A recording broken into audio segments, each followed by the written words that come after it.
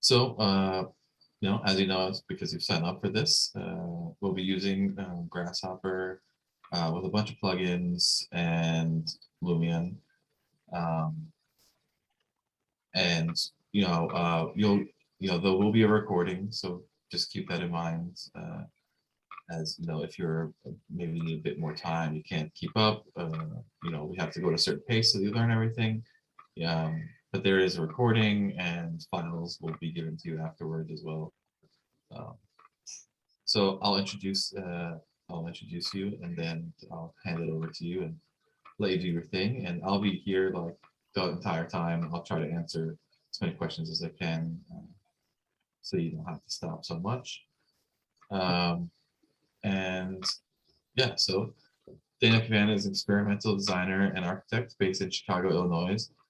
His ideas are based on exploring parametricism in generative design and encompassing ideas of energy, nature, and fluidity.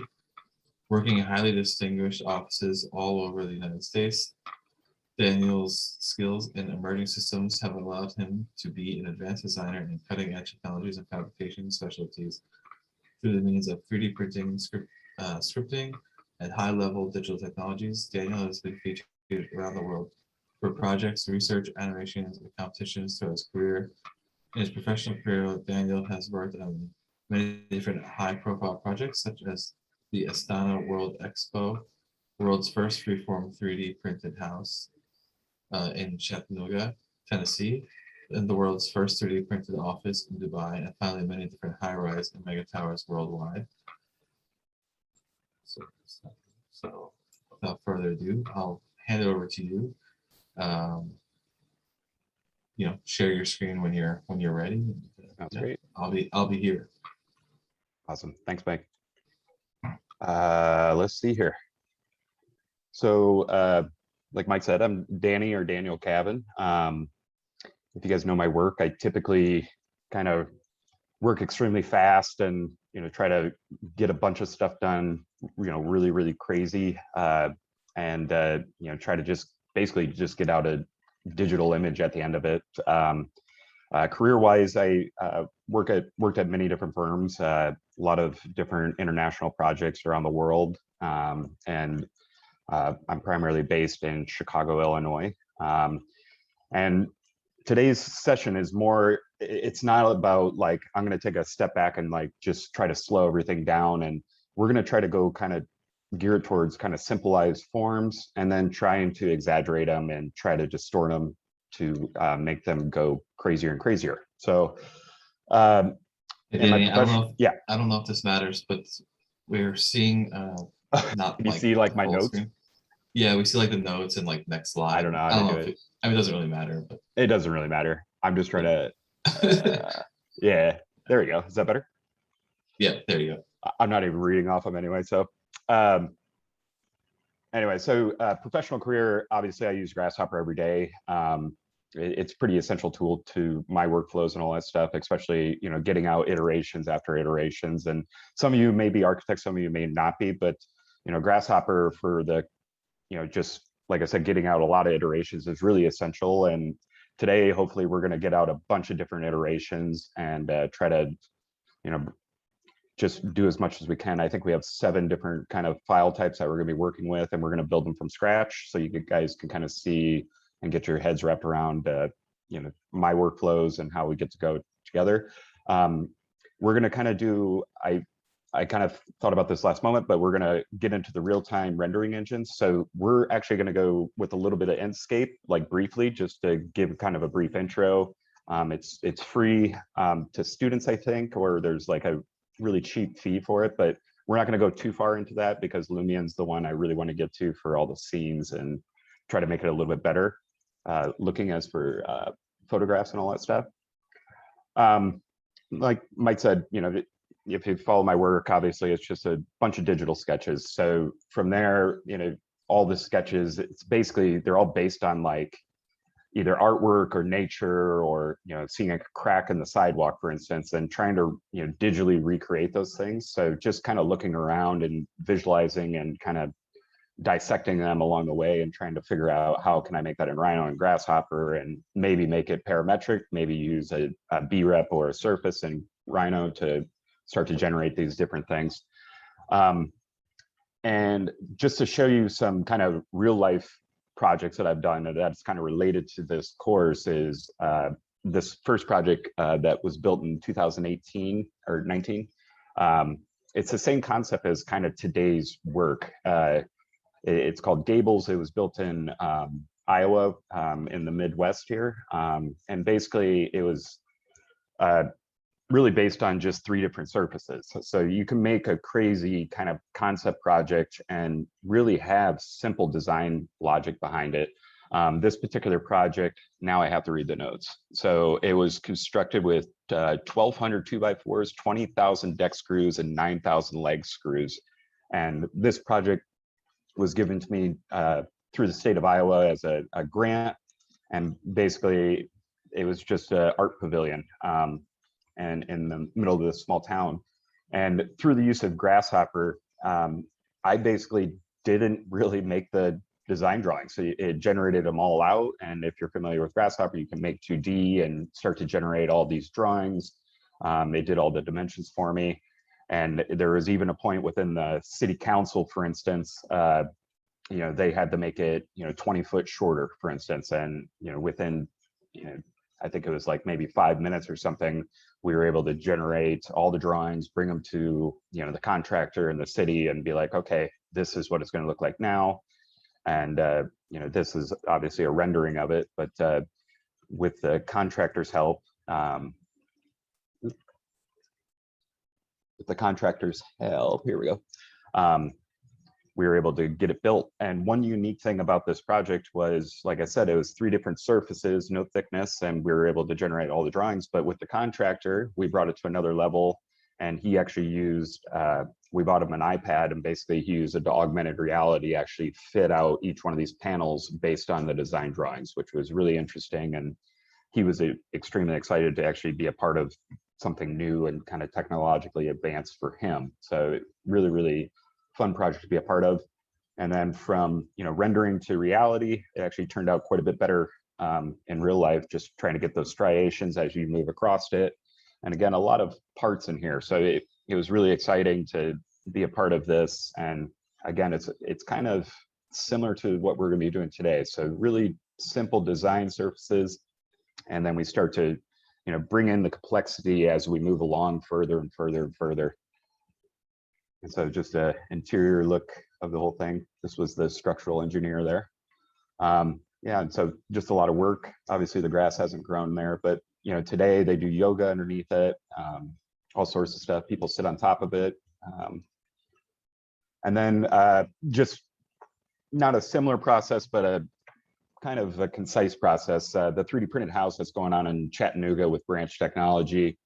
Again, really simple set of parts. So each one of the surfaces on the outside was generated within Grasshopper and Rhino. And basically, you know, through that set of parts, it was just based off of arches. So, you know, we used Rhino to generate the arch, or Grasshopper to generate the arches. And then we started to kind of sculpt around there and start to work with Branch and their systems and technologies. And if you're not familiar with Branch, definitely check them out. Really great company to work with.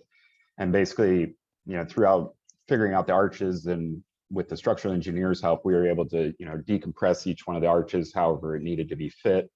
And also, you know, just generate new iterations really quickly after we won the competition for that. And it is getting built currently. We're just waiting on kind of the coronavirus to kind of pass, and hopefully it'll be getting put up really quickly. And so that's kind of the frontal view. It's going to be on Chat State University down there in Tennessee. And here's some just different interior views of the entire process there. And how this kind of relates to today's kind of session today is, you know, these surfaces all look extremely smooth, but on the inside, it's quite interesting on how many different components actually go into it with Branch's technology. They use kind of it's almost like a lattice structure to create these free-form figures, whereas, you know, typical concrete construction, they're not able to really span out as far as what Branch is doing, which makes it really true freedom to actually design. And so if we look at this kitchen view right here, and we go to the next, that's just about the same perspective. So you can see, even through these portions here, all the ribbing and all that stuff that's starting to happen, even in Rhino, they're able to pick up with extra detail to actually get this all built.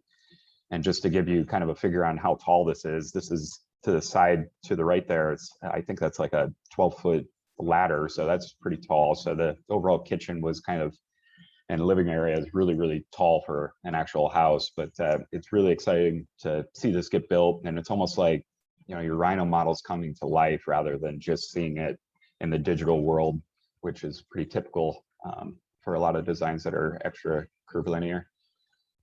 And then, again, working with Branch on other projects, this was a competition basically to kind of fill out this alleyway. But again, to today's kind of course, these are all very, very simple lofts, and then we bring in the extra components and complexity to kind of, to obviously make Branch technology happy with their 3D printing process, but also just add more complexity, and it creates these kind of beautiful, patterns and textures within the striations of light. And yeah, it was a really fun project to be a part of. And then this one is not built yet, but maybe will be built down in Florida, again, using Branch's technology. And this was really exciting to be a part of, won the competition, and we started to push the technology more and more. And again, really simple surfaces. So the structural technology was all based on just using Rhino surfaces, and then bringing them over to Grasshopper and trying to just basically combine all the 3D printed members and try to add more complexity, and then start to distort them. So you can kind of see it in the lower left image, where we start to warp the texture in all the 3D prints and try to figure out what the structural capacity can be, and also allow air to flow through, because down in Florida there's a lot of hurricanes, and Branch's technology is just about perfect for it. So anyway, enough about me. And again, it's a pleasure to be doing this session with Design Morphine and Mike and all of you. So today is Residual Digital. Like I said previously, I like to just look at stuff and almost just, like Photoshop layers, basically turn them off. And, you can kind of see how an altered image is kind of put together. So, if we look at the top left image, you can start to see spiraling start to happen, and then we can, potentially just bring out a mesh. And I often look to almost like pop art or, different types of art, and try to just take it apart, like how did they create this within their computer, or, try to figure out like, what line weights, or how do we bring it down to its most simplest terms. And then, looking at coral, for instance, how can we get that kind of aggregated growth, or, try to figure out like what's the systems behind that? How do we exaggerate stuff, or how do we warp stuff, or how do we twist stuff? That stuff's really interesting to me. And, if you follow any of my work, it's really starts with super basic forms, and then we bring it up to the complexity, and obviously the rendering engines help out quite a bit, but a lot of it is really, really simple stuff that you'd probably learn in your first or second year of architecture school. And it's really fun to just make stuff complicated, I guess. So, and it looks a lot more interesting. And so, I grew up on a farm in the middle of probably nowhere. And basically a lot of the times when I was out hunting or fishing or anything like that, it was almost exciting to see, just the hillside and all the aggregates of all the trees kind of come together and creating their own different texture along the ways, even the rock formations and all that stuff. And it was always interesting to me as a kid, was just kind of looking up out at, the hillsides, and then almost trying to figure out what's underneath them, because, the canopy is always kind of covering itself, and that's kind of the aggregates in my mind. So like the treetops or like the rock formations, that's kind of just filling in the land. So in this example, it's like, this hillside that we're looking at, what if we take it down a step, right? And that's just the plain surface and the rock textures that go into it. So it's actually pretty simple, right? And that's what we're going to be kind of focusing in on today. How can we go from really crazy kind of organic stuff, or even blocked out stuff, to bring it down to something really, or start with something really, really simple. And even if we take off the layers, that's what we start with. And so we can as what we see, like from the hillside, and we start to dissect it down, that's what's really interesting to me. Like I said, just looking at cracks on the sidewalk, how are they generated? Or, where was the impact point? Or even water ripples, where was the stone cast in the water? Where does it all start from there? I find that stuff completely interesting. And what we're going to be doing today is actually the reverse of this. So we're actually going to start off with the simplified thing, start to bring it up to a level, and then we'll add more and more and more and more. And like I said before, even from the smallest things, like even broccoli, it's such an interesting form to start to kind of take apart, like, even all these little texture things, bringing it back down, and then just finding the mesh that corresponds with it, just the smallest little details. And, it's just it's a beautiful world that actually, if you just look at it, the smallest little details can start to tell their own story on how they were made.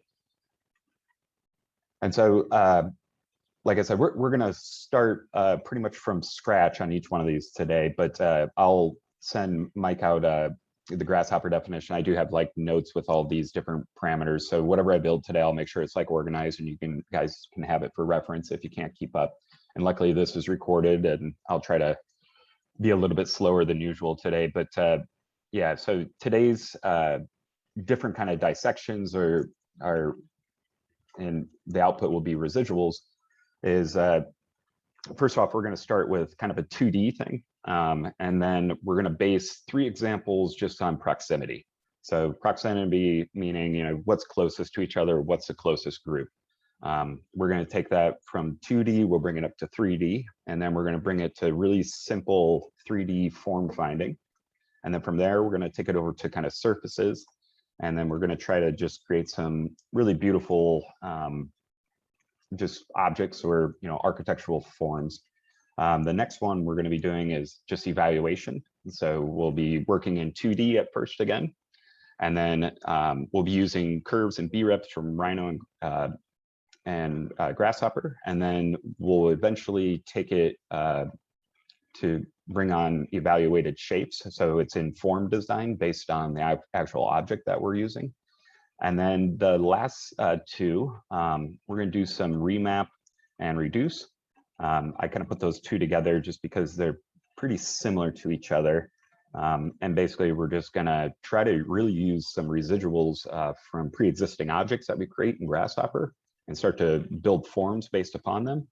And then the other one is we're going to just start to distort different shapes and Grasshopper and really just generate some beautiful objects from there. And so these are some of the kind of, hopefully we can get to all of these, and hopefully we'll build out a beautiful scene in Lumion. And as for the real-time rendering, like I said, I think you can get a lot of student versions for relatively cheap or free.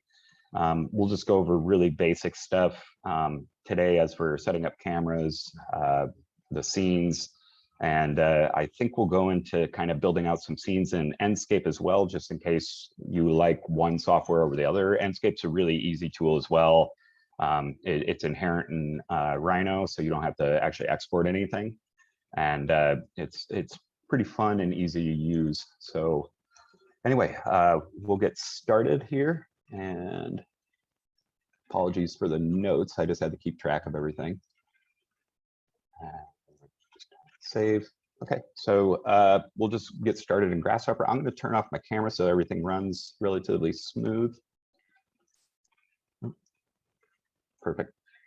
All right, and so just basic file setup, especially for real-time rendering. What we need to really focus in on is our layers and the materials. So each one of these rendering engines, basically, they're not based on layers like typical kind of function of Rhino. They're based on the material name and that specific texture map. So when you're using Enscape or even Lumion, basically, let's just create a new material. I'm going to name one, let's just say concrete, and we'll just give it a different color here.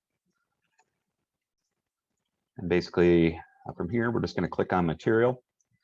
And the big thing here is naming the material. So we can start to see that as the layer. So it's kind of you know, it's a little frustrating because you got to do it twice, but it actually sets up the file really nicely for rendering. So like in my career, for instance, I primarily do concept design for master plans and, you know, super tools and all that stuff. So getting out images and renderings is pretty essential in my career.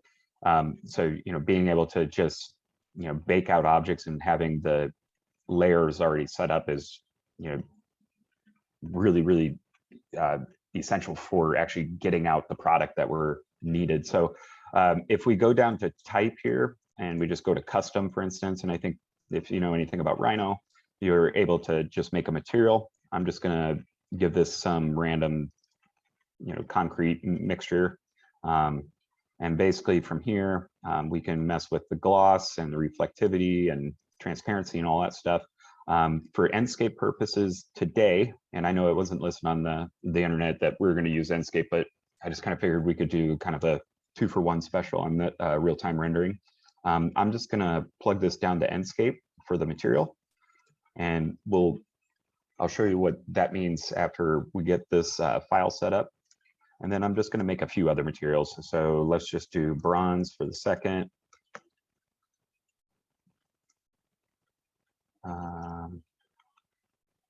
There we go. Let's change it to kind of a bronze color there.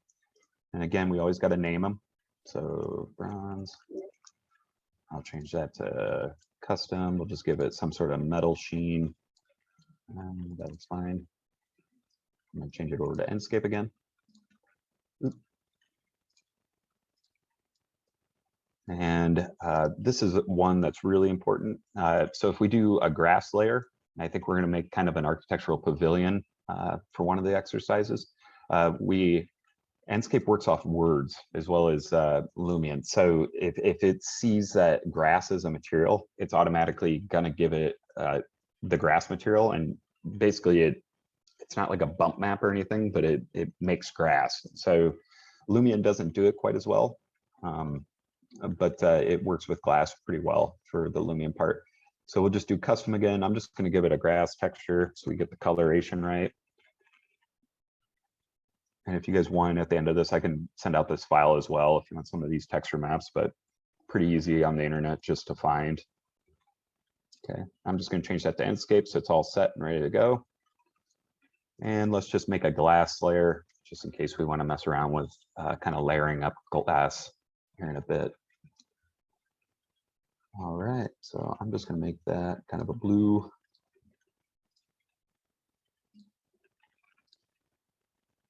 Okay, I always got to name it glass. And let's put the reflectivity up and the transparency all the way up and the gloss. All right, and then I'm just going to change over the grass to a green color. Perfect. All right, and so the first thing we're going to do is, like I said, just work in Grasshopper for now, and we're going to work with proximity. So let's just do it kind of an intro to proximity. If you guys don't know bifocals, I have that on right now, so you'll have the icons plus the text. I'm a typical text guy, so it's kind of weird to just have icons.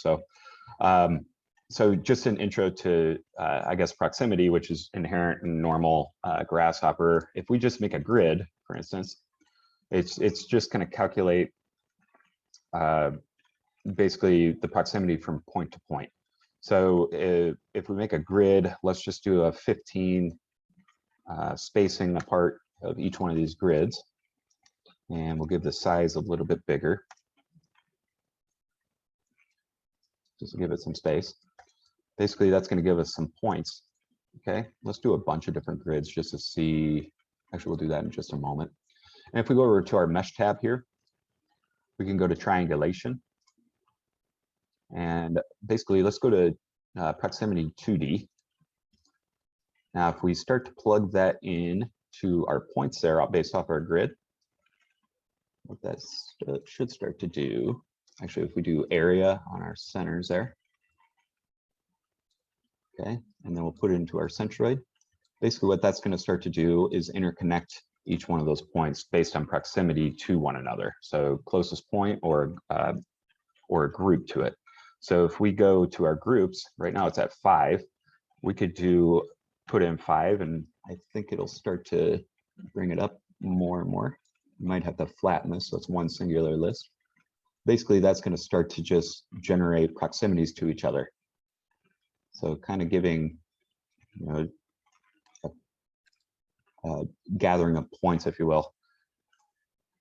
So from there, so you can start to get some pretty complex figures starting to happen already just based on distances and the radius behind them.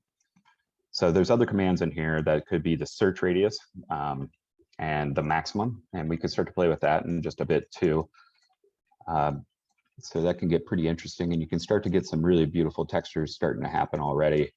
So if we start to play with different styles of grids throughout here, and we'll get to more craziest stuff obviously later.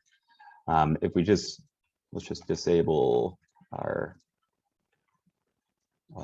rectangular grid, and then if we just plug in our spacing to each one of these and plug in the area, again, you can start to really get some crazy stuff starting to happen relatively quick with these different proximities within each one of the layers, which can, you know, obviously create some beautiful projects already. So now what we're going to start to kind of play with a little bit later is kind of the idea of randomness, and then also kind of controlled randomness. And what that means is, you know, we can start to populate stuff randomly, and, you know, once we get to the evaluation process, we're going to, you know, start to generate more and more, I guess, objects within a single design surface. So within that, we're, you know, creating a controlled randomness that, you know, starts to create these kind of beautiful different objects and kind of projects throughout this whole thing. So let's just start off with doing kind of the same exercise, but let's start to play with randomness. So if we just type in plane, and we'll just do a plane surface, and let's give it some dimension. And if you have Lunchbox installed, we'll just start to kind of panelize this out a little bit. So again, we're just playing with grids right at the moment.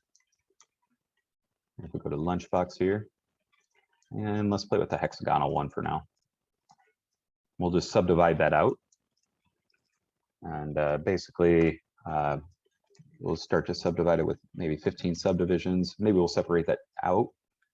And a quick way to kind of duplicate your number sliders is if you just drag and tap Alt, it'll just duplicate it, similar to Rhino.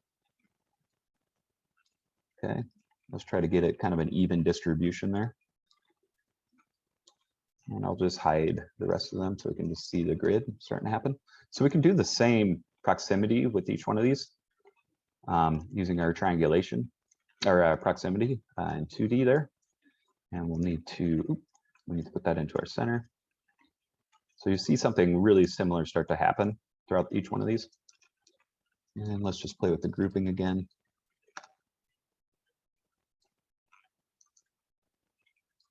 There we go.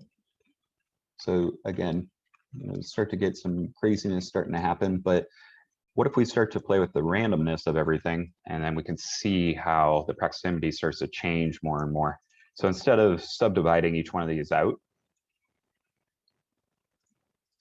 let's just type in populate geometry, and let's give it a bunch of points. I'm going to disable all these for now. I'm going to type in 255. That's 255 on random points onto the surface. Okay, now we can start to play with kind of density and how this is starting to play over the entirety of the surface there. So you can start to get some really, really beautiful kind of density starting to happen there. And now what if we start to play with, you know, if we're starting to map this onto some sort of surface, let's just bake out the surface that we were just playing with. And then if we close Grasshopper, and let's rebuild this surface just a bit. Let's type in maybe 9 and 9, give ourselves some points. And then if we just turn our points on, and if we have our gumball on, basically we can just select all the points, and let's just give it some shape. And if you follow any of my work, obviously we play with surfaces a lot for landscape. Okay. And if we go to shaded view, we can start to see what that's starting to look like, just pulling some points randomly. And then we'll just use the same definition over and over. So I'll just bring that down, click and drag, tap Alt. We'll just disable that. Basically, instead of using this plane, we're just going to use a brep.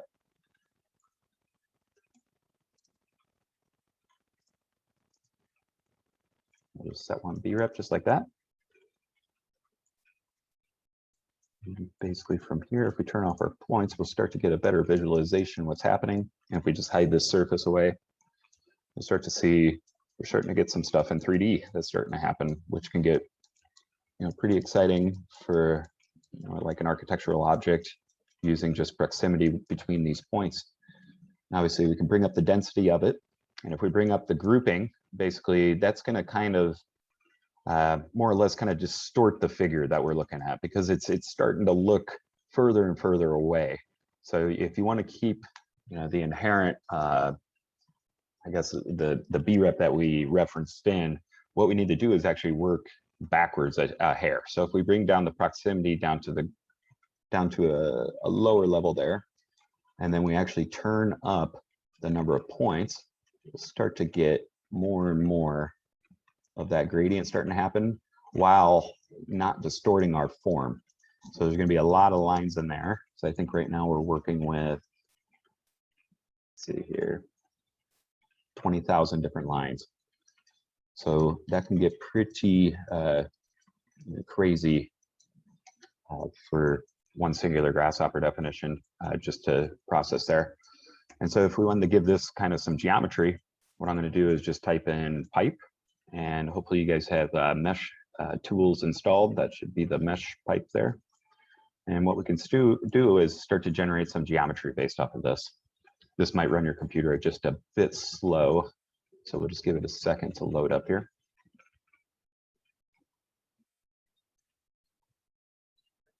Hopefully it doesn't crash.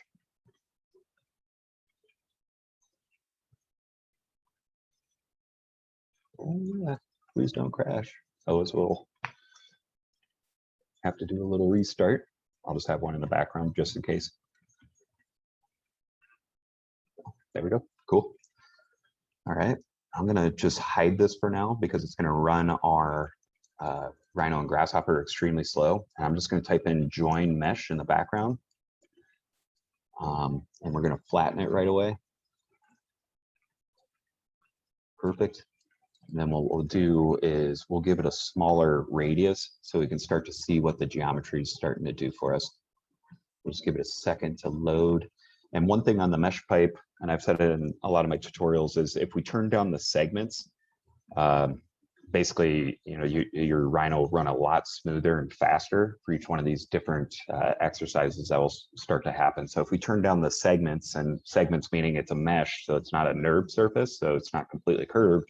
If we turn it down to 4, it'll look more like kind of a, you know, a square block, or even 3 we could do, and that'll definitely, you know, make our Rhino run a lot smoother.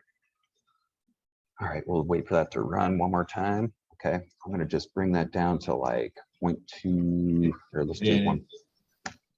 They're asking if you can zoom out a bit from like the grasshopper. Oh yeah, sorry about that. We'll give it some time to load real quick. Also, did we give them the mesh pipe one? I don't know. It would have been in mesh tools. Okay. Yeah. Yeah. Give it 1 second. I'll zoom out really quickly.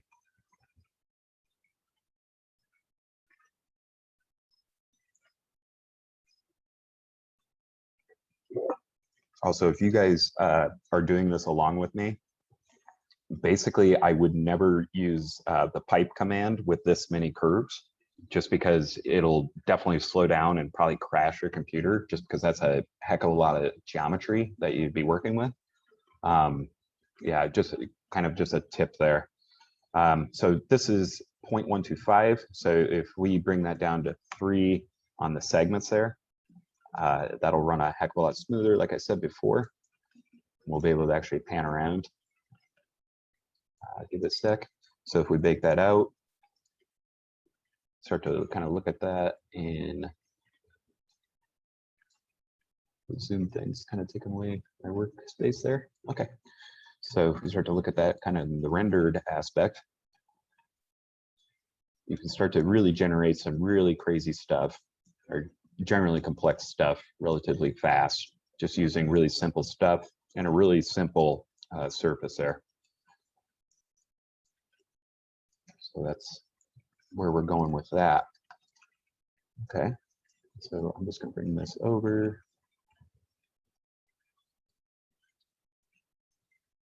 One quick simple way so we don't have to bake it out every time is this: if we use a custom preview, it might make your Grasshopper run a little bit slow, but it takes less time rather than baking every time. So we might do that quite a bit today.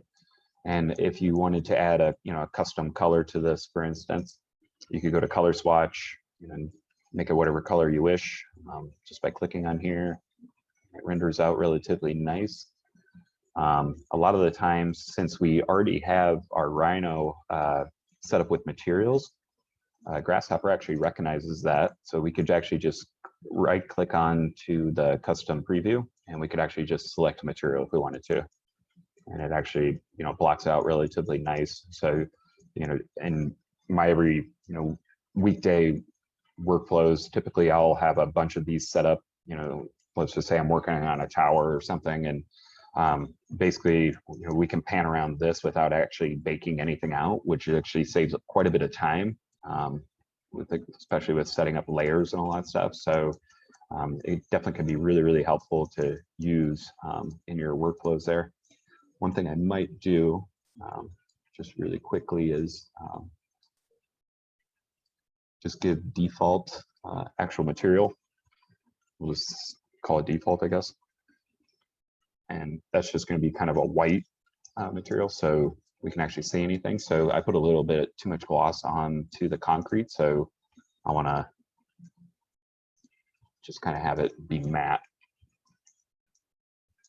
See a question: I have installed mesh edit but can't find the mesh pipe component. Yeah, it should be in there. I might have to look around. It's not from mesh edit, it's from mesh tools. Oh, did I send mesh edit or mesh tools? Both. I think both are there. Yeah, I was gonna say, I think both should be there. It should just be in your primitive. I think we added mesh tools. I think we added. Okay. This morning.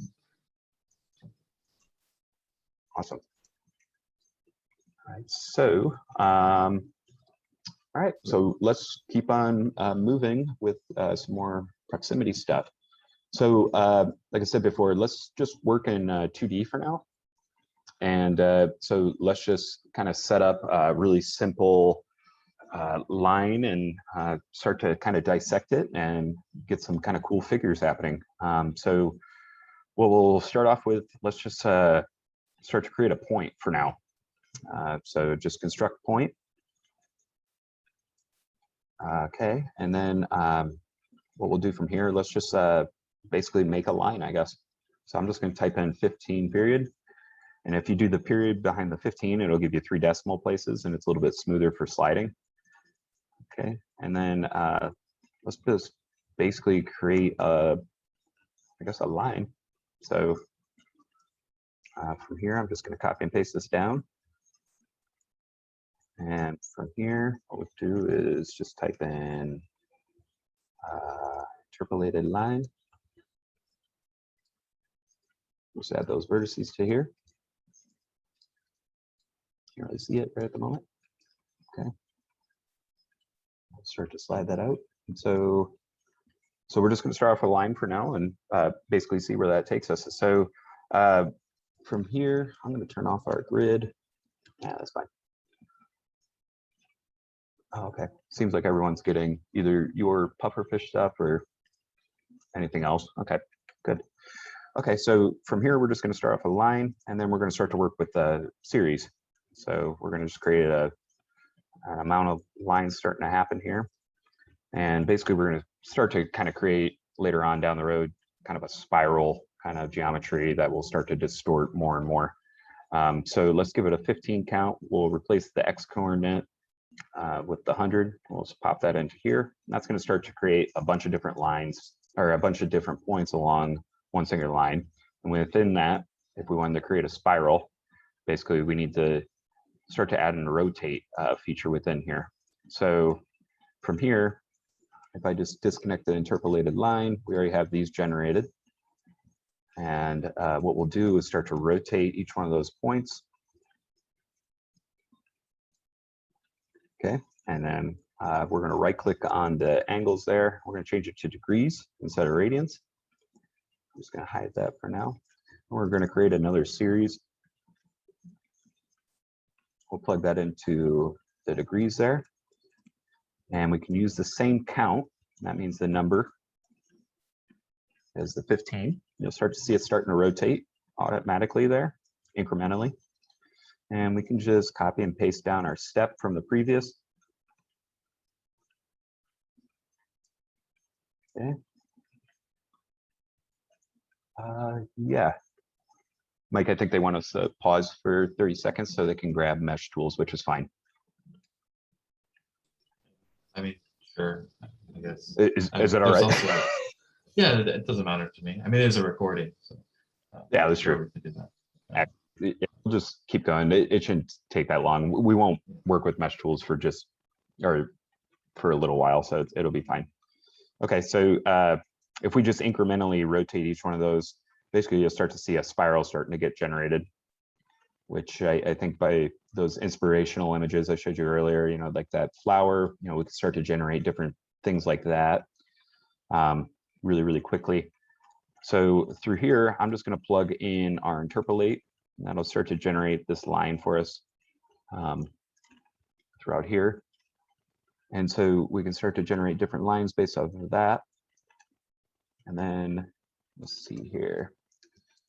Now, if we wanted to start to kind of create that flower that I was showing previously, like on the inspiration stuff, basically it's a bunch of different spirals. So we'll start to, you know, start to rotate more and more, so we can do the same exact exercise over and over. So like a lot of my different kind of little projects I do is, you know, it's repeating commands over and over and over and over just to get the kind of articulation that you want. So if I just copy and paste out the rotate and the series again, and if we just start to rotate even the interpolated spiral that we just created, we can start to generate even more and more spirals, right?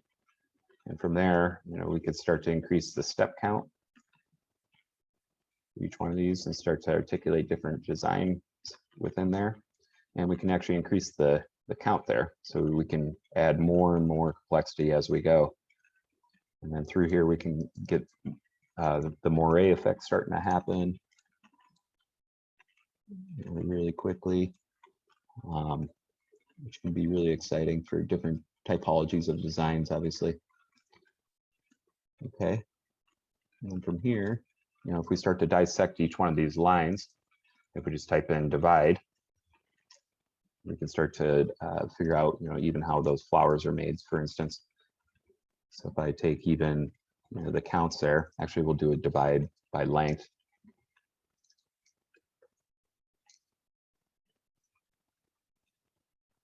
Still not used to the icons.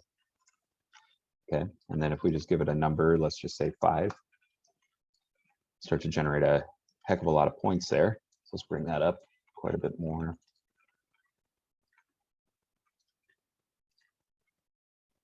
Okay, just like that. Looks pretty good. And then even from here, we type in shatter, plug it into our T. Start to see. Hopefully it worked. Give it just a second to load.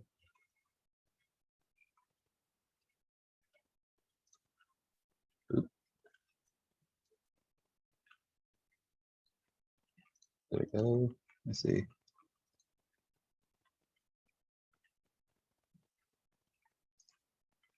Not quite sure if it shattered or not. Let's see here. We did good. Okay, so we'll just undo that real quick. And so like taking apart like that flower, like I said, you know, we can start to generate stuff like that relatively quickly. I'm going to bring up the length between these, otherwise it's going to run very, very slowly.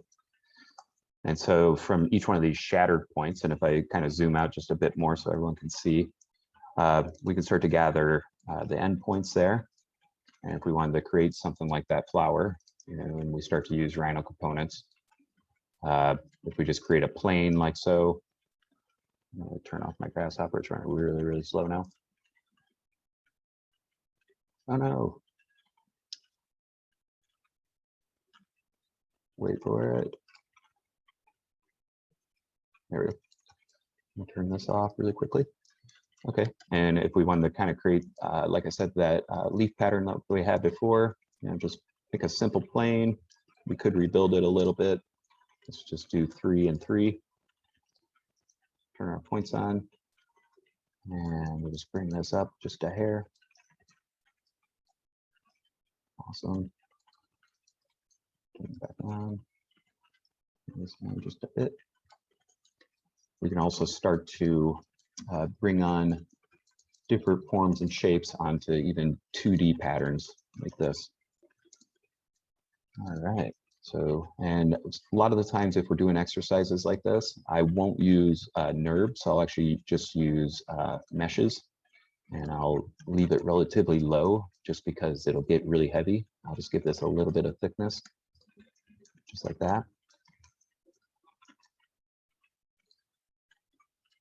Okay, and then I'm just going to put a point or a line there, because what we're going to do is actually orient this shape to each one of those points at the point breaks. So I'll just move that over. So we have a bunch of points here. I'm going to turn down the amount just for a moment so it runs relatively quick. And so, you know, like the description in the session, you know, it's residual digital. So we're taking the residuals of each one of these spirals, and basically we're adding digital content to them. So I'm just going to type in mesh. Basically from here, we'll set one mesh, which is here. And then from here, I'm going to type in curve, and that'll be our line that we created. Okay. And we'll type in endpoints again. And I'm going to type in vector 2 point. And basically from here, we need to create a vector based off our start and endpoints of the reference curve there. Awesome. And then from here, what we can do is type in orient direction. And basically, we're going to orient this mesh from its start point of the curve. Actually, is that reference point? Yep. And then our vector. And basically, we're going to just copy and paste the 2 point vector up to each one of those shattered points there. That's going to be our orient target. And so we'll plug that into our point there. And we'll plug this into our vector. And basically, like I had in the previous presentation, you should start to see we're able to start to generate almost flower-shaped objects really, really quickly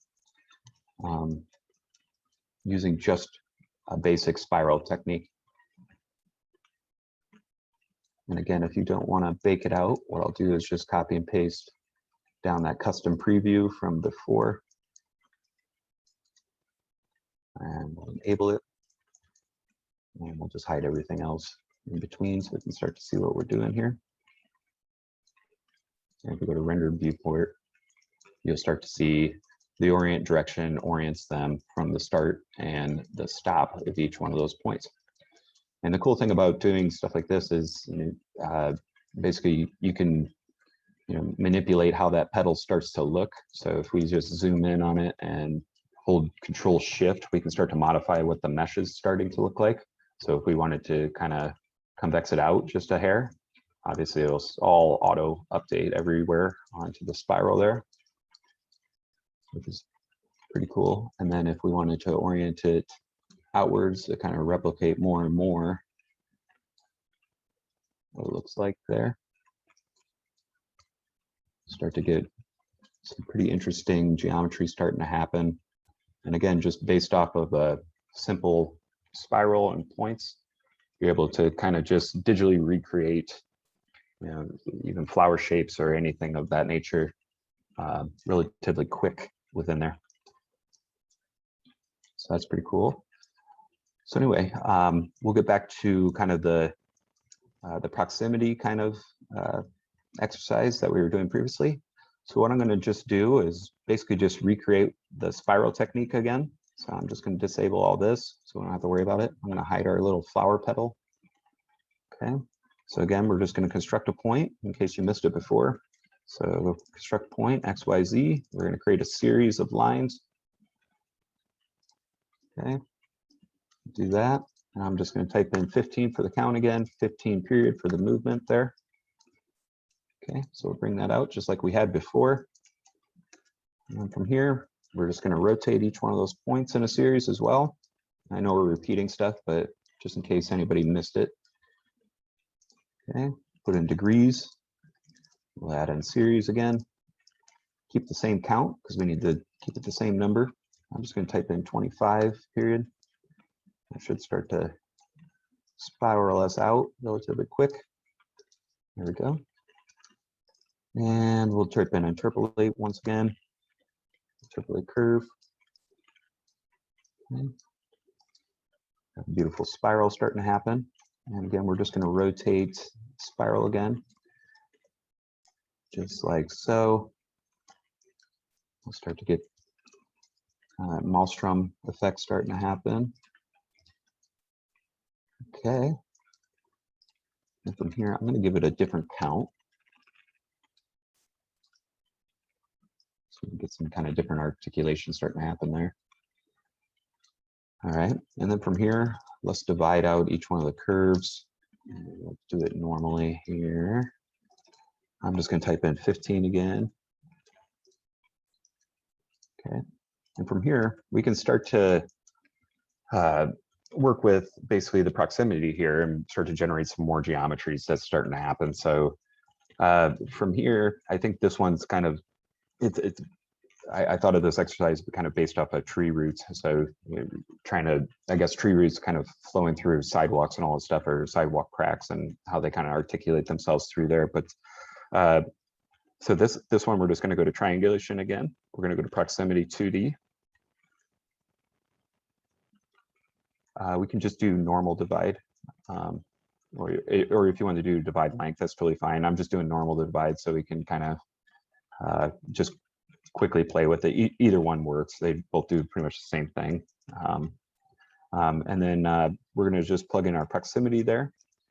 And you'll see that they're working with one singular line because it's all based on, it's a multi-list kind of data set here. So what we'll do is just flatten it so we can start to get these proximities working together.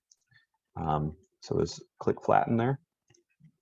There we go. And we'll start to get some pretty interesting proximities starting to happen. Again, it's all kind of the residual to just basic spirals in 2D. But again, you can start to really articulate some interesting moments within these geometries where it starts to pinch and spread throughout the areas and interconnect throughout all here. And we're starting to get some kind of convex shapes starting to happen just with really simple proximity commands. Now, if we start to play with the grouping through here, throughout that spot there, we can start to play with how many are grouped to each other as well. So let's start to group these. So by default, it's at 5. So if we start to bring that number up, we can get more and more complex within this scene here, to the point where you can't even see anything, or we can start to bring it down. So it starts to generate, almost like choral patterns relatively quickly.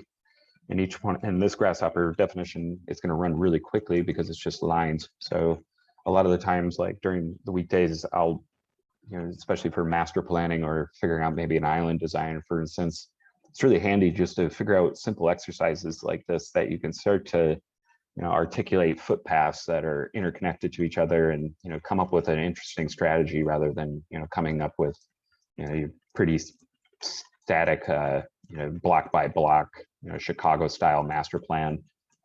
These are pretty interesting, especially for, different islands or, different master planning exercises on how to kind of divert attention, especially in the architectural world, and start to create meandering paths. But like I said before, this Grasshopper definition is super light, so you're able to generate, many different and pretty exciting different textures starting to happen in 2D. And if we start to increase the number of spirals throughout the scene, you'll start to notice that they start to dissipate a little bit, and sometimes they'll generate kind of nothingness, I guess, to one another, which can be pretty exciting as well. And then through here, we can start to play with the different steps that start to happen through here, or the different counts, I should say. So adding even more spiral to the set can be pretty interesting as well. So if we add more counts, we'll start to see we're starting to get some more organic patterns starting to happen. And if we bring them closer together, obviously the proximity is going to be coming closer together. So they'll start to stick to one another more and more. So pretty exciting stuff just for 2D. And then, if we start to play with the rotation axis there, we can start to really make this crazier and crazier. So it starts to really almost distort itself. So, it doesn't have to be necessarily linear, kind of orchestrated geometries that start to flow out through the scene. We're able to start to generate some really interesting pathways, starting to force itself through. That's pretty sweet. Now let's start to add just some basic geometry to it. And so if you're working in Rhino 7, obviously the new tools for sub-D commands are in here, which is pretty exciting. Rhino in the past was always pretty much focused on, and still kind of is, just NURBS commands. So it's pretty exciting to bring in some new geometry besides just NURBS and meshes within the command sets there. So it's also exciting to have it in some options in Grasshopper and Pufferfish as well. So kind of taking the opportunity to use some of those is pretty exciting to start to create some geometry here. So if we just go to our surface tab, we'll start to add some geometry each one of these into the sub-D command here. So there's a bunch of different little things through here, like sub-diffuse, and that's kind of like a Boolean option, as well as control points. One really cool thing is multi-pipe, and basically it's just creating pipes around each one of these curves, which is really, really cool. So if we just plug that into each one of these, into our proximity measures there, I'm going to bring it a little bit lower for now, just to make sure everything's working correctly. Let's try it right there, for instance. I'm going to bring that a little bit lower. So if we bring this multi-pipe out of here, and all we need to do is plug the L, the links, into the curves, you'll start to see nothing happens because we probably have to flatten it, and the node size might be a little bit too big. So if we start to bring that down, we should start to see nothing's happening. Let's out that just a hair. Let's see here.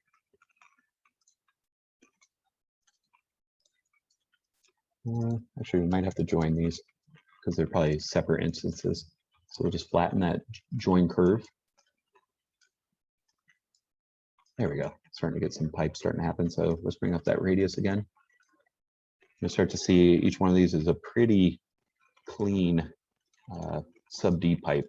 So if we go back to our shaded mode, and by clean I mean it's not like, for instance, if we do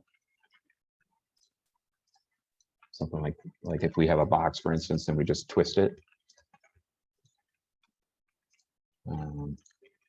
something like that, and we turn into a mesh, however it must be. Actually, we'll bring that up just a bit more. So like that, and then we convert in the sub-D tools to a mesh or a sub-D model there. You'll notice that like each one of these is pretty hard to manage throughout there. And we'll go over some sub-D tools shortly, but this is kind of a hard to work with type of sub-D. So When I say it's clean, obviously, it's well spaced. You don't need a lot of inter members starting to happen. And throughout here, if we hold Control Shift, obviously, it runs really clean throughout the space or throughout the model there. Okay, I'm just going to undo and just delete out everything. Okay, so let's just go back to Grasshopper here. And a lot of these different options through here, we can start to play with how the sub D is starting to look in, like especially on the intersections there. So if we just type in, let's just type in 2, you'll start to see like the sub D starting to puff out in some areas. So if we bring that even higher, or if we go lower, obviously it's going to be smoother. If we go higher, it's going to be a little bit more rigid to the actual curves. So it's kind of about relaxation of the actual sub D. And let's see here, if we do the caps, we could do 2 for just in case, let's say like there is an open source, it'll make sure it's capped off. The kink angle, that'll start to puff out some of the intersections there. So let's just type in 2 period again. Actually, this smooths out the intersections, I believe. Yeah, it smooths out the intersections. Let's see here, and we do a strut size maybe 2. And there we go. So you'll see like where there's not an intersection, it starts to puff out the actual lines there, so you can get kind of a bulbous looking shape relatively quick. And again, it's there might be some intersections in there, but if you're actually going for kind of an organic shape that's kind of puffed, you're able to do so relatively quick. And so again, just so we don't have to bake it out every time, what I want to do is just use our custom preview.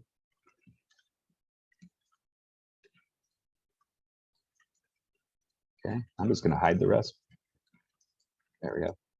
And you'll notice there is some overlaps starting to happen, but overall it's a pretty interesting looking model so far. And if we bring down the actual node size, you'll start to see it's starting to look like a balloon animal, if that's what you would like.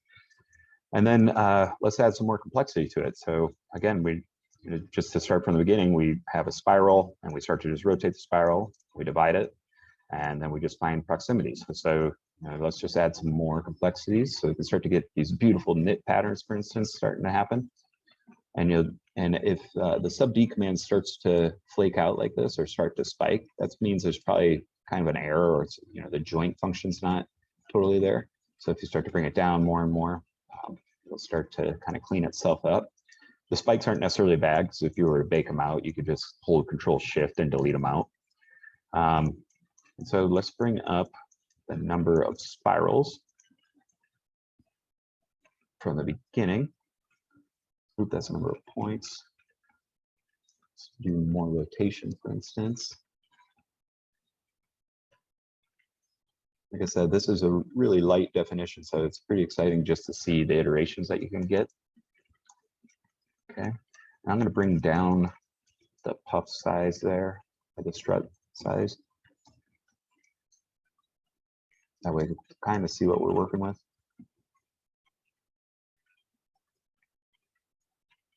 That's starting to look pretty cool.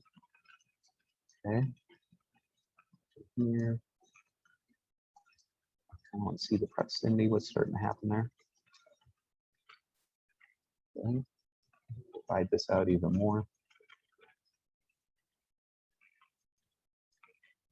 There we go. Start to see, we're starting to get some really awesome kind of digital artifacts starting to happen through there just based on the spiral.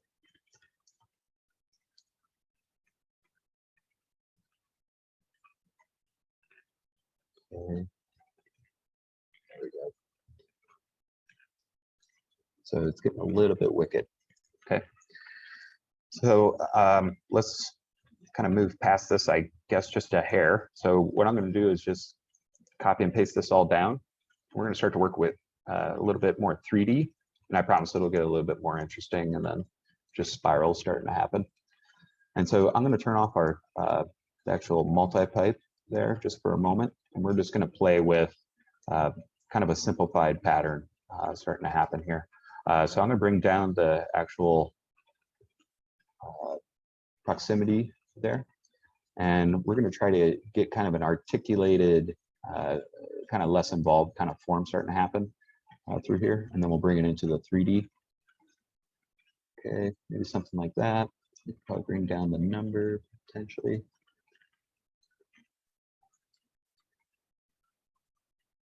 That up just a hair more.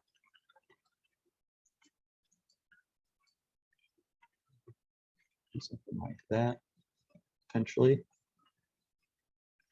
That a little lower.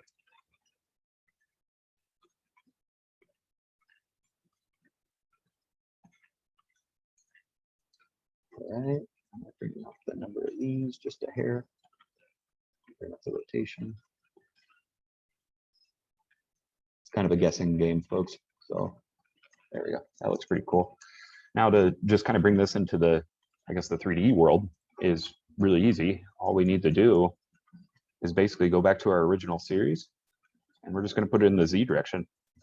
You'll start to see we're kind of getting a really simple shape, or not simple. You know, it's definitely a proximity complex shape, but you know, it's all based on really just a spiral going up, which is, you know, the whole thing for this course. You know, it's starting really, really simple, and we're starting to get these digital artifacts and residuals starting to happen relatively quick. So through here, you know, we can start to turn on that multi-pipe again, bring this out, let's turn it back on. We start to generate some really beautiful constructions starting to happen through here. And if we bring up the actual radius of the node size, I'm just going to bring it up to a level that looks right. Just like so. Start to get some really awesome geometry starting to flow through here. And it should run relatively fast. Awesome. If we start to even just play even more with it. So if we bring down our grouping to even lower, we should be able to get some really interesting, actually 5 is pretty good, some interesting formations starting to happen.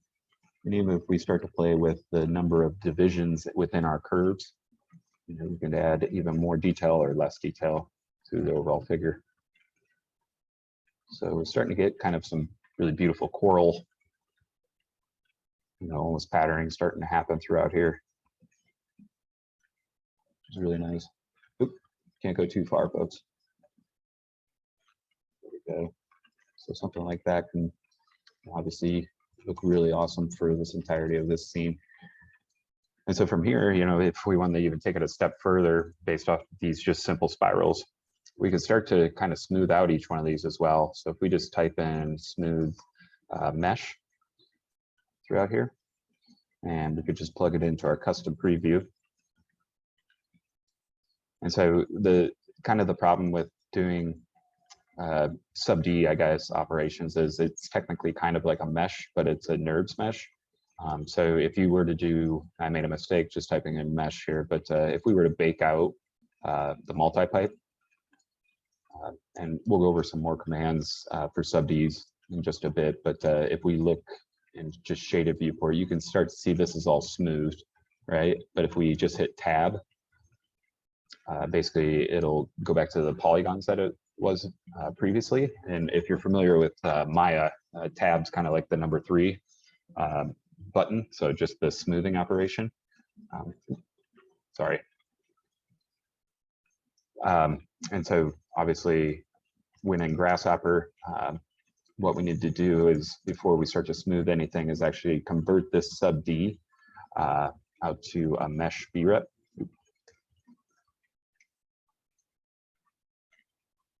Right here. We'll just give it a second because it's a lot of geometry.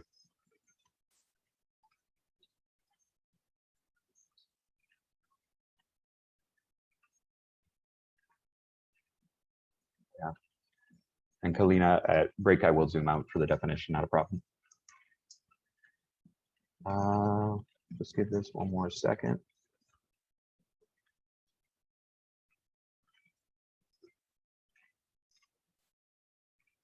Natalia, the multi-pipe is in Rhino 7, not in the mesh tool. It's going to be in your surface under the sub-D panel here. All right, so the mesh VREP came through, and what we can do is start to even smooth out more and more what's happening here. It might run a little bit slow, so we'll just max it out for the first time, and we'll try out.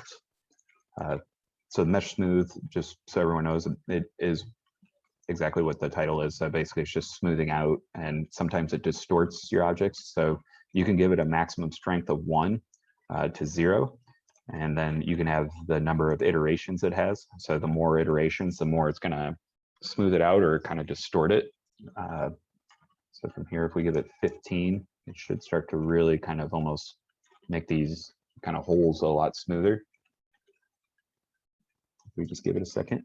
There's a lot of faces in here, that's why it's taken so long. There we go. So it's actually, this is kind of a unique one because basically you can start to see it's starting to smooth each face rather than the overall figure, which is all right. And maybe it's just taking too much time for this overall thing. So maybe we'll just play with the mesh or the multi-pipe for now. Awesome. And then another thing we could start to, just basically play with is, the end struts again, or the strut size. So we can start to even puff this out even further and start to get some new shapes starting to happen as well. So there's so many different iterations that we could start to work with on each one of these. And it's almost like aquatic-like throughout each one of them. All right, so enough with the 2D stuff. And I'm just going to hide this down and save it for you guys later. Okay, and so from here, what we're going to start to do is we're going to do some 3D kind of massing and just show how simple it is just to create a design form and start to play with proximity within that, and kind of hopefully we can kind of start to create almost like an architectural object for it, or like some sort of pavilion that can look really, really interesting within there. So from here, just to get started, we're just going to type in CRV or circle, sorry. And we're going to use the center circle. And we'll just give it a radius of 15 for now. Let's give it a little bit so we can get outside the plane there. And then from here, what I'm going to do is type in perpendicular frames. And basically, this is going to divide out this circle with frames rather than points, and then we can orient geometries to this. So from here, we can just leave it at a default of 10 for now. And then from here, what I want to do is type in polygon. And let's see here, the actual polygon. So we'll just this polygon here. And basically, we're just going to use the plane in which it's based on, and we're just going to plug it into the frames. And you'll notice that if we turn off the perpendicular frames, each one of those polygons is actually oriented onto the circle there. So from here, what we're going to do for our first kind of design form here is just type in loft. And all we need to do is just type it into the polygon there. And basically we have a loft centered around that circle. For the polygon, I'm going to give it a little bit of a different radius. So I'm just going to type in 5 for now, make it a little bit larger. Then obviously, if we modify our initial circle, you'll notice that everything changes with it. And another thing is, you'll notice that it's not completely closed. And what we need to do from there is actually go over to our loft, right click on the O, go to loft options, and go to close loft. And then from here, it'll be a singular loft all the way around. Awesome.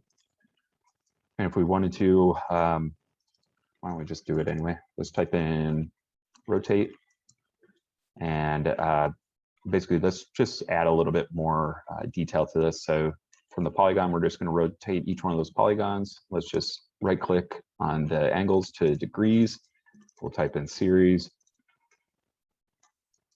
Okay, and then now we'll need to put in a number of frames because that's how many is going to be our count. So we'll just type in 15 for now, plug that into the number of frames in the perpendicular and into our count. And we can type in 25 for the number. That'll go into our angle. You'll notice these are just all rotating. We need to rotate around the actual frames too, sorry. So you'll see they're rotating incrementally throughout the space here. And then if we just plug in those rotated polygons, we start to get this kind of rotated this torus thing here, which will be really interesting. And then from there, what I want to do is actually give the amount of size. So much like with the mesh pipe, we can give it segments basically. So I'm just going to type in 5 here for now. And we can start to play with that later because we'll be kind of using this to generate some more proximities to one another. So you can make that however you wish and as crazy as you want through there. So I'll leave mine right around here. Okay, and then from here, what I'm going to do is just type in move. We're going to move it in the Z direction. So from the loft, we'll just use our vector Z or unit Z. Okay, and then from here, I'm just going to type in 25 for now. We'll lift it up 25 units. Looks pretty good to me. What I'm going to do here is just hide the rest. We'll use that for now. And let's give this thing some legs. So let's type in populate geometry. And we don't need, I think it's 100 by default. We're just going to type in 25 for now. And then I'm going to type in plane surface. And let's give that some dimensions as well. Okay. And I kind of want the plane surface to be almost directly below the circle. So it fits right in the center. So what we can do is actually just type in orient, not orient direction this time, just orient. And plug the G into the geometry there. And we'll type in XYZ to create a point. And so the A is where it's currently at. So from the A there, we can just plug the B into here. And what we need to do is give it a source point. So if we just type in area, it'll give us our area centroid for a point. That'll be that source to the target. You'll see it's directly below where our circle is. Okay, we'll bring that up just a hair bigger. I'm just gonna move all this back. What we can do is just duplicate down our populate geometry. We'll plug the populated geometry into our plane that's oriented. And we're going to give it a different, actually we'll connect them with lines really quickly. Okay. You'll notice they're going all sorts of craziness through there. And we can change the craziness relatively quickly by giving one of them a different seed, for instance. There's millions of different random locations on that plane. And we can do the same for here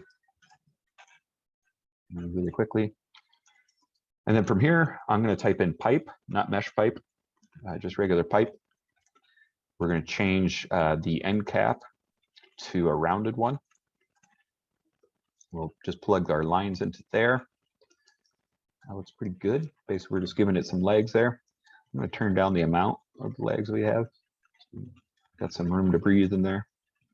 And let's change the radius out from, I think by default it's 1. We'll just do 2.55. And we can mess with that in just a bit. And so a lot of times, like when I'm kind of just generating design surfaces, I'll use Boolean operations quite a bit. So, you know, through here, what I want to do is just type in union. There we go. Solid union, since we're working with B reps here. I lost it. There we go. Solid union. We're going to plug in our kind of torus shape that was there before. Actually, the move one. Okay. We'll plug it into there, and we'll plug our pipes into here. And since it's coming from kind of a multi-list data set, what we'll have to do is just flatten that down. Now, if we were to bake that, basically it's gonna be one object. Now, this object looks pretty clunky right now, not super exciting, that's for sure. So a lot of the times what I'll do is obviously mesh it out, and then we'll kind of just, I guess, just reduce it, bring it down to almost just nothing but planes and surfaces. And it'll start to actually look pretty cool based off of kind of a clunky design. So from here, I'll just type in mesh brep, just like so. And we'll turn that off. I'm going to get our custom preview down here so we can kind of visualize it in the render viewport. Okay, bring that out. I'm just going to type in reduce mesh, and you can use the Pufferfish one or the Lunchbox one. It really doesn't matter. I'll just use the Lunchbox one just in case anyone's not familiar with that one. So the mesh, it's pretty much the same as Pufferfish. You can just give it the size, which is how many faces. And for now, I'm just going to type in, let's do 155 or 115 works too. So currently, before it was probably a heck of a lot of faces. So let's see what it is. So if I just hold Control Shift, it's about 10,000 or 5,819 mesh faces, and now we got it down to 115. So it's definitely going to be distorting the overall object. So obviously, it's definitely broken down quite a bit. We can start to bring up some of that detail as well relatively quickly and get it up to somewhat where it was, but we actually want to leave it relatively simple for this exercise. Okay. And then if you have Weaverbird installed, what we can start to do is we can type in our Catmull Clark to smooth it out.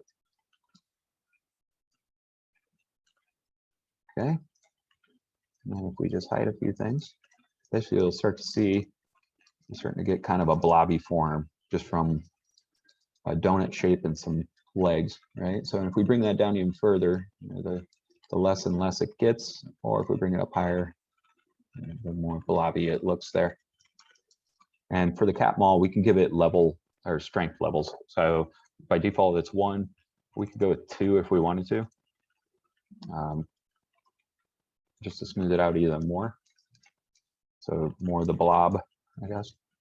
And so if we start to play with that more and more, we start to get kind of a smoother shape. And we could add more legs, for instance, if we like to.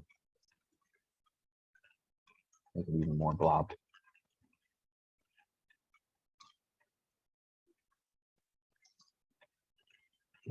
40 might be too much. Okay, so let's just stick with like 7. Perfect. Okay. And so, very basic form, and I know we probably could have done something in sub-DE quite a bit faster, but this is all parametric now, which is pretty exciting for this. And so, if we bring it back to proximity throughout here, if we go up to our Weaverbird, and since we're working with meshes, what we can start to do is let's get the points of each one of the vertices onto or of this mesh here. So if we go to our shaded viewport, the vertices are obviously where each one of these little lines is intersecting. And we're going to start to generate the proximity in 3D based off of each one of those. So if we just use Weaverbird's vertices plug here, so right there, and we just plug it into our mesh there, you'll start to see it's getting all the vertices through there. And if we were to increase the level count of our mesh there, obviously we're going to get more vertices. But for now, what I want to do is just keep it kind of lower, just in case there's a crash. Let's save this real quick, just in case.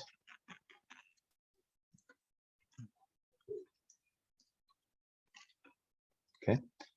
And then from here, if we go back to our proximities tab and in the mesh triangulation, all we need to do is just go to proximity 3D. And so from here, we're going to start to calculate in 3D rather than 2D.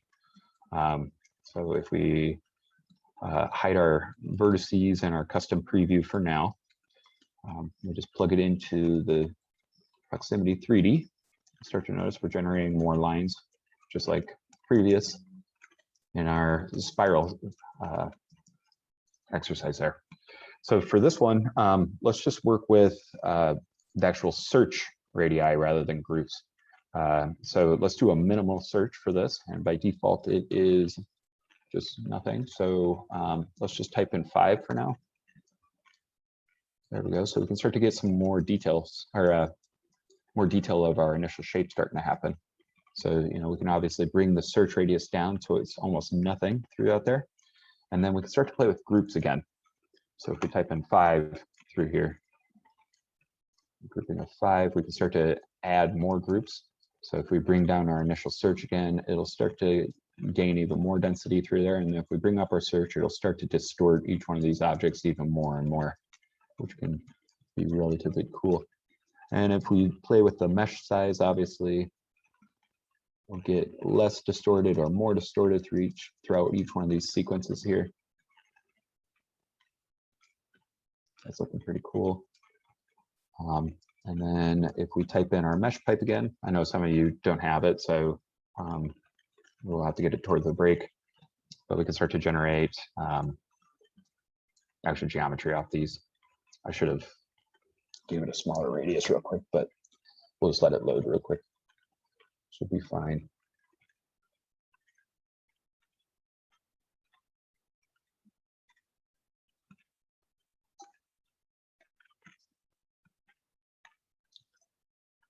Good thing we saved.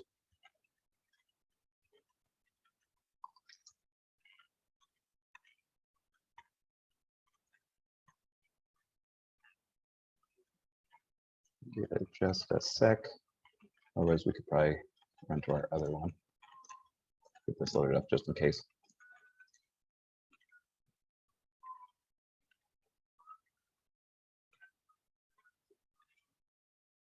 All right.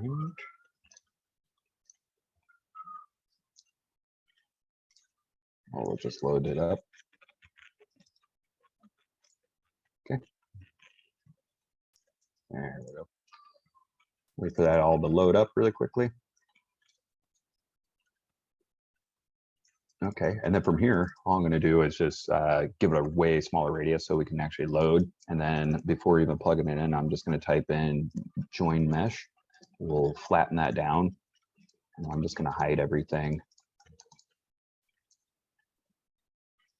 Bring that down really quick. I'm going to put that in our custom preview, and we'll let this one load. It shouldn't be that bad. Most of our other one's already done. Nice, it is. Maybe it's not. No, it's not. All right. Should have loaded.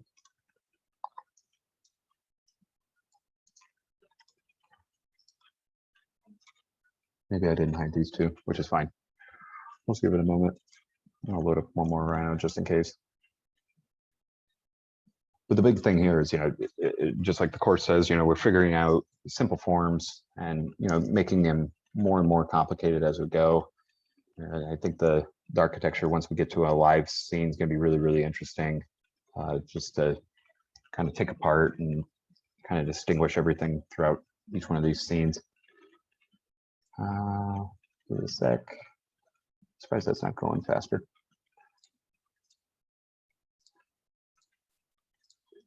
Go to Grasshopper one more time.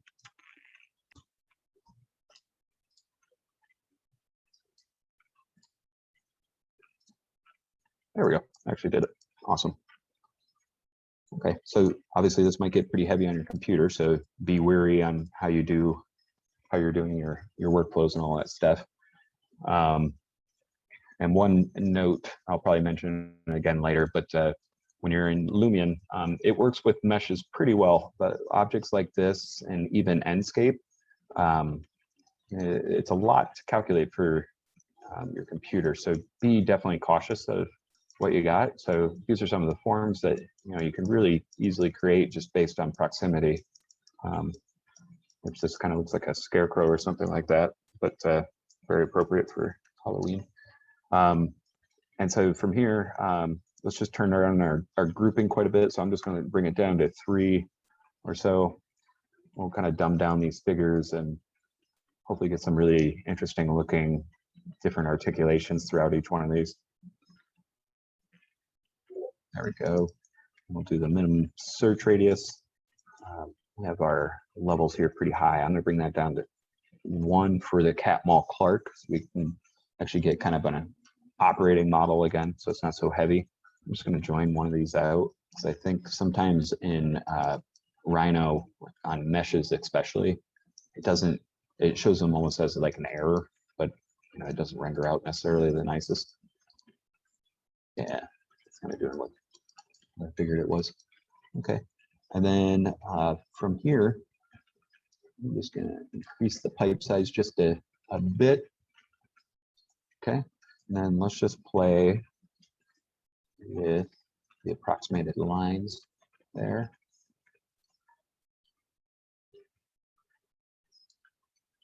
So that's looking pretty good. And if we disable our pipes for now, or actually we'll enable them, but disable the preview, it should run quite a bit smoother. There we go. We're able to get some different forms starting to happen.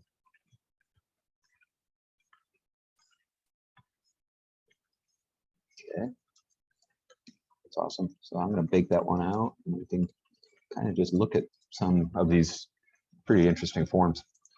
Okay. Awesome. And let's try out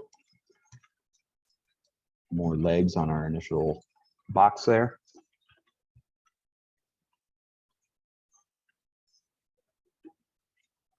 All right, give it a second. 42 is way too many. Okay, let's just do 15. Double the amount of legs.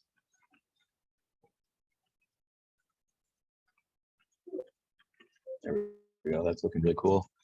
And then if we bring up our actual number of faces that we downsize from, we get a little bit more detailed. Obviously, we'll have more vertices for the proximity to actually search from, which would be really cool.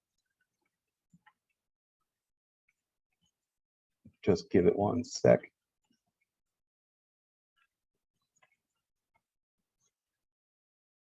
There we go. That looks pretty exciting there. Okay, I'm just going to bake that one out.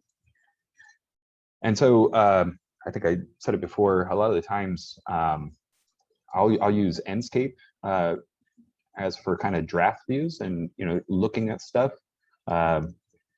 It's really handy, and instead of importing or exporting out models like this, you know, it's inherent right in Rhino. So a lot of, you know, it's easy just to click the button is what I'm trying to say there.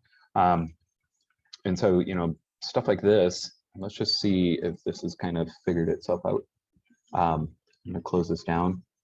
I want to keep these layers basically. But like I was saying, Enscape, a lot of the times I'll just use it just to get out what the actual object's looking like. It's super helpful to just, you know, visualize, especially, you know, if you're working for a client or something like that. It's so fast and rarely available. In my personal opinion, it's not as good as Lumion yet. It's getting there. I like the entourage a lot more in Enscape rather than Lumion. Sorry about that. I'm just copy and pasting materials over just so we have stuff happening here. And so, you know, for objects like this, for instance, you know, I would do kind of click and drag and tap Alt and basically, you know, change the material on it, for instance, there. And then for here, just change the material, and then we can start to visualize it, like I said, in Lumion there, or Enscape. So for this, let's just load it up. And so it just a brief kind of overview. Enscape, this is start button. This is the refresh button. This is the, so if your camera in Rhino matches up with the one in Lumion, this is your entourage button, which I'll show an example of that later. This is our materials button, upload to clouds, email with issues, etc. Really easy program to learn. and super helpful within the design process. Sometimes you will see if you're laying out like 100,000 trees or something like that, like it does lag quite a bit, but I'll show you guys some techniques in the next exercise I think we can do. So again, Lumion's pretty good for rendering stuff out, and just some tips on it. It tells you everything that you need to know as for sun angles and all that stuff. It has visual settings within here as well. So I know we can't see the sky right now, but you know, you're able to adjust the field of view. You can add depths of field really quickly and easily through here. So if we wanted to make it a blurry scene, or if we wanted to get up close to something and have it blur out, really easy. And if your computer is not necessarily the fastest, it actually lets you kind of bring down the, you know, the preview settings rather than showing you the ultra graphics at all times. My computer's pretty up to par, so it runs relatively quick. And the sun settings or the image settings, you can start to mess with all these different settings through here. The atmosphere, we can start to bring in fog or the sun brightness. When you have entourage in there, you can start to mess with the wind and how the trees are kind of blowing. We can start to mess with the sky as for the cloud density through here, so we can bring in more clouds on the fly. Super easy through there. And then the output obviously is what we're rendering out as, and it also does animations relatively quick. So that's pretty helpful. And then as for just controls, if you hold Shift, right click and drag, it'll start to change the sun angles, which is pretty helpful. And the one thing I wanted to show is the reason why we did the Enscape materials at our initial setup on our files is that Enscape's material settings are pretty nice to have.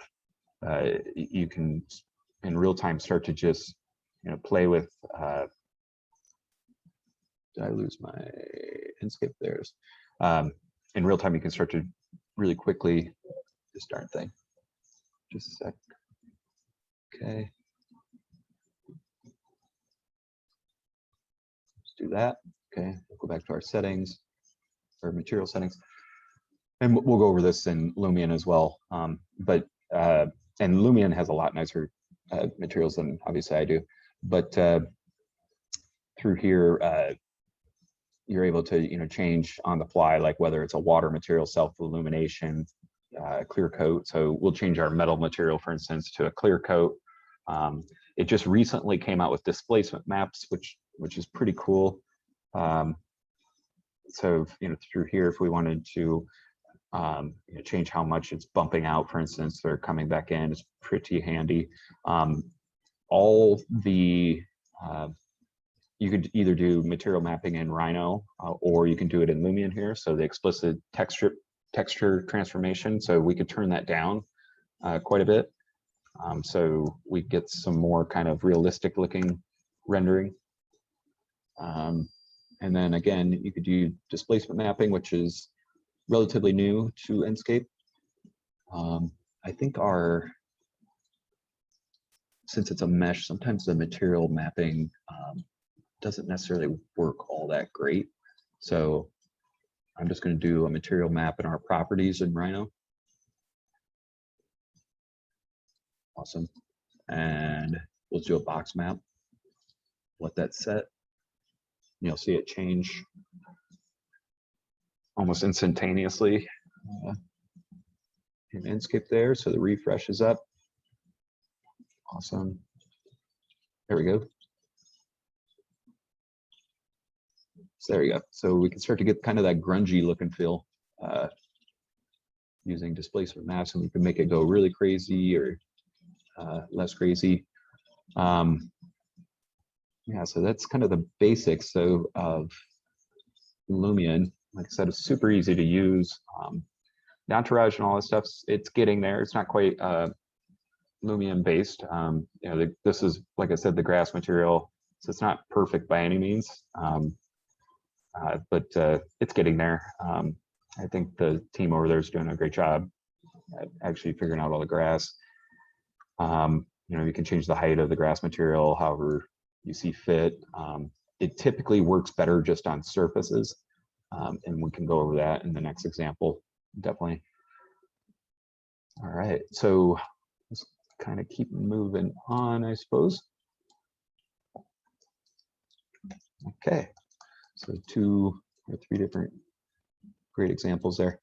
Okay, and then so the next little operation I'd like to do, and maybe we can take a break after that for lunch, is we're just going to disable all those operations. And next thing we're going to do is start to work with surfaces and try to generate almost like an architectural pavilion potentially. And then we can see some different techniques on how to generate almost like landscapes around it and start to get kind of a finalized image throughout there. So let's just start off like we have in the past. We'll do an XYZ construct point. And we're just going to do a series.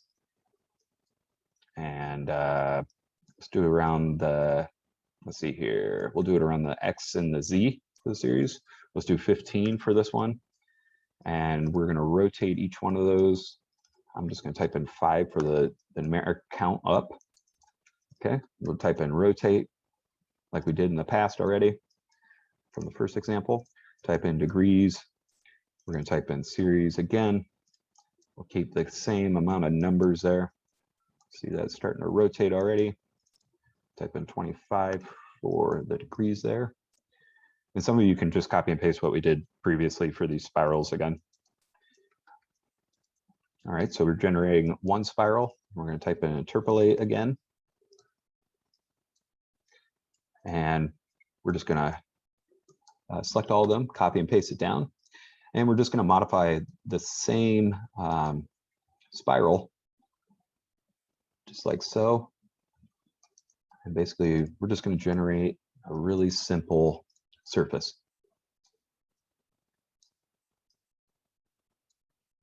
All right. So really simple. We can increase the count to add more kind of curvature or less curvature. It's just kind of our design surface through here. So just like so, you know, we can add more spirals through there or less. We could keep it simple as well. And so from here, one thing we're going to do is work with kind of random population, and then also give it more of a coordinated population through there. So the first one we're going to do is just type in populate geometry. This is going to be really randomly populated through there. By default, again, it's just 100. Let's say, so actually I want to give it a bigger number than 100. Bring it up to like 700. Awesome. Okay, and then we're going to go back to our proximity tabs again. The Zoom meeting thing. There we go. This time we're going to work with this OC tree. So it's basically generating groups and then boxing them together based on proximity of points. So for this initial exercise, we're just going to work with a single loft and just randomly generated points. And so let's just bring this down to a low number, see where it gets us. That's pretty cool. So as you can see, it's just generating boxes. It's almost like a voxelization, but it's not all the same size. So if we bring down our custom preview from our previous definition, and we'll just enable it so we can start to see what we're working with here. So you see each one of these isn't the same size. There is an option to keep these boxes all square because some of them are not all the same. Or yeah, I shouldn't say square. I mean just a straight cube. So if we set our Boolean to true, it'll basically make all the sides equal. We can start to play with that. I think the last exercise of the day, we're going to start to work with not having everyone unique, which can make it much more interesting. And then for our grouping, let's just do 5 for now. By default, it's 5, and we could bring it up higher. And basically, it'll make the overall surfaces basically disappear, basically because it's collecting all the groups it needs. But if we bring it down really, really low, we'll start to get some beautiful articulation within the space there. At least a 1. Now, if we bring up our point count, we can start to get more and more detail within this particular example. So the residual of the spiral, right, is just kind of a cubed. We'll start to break this apart a little bit later as well, throughout each one of these. And so this is not so much controlled, you know, because it's totally random, just based on random points. And so I kind of want to steer away from that. Just, you know, I think random's fine for exercises, but having a lot more controls, you know, or evaluation of controls is a lot better. But for now, let's kind of start to make some sort of architecture out of this. So I'm going to type in deconstruct, and then we might have to go to the tab, so it's not showing up. We're going to do deconstruct the B-rep, and basically we're deconstructing each one of these little B-reps through here. And just to give it kind of a little architectural taste, or kind of a pavilion taste, I'm going to type in list item. We're going to start to kind of generate some grass areas on top of these. And through this list item, basically I'm just going to click the plus sign, and we're going to get all of our faces through there. And we'll jump it down to 5, since there's 6 sides in a box, on a box. And then we're going to just type in join B-rep, just like so. And we're going to hold shift and plug in 1 through 4. That should be all the sides. And then our top is going to be the last one here. This will be a kind of our grass layer. This is just going to be for rendering purposes. And a lot of times what I try to do is, just so we don't have to do it in Rhino, is we'll just select group. And basically what happens here is, if we were to bake this out, they're all grouped together already. And so, you know, we don't have to do a select last or anything like that. It's already set up for us, which is really helpful, especially if you're doing a lot of iterations through there. Okay. And then through here, I'm just going to flatten all these, and we're going to turn them into a mesh. Awesome. And then from here, I want to go back up to our Weaverbird, and we're just going to give it a little bit of thickness. It might not work perfectly. Yeah, it didn't work.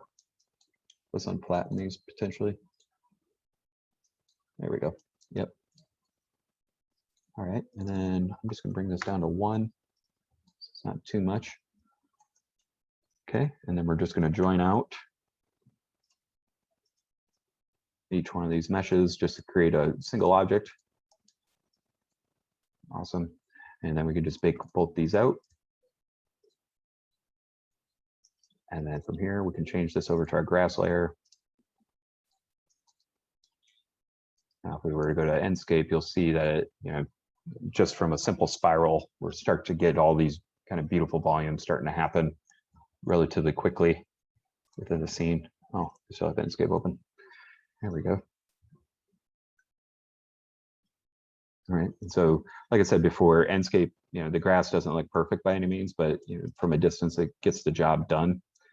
You're able to kind of create these kind of park spaces through kind of the residual of that spiral really quickly, with a, you know, thousands of different iterations relatively fast, and creating some beautiful textures and all that stuff throughout the scene. So like I said, let's add a little bit more control to each one of these. So let's go back, and we're just going to copy and paste this definition down, and we're going to replace just one singular item. Okay.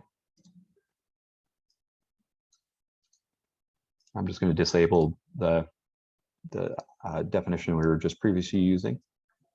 Okay. All right, and then from here, instead of doing it in the random populate, let's add, let's just take it out, delete it.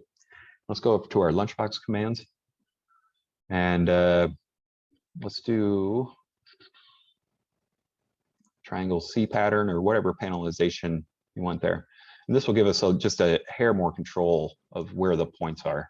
Like I said previously, it's kind of random's fine for just studies, but I think a lot of control is always better over the project, especially when you're going to get pretty abstract designs you know, especially with all those boxes. Like, you know, it's good to be able to go back, especially if you're in front of your professor or, you know, whoever, and be able to explain your kind of workflow and how you generated each one of the ideas.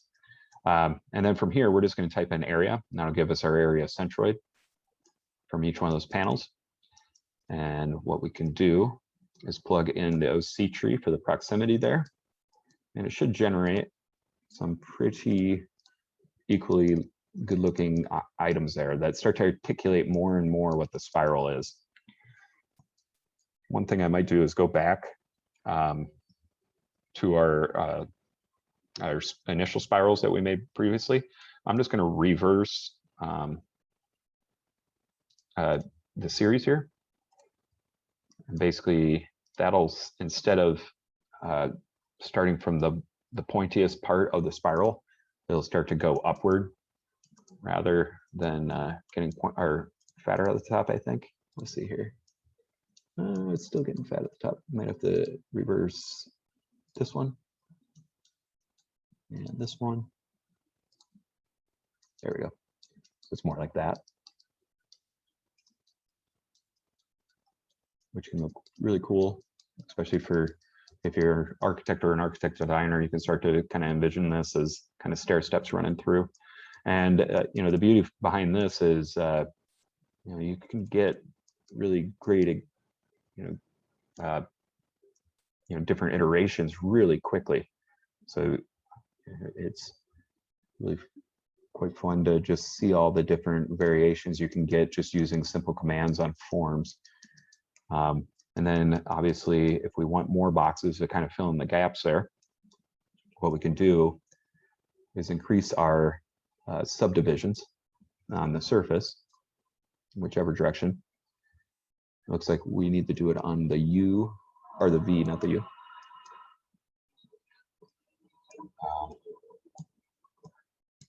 Do it again here. There we go. Much better. Okay, we'll just bring this up just a bit more. And then we're going to mess with our proximity a little bit. And then I'll show you all kind of a technique I've been using to kind of generate kind of landscapes and all that stuff shortly after this. And then we'll bring our grouping up just slightly higher, because the one, it's basically just grouping based on one point, which is obviously not giving us the best kind of results here. Just want it to be a little bit thicker there. And then we can turn down potentially the amount here to give it less points. There we go, much better.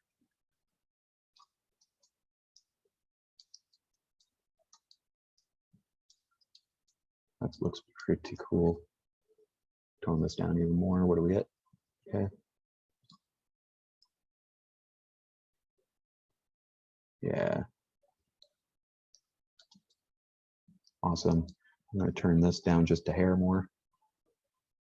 Get some more space in there. And then I'm going to move our initial spiral inwards. That way it gives it more proximity to work with. There we go.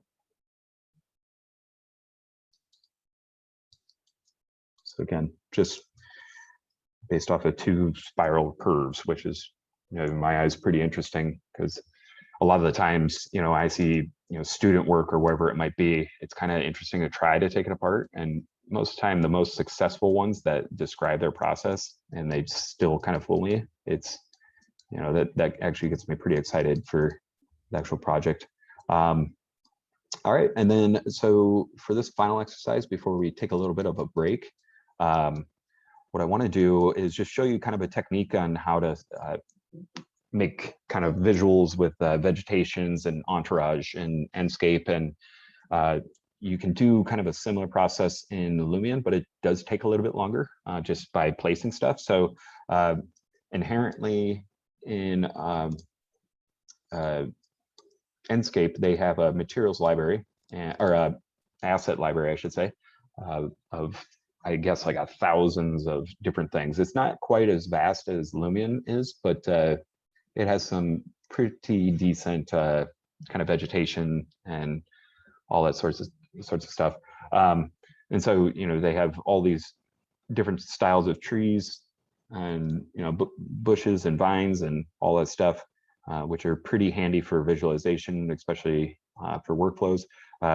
So typically what I'll do a lot of times is, you know, lay out a lot of landscapes like this, like for work and all that stuff. So just to give you an example, so let's just say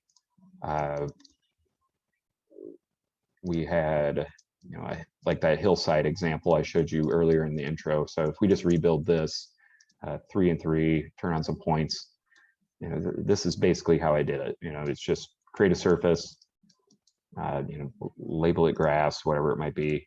And then from here, if you have scattered, which was in the folder for download, if you have that, basically you just plug that in, or click the paw there, and then you're just going to type in a surface, and we'll just select that one. And basically we'll just do it randomly. No random, I told you guys random isn't that great, but for trees it's fine. And so populate geo, and we're just going to pop it into the plane there. And so we'll have 125 trees onto that landscape, which is pretty cool for the quick exercise here. And so I'm just going to right click on here and set multiple guilds. And then what you'll see is if we hit true on the preview down here, you start to see it starts to populate each one of these. And the cool thing about scatter is it rotates and scales them all uniquely. So you won't find one of the same ever. So if we turn up, you know, all this, make it kind of a forest, you know, or what have you. Let's rebuild it one more time so we can get some more articulation into our surfaces there. Turn that on and, you know, let's give it a valley or something. There we go. And then if we just hit true, there we go. And we'll hit our Inkscape button, which we already have open. And you'll notice that we have a full forest already kind of baked within really quickly. So really easy to do. And, you know, from a distance, it, you know, it looks relatively nice. And, you know, and another thing is Lumion tends to really slow down quite a bit. These are just little proxies. So, you know, if we wanted to have, how many do we currently have? 757 different trees. So if we wanted to have, you know, 20,000, Enscape actually operates pretty well with a lot of different trees there. So, you know, if you're in a rush and you're not, you know, looking at the most, you know, the most perfect renderings by any means, you know, Enscape's definitely the place to go. You can get them looking relatively good and, you know, save a lot of time on, you know, just generating landscapes and all that stuff. So super helpful. But a lot of the tricks that I do like to use, especially making on architectural objects like this, a lot of the times, you know, green always looks good on stuff. So what I'm going to do is just kind of scale these down just due to our box size there.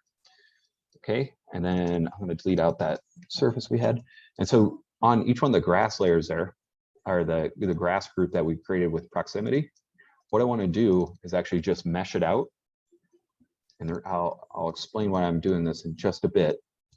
And we might have to actually take it from the group and mesh out that way.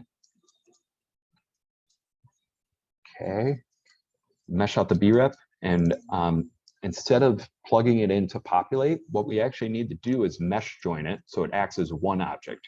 Because if we were to take each one of these populate geometries, basically on every one of those faces, it would put 1,000 points. So we mesh join it so it's one singular object and it's just placing 1,000 points on the one object.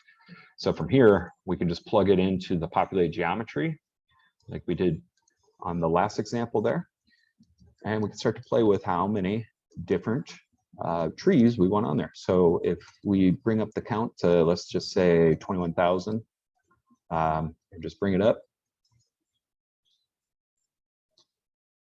get it relatively dense in there. Might have to bring that down just a bit. Might take a little bit of time. Let's try that again. Maybe we'll just bring it down to like 4,000. There we go. And we'll just hit true, bake them out. Okay, and then we'll bake out, let's just do our surfaces there. Okay, I'm just going to select the last. We'll bake out our join surfaces. Select the last there. I'm going to change it to grass for the layer. All right. Bake the boxes out. Awesome. And there might be some cleanup, obviously, because the tops are still sitting in there. But, as a quick example, the residual kind of effects of these cubes and the planters, we're able to knock out some pretty awesome kind of architectural gestures just with basic proximity. So let's just take a look at it there. Yeah, so we can start to get some really cool effects starting to happen. Yeah. So we can start to block out each one of those. And, if we had, 10,000 different iterations, we could definitely, just play many, many times to try to get the aesthetics we want. And yeah, so I think what we'll do is just take a quick 5-minute break, and we'll come back right after that. And I'll just look at some questions real quick here.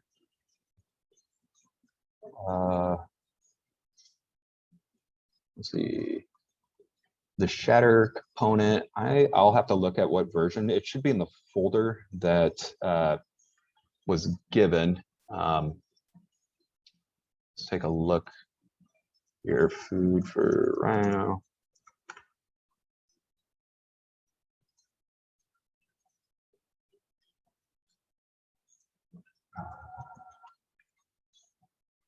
I'll send a link out in the group chat for the actual link for scatter.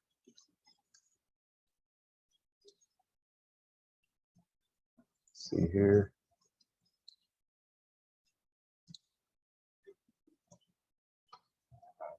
So that one's for scatter. And then sub D is only in 7. Yes, it is. Can you provide the script of where we are so far at the break? Yeah, I can. I'll send the script out after we're all finished up. I have a bunch of I want to make so it's kind of legible, I guess, right now, because it's pretty messy. But you'll get a version of it because we're going to be just building everything from scratch. So, and we're going to start off with a new topic anyway. Awesome. Okay, well, I'm going to take a quick break, 5 minutes, and we'll come right back. Does that sound good?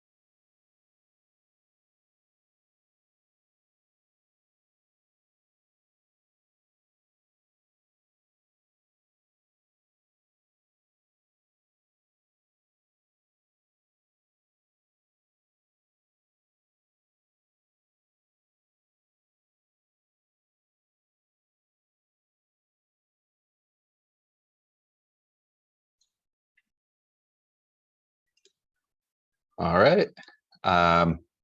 Let's give everyone maybe like 30 seconds and we'll get going again. So much needed 5-minute break, especially talking that long.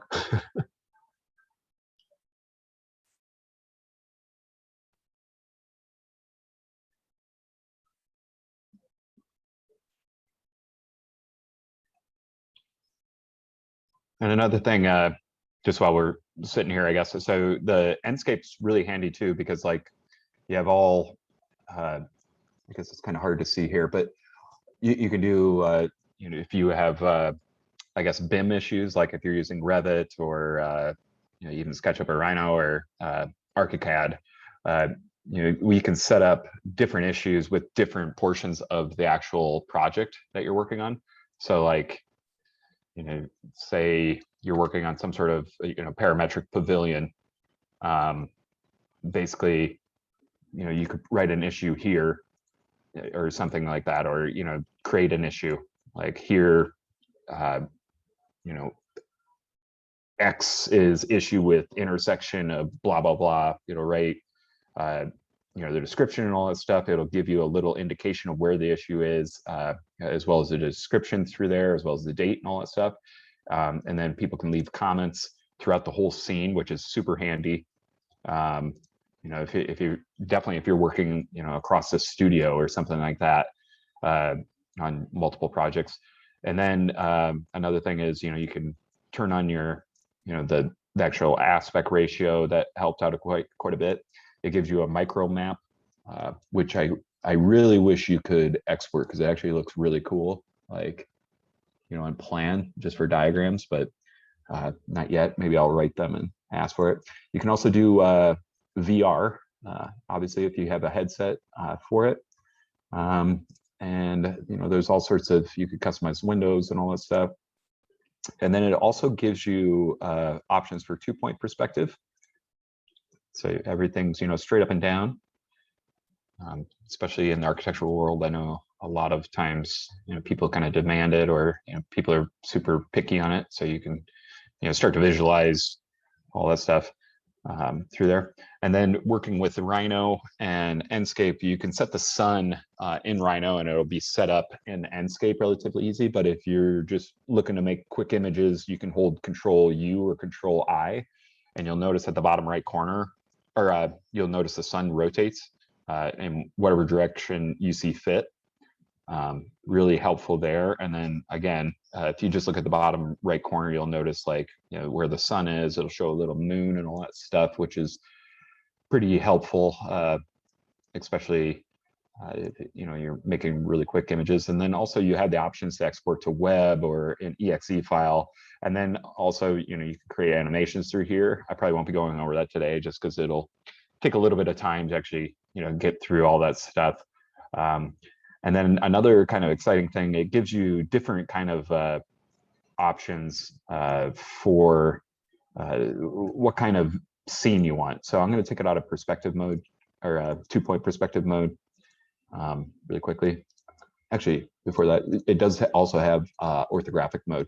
So you can make elevations relatively quick, colored elevations. So I know when I was an intern making, you know, elevations kind of stunk. So especially of buildings, you know, with color and all that stuff. So like if you can, you know, do it this quick, you know, especially in the architectural world, it's relatively easy and they render out higher quality than what I'm showing you right now. But and then one helpful thing is, you know, we can start to turn on outlines, so you can start to give it kind of a cartoony look if you want. It turns out a lot better than what it's rendering out as right now. That's super helpful. And then one other cool thing is if we go out of orthogonal mode, go back to perspective, you can start to do kind of visualizations, like say you're working on an interiors project, or, you know, a light study on you know, a different room, or the a light study on a pavilion that, you know, is supposed to be all centered around, you know, the concept centered around light fluctuating throughout the space, whatever it might be. It has this really great mode called Light View, and it just shows you basically in Lux how much sunlight it's actually getting, you know, at particular times of the day. So you could you could absolutely do sun studies this way, and it just shows like a beautiful heat map, throughout the space. How much shadowing starting to happen and all that stuff. It's super helpful. And then if you zoom in, you'll get even more detail within, even down to the trees, where the sunlight's coming from and all that stuff. So it's really, really helpful, just generating stuff. So I'm kind of at a mix between Enscape and Lumion. They're both really great programs, all of them. So it's really up to you and what your workflow is on renderings and all that stuff, but really great stuff coming out of both of the programs. I'm just going to add a floor in here just to show the different kind of things you can do within the scene there. So again, you can do almost like shadow studies as well, which is really, really cool and kind of informative on how to set yourself up for design. And like I said before, the most impressive projects to me are the ones that look complicated, but you can kind of address them and try to trick yourself, or not trick yourself, but explain how the idea was generated and fluctuates through. And then one other awesome thing is you can go to white models too, so it doesn't have to be color. Say you're in school and all that stuff, and you need to you don't have your materials right. Well, obviously this view will help you out quite a bit on just getting the idea across, even with all the trees and all that stuff. And it actually looks pretty good. So this is just pure white, and then you have it's like polystyrene massing, which I think if we had water in the scene, it'd be a heck of a lot different. It looks totally different than everything else, but it gives it almost just a little bit more of a plastic look to it, which if that's what you're going for, obviously this is the view for you. And then if you want to go kind of full kind of white everywhere, you're able to do that. It gives you the option for that, which looks pretty decent. So yeah, and then just another side note on Enscape. If you work with lighting in Rhino, a lot of the times the lights are a little bit strange, so you got to turn them pretty far down.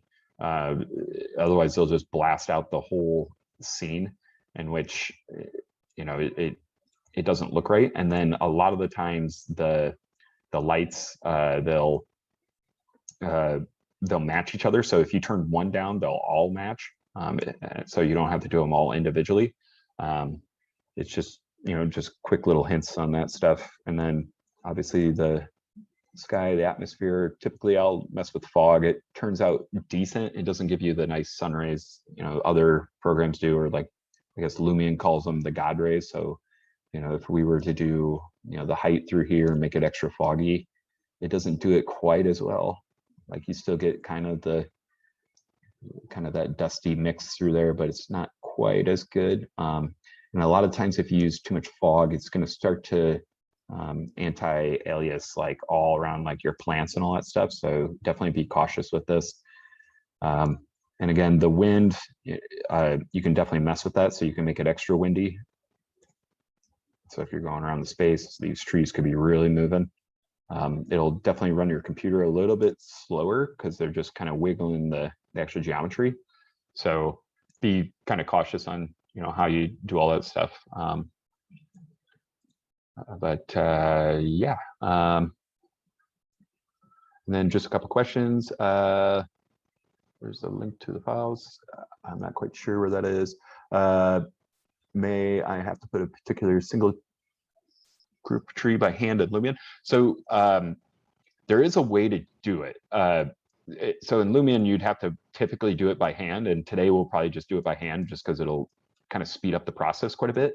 But so say we took this particular block as it was, you can't, so I think everyone probably knows in Rhino, like if you were to scale, like I can get into this block right now, make a new layer, a new material and all that stuff for this block. And then I could bring it over to Lumion after I export.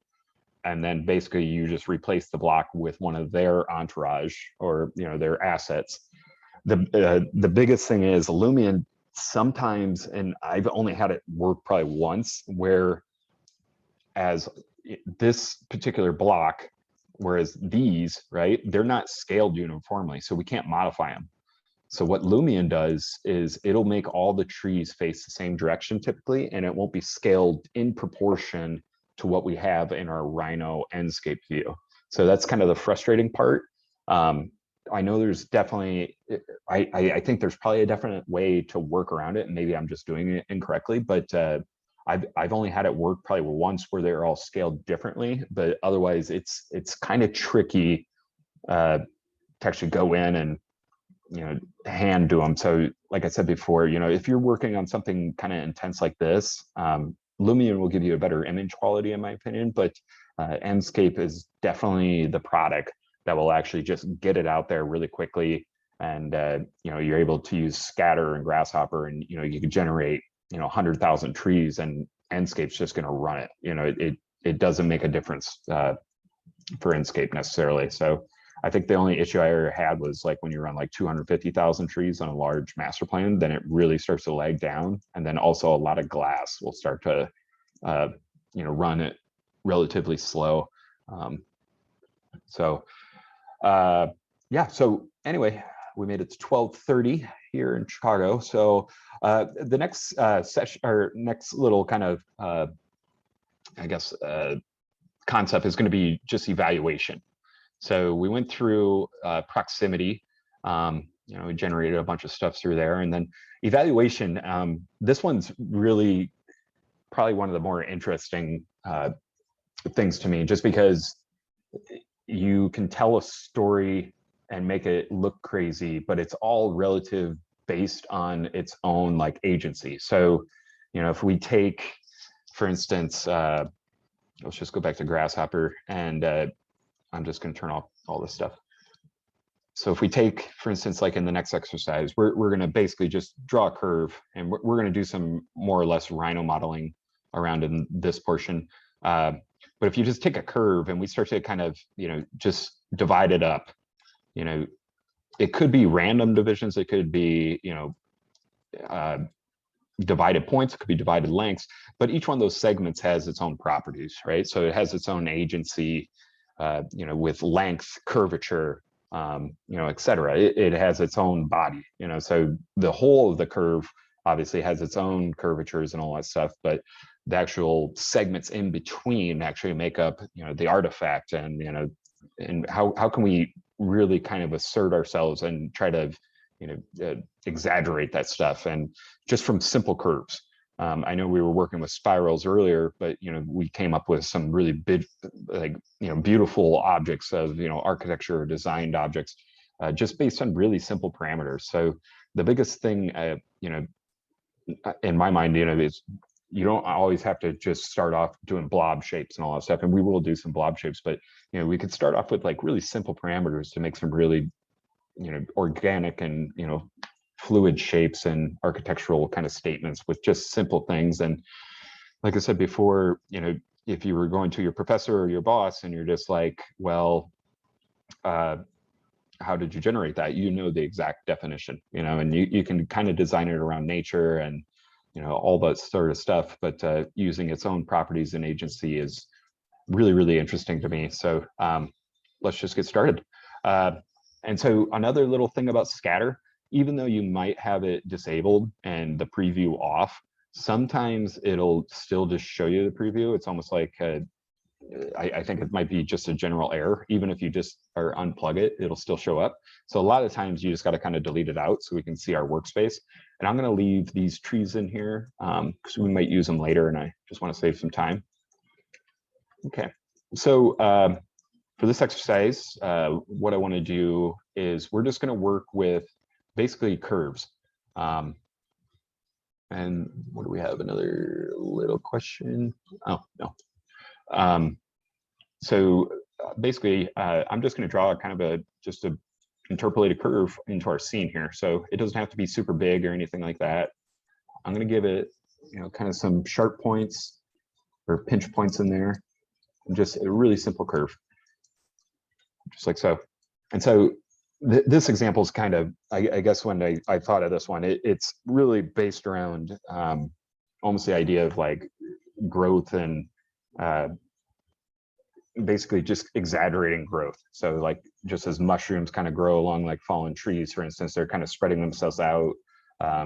It's all really dependent on, you know, how do we find these growths and how can we kind of extort like and distort all these curves that are starting to happen throughout the space there. And that's basically where I kind of got the kind of influence behind this. And I've used this on many projects before in the past. So if we just take this curve and if we go into Grasshopper, we're going to type in CRV for curve. And we'll just set one curve. And basically this whole concept is called evaluation. So we're going to just evaluate a bunch of curves and forms. Seems relatively simple. So through here, what I want to do is just divide out each one of the curves, or this curve. And by default, it's 10. So we're just typing 15 for now. Just like so.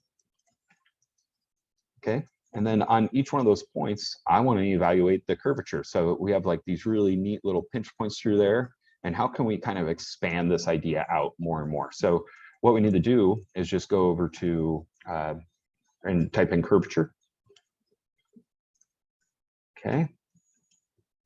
Oop, we need to put it into our curve. And then you'll notice the lowercase t, and that's going to be the parameters at each one of the divisions. We just plug it into there. And you'll start to see, we start to get kind of the tangent points and the curvature analysis of each one of those points. So it's figuring out, you know, where the circle would fit on each one of the curvatures of that particular spline. So, and then, so if we go over to the evaluate stuff and to figure out like where plugs come from when you guys need to look at stuff, actually, let's draw icons, there we go. To find stuff, you just hit a hold Control Alt and then you just click on the plug. It'll show you where each plug's located and even the tab. So just in case you guys get my example and you wonder where everything came from. So anyway, through here, we can start to kind of diagnose and try to, you know, extort each one of these. So if we bring up the counts of the divide curve even more, we're going to get more circles and more curvatures through here. You know, just based on the evaluation of this particular curve. So we're going to take this in kind of two directions. So we're going to take the evaluation first off, and we'll try to just create some moments and some architectural features based on it. And then we're going to, after that, we're going to use the analysis and the evaluation that we just created to actually take our original curve and start to just bring in some new geometry within there. So what I want to do with each one of these circles is, obviously we have some really, really large ones that are starting to come through here, right? So I want to take out the large ones, and how we need to do that was we need to use a call pattern and base it on area. So and I'm doing that just based on, because I want to keep our model relatively light within there. So I'm just going to type in area on each one of these curves here, right there. Okay. And then what we're going to do is type in larger than. Basically, what we're doing is we're going to type in a number, and then from there, if it's larger than X number, we're just going to take it out, and then we'll play with the other ones. So we'll type in call, which is like removing, and we're going to base it on that pattern and these curves. Okay. So if it's larger than 125, so we need to do it even higher. I'm not quite sure. I'm not even sure what units we're even working in. So that's pretty large. So we're going to bump this up. Might have to, let's see here. Oh, we might have to bring it lower. Here we go. Turn off that stuff. Oh, we're not going to do larger than, we'll do smaller than. Okay, perfect. There we go, much better. All right, so that's just the call pattern right there. Super easy to do. And what I want to do is just kind of zoom in on our project. We have stuff out somewhere. Awesome. Okay. And so from here, what we're going to do is just work with each one of these circles. And again, we can modify how many there are and all that stuff relatively quickly. And then from there, what I want to do is just divide out each one of those curves. And we're going to do the divide curve rather than divide length, because we want to get some different impacts. So each one of these different circles are different radii. So if we divide out each one of these based on one single parameter, basically we'll get different results, and we'll start to get some variations on each one of the curves. So, you know, the residual to each one of these is going to be the digital implication of extrusion based on the length and the radii of each one of these forms. So again, just like we started from earlier this morning, you know, we're taking really simple forms and starting to generate some exciting geometry. So I'm going to type in 15 for now. So you'll start to notice they get pretty spread out through there, and then we get really dense towards the city or the center area there. And then from here, what I want to do is just shatter each one of these curves based on their points. Oop, maybe do the curve, not the point. Perfect. And we're going to do this quite a few times. So, you know, we're shattering based on the length and all that stuff. So what I want to do now is start to extrude and start to mass out different forms through here. And then after this, we'll probably try to make this fully kind of parametric. So we're not working within Rhino. So you guys can start to play with that once you get the definition. Okay. And then, so from here, Daniel may, oh, never mind. I was looking at questions. Okay, and then from here, so we're going to take our shattered objects there. Let's type in length, and we're going to do length of the curve, okay, of the shattered curve. So that's going to give us a length for each one of these, okay? And then from here, we're just going to do something really simple. We're just going to extrude them up, right? So we'll plug what we want to be extruded into our shattered, and let's just type in Z, okay? And we'll just wait for that to load up here. Just a second.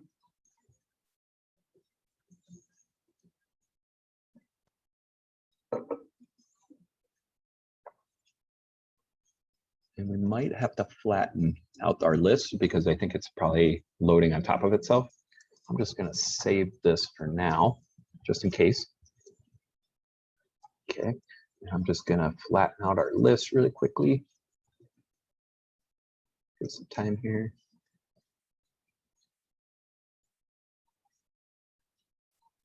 So I've used this particular exercise quite a bit, like on not necessarily master plans, but like park design and all that stuff. It's definitely super helpful. From here, what we got to do? So if we do flat through there, let's try.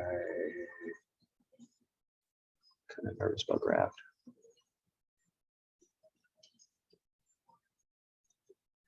Let's try that one more time. I might have these mixed up. I was doing them in my head. We'll just wait for it to load. Good thing we saved. Okay, so we're gonna do let's do a pull point potentially. Pull point to this geometry. And on that. See if that loads up. If it doesn't load up, we'll just start to play with something else then.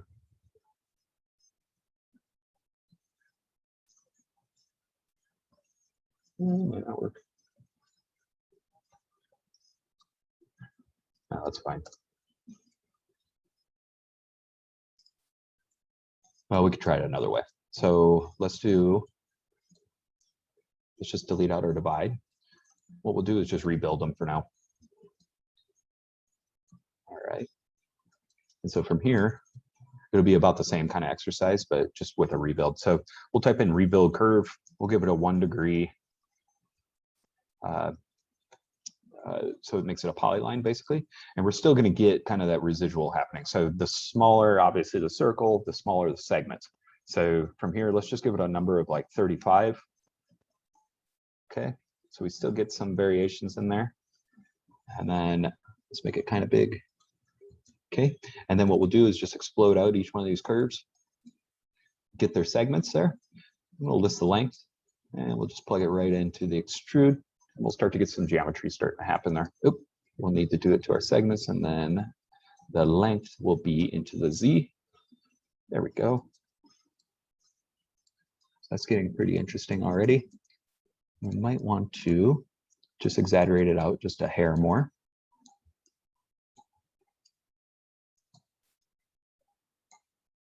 All right, so I'm going to type in multiply.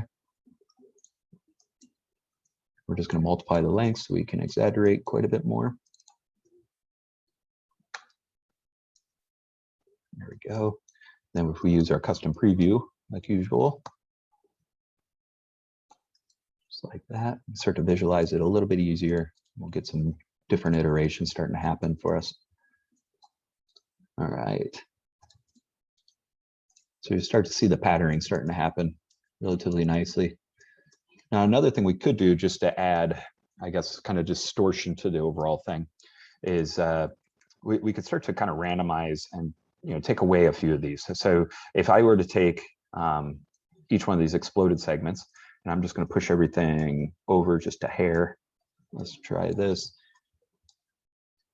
Let's do a random split list, and I'm going to just plug it into the A. We'll plop it into there, and then we'll flatten it down. You start to see we're starting to get quite a bit more variety of everything starting to happen there. And then if we start to increase the number, let's see here, we'll get even more detail. It's still quite a bit of articulation starting to happen. So a lot of the times, in daily work, if I'm trying to figure out like almost like a context to a background, like a cityscape, what I'll do is something similar to this, and just kind of break apart areas. Like you'll notice, like a portion of these, if we were to extrude them, you can make little cityscapes basically. All right, and then from here, what I want to do is just type in mesh brep, and we'll give it a little bit of thickness so we can start to kind of visualize it even more. And if we go over to Weaverbird, give it a little bit of depth, and we'll plug that into our custom preview. Start to see getting some really beautiful patterns starting happening. We'll give that a 5, and we could actually bring it out even further. There's a lot of ways you could take this as well. So, just like we did in the previous example, we could start to plant the top, for instance, and start to generate, treescapes and all that stuff, which could be really exciting. And also we could bring it lower. This should run relatively fast, and we can start to generate even like little pavilion type seating areas and all that stuff. Again, it's all really dependent on how many circles we have. So if we increase the numbers of circles, bring that up. There we go. So adding a lot more complexity to the overall scene. So you can really get some kind of beautiful details out there. And again, I always kind of go hand in hand with rendering and modeling at the same time. So it's kind of one of those plays back and forth, like you got to see what it looks like almost rendered rather than Rhino viewport. So a lot of the times when I'm working on stuff like this, I'll bake it out and then see where it takes us. One thing we should have done was actually join this mesh, just so it's a little bit lighter on the Lumion. So we'll just type in join, and we'll flatten that down since there's multiple lists there. Okay, and then we'll just join that out, and we'll see what our Lumion gets for us. Oop, wait for that to load real quick. It's a lot of geometry for it to handle. And then, just add some articulations. There we go. So it's looking pretty cool. And then, one kind of another downfall kind of endscape, excuse me. You'll notice like there's a lot of flickering happening, and then you'll notice on meshes especially, it almost looks like they're not sharp they almost look like they're flattened out. Like if we were in NURBS or poly surfaces native to Rhino, a lot of times they'll come in a lot sharper. And I think it's just due to the fact that, you know, that they're meshes and Rhino's not necessarily used to meshes, Enscape's not necessarily used to Rhino meshes, I should say. So they can look a little bit bubbly on different portions. But you know, a lot of times I'll try to, you know, trick the camera a little bit just to add extra articulation to the overall rendering. Wait for Lumion to render this out, so you can get extra detail within there, you know, relatively quickly. You get some really kind of beautiful options, you know, just at the click of a Grasshopper script within there. So again, just kind of a neat variation to, you know, where you can take just a single curve and start to just exaggerate it out based on evaluation. So, you know, explaining this was, well, we took the curvature evaluation of this and started to extort it, and then we reduced it down and took the lengths, and everything's a variable upon a variable. And, you know, start to, you know, get some really, really unique spaces within here, especially, you know, to get the sun rate. Materials, like I said, you got to kind of work with those quite a bit for the scene to look super nice. But yeah, so we'll keep on going with the curve exercises here. So from here, I'm just going to go back to our shaded viewport. Not quite sure.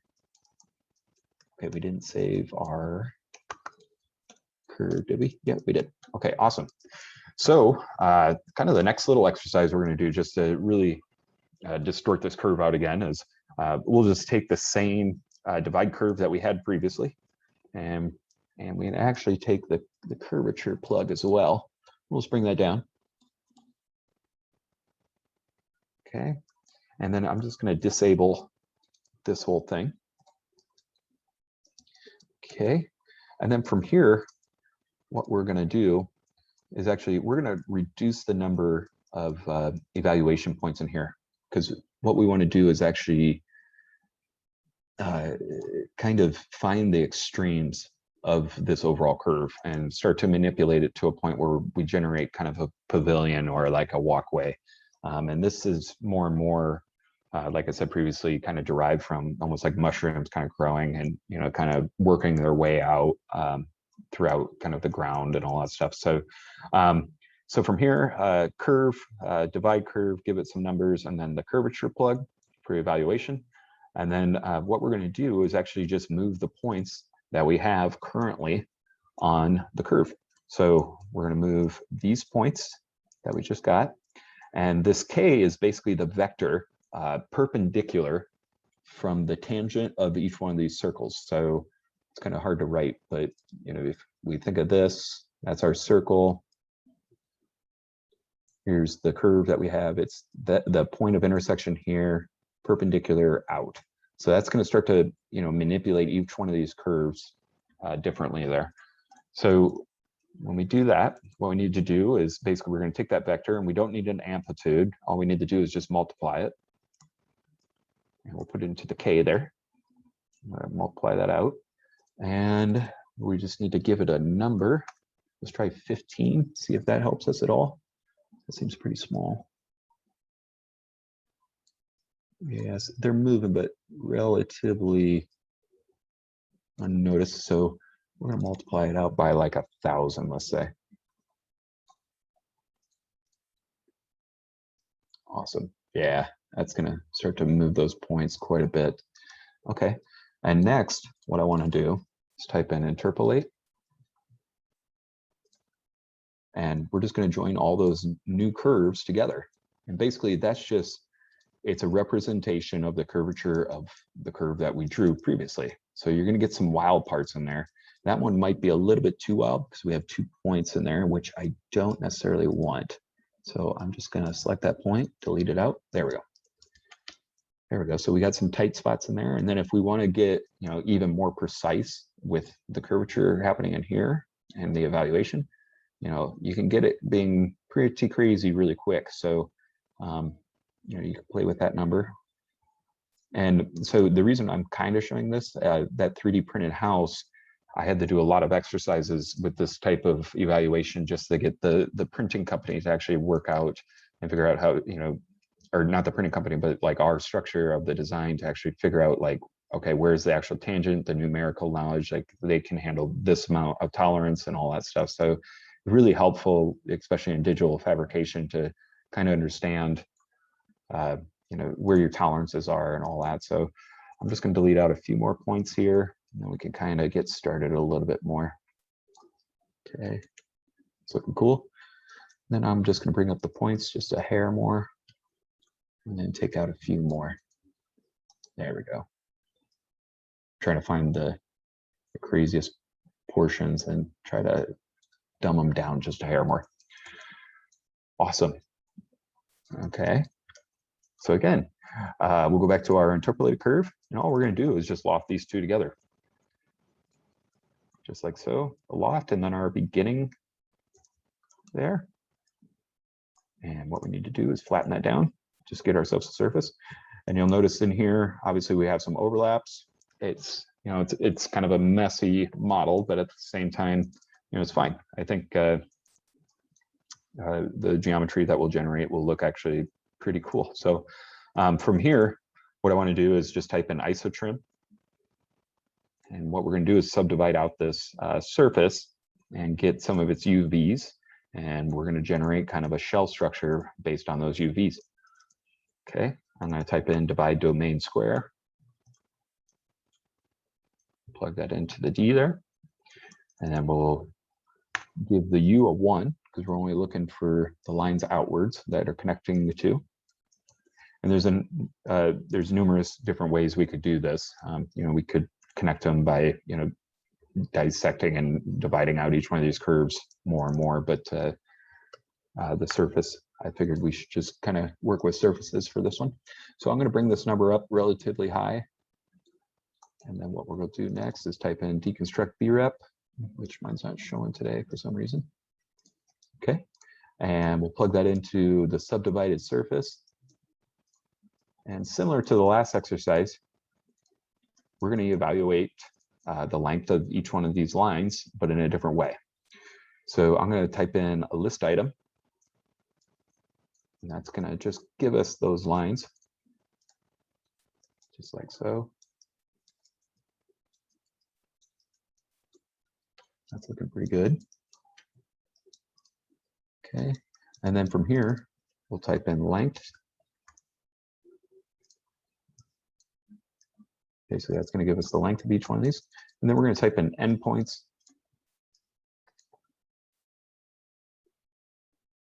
Awesome. And then we're going to work with, let's do catenary curves today. Okay, so catenary curves, basically it needs a start point and an end point. Okay, we're going to turn off all this stuff just so we can see what we're working with. And then basically it needs a length. So we can go with the general length of the actual curve, and you'll notice that it's flat. And that's probably because, you know, it's not enough to actually puff itself out. It's actually just sitting, you know, with gravity and all that stuff. So it needs a more of a length than its actual self. So what we'll do is just type in multiply.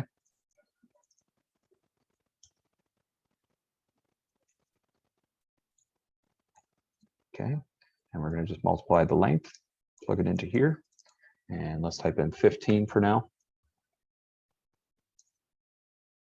Awesome. You'll start to see them drooping down. I'm going to bring it just a little bit higher there. So starting to look pretty cool.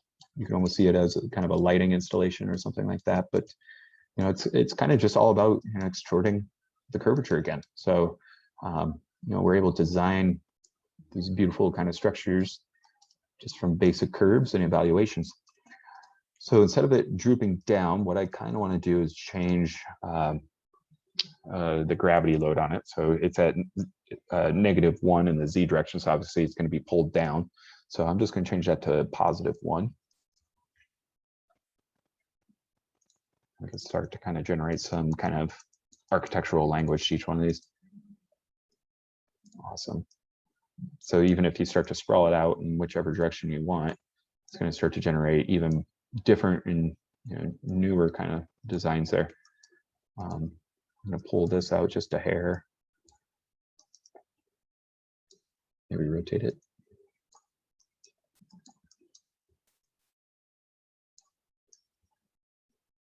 I kind of liked it before. Okay, so again, super easy definition, and we're just dissecting just a regular curve. And so from here, what I want to do next is let's give this some geometry throughout the space there. So let's just scale it non-uniformly. Okay, we're going to type in endpoints, put it on the point there. Okay, and then from here, I'm just going to type in 1.25, just a bit higher than what the original one was. Awesome. So you can bring that up higher or lower. Basically from here, what we can do is just join the curves. And we can just create a boundary surface.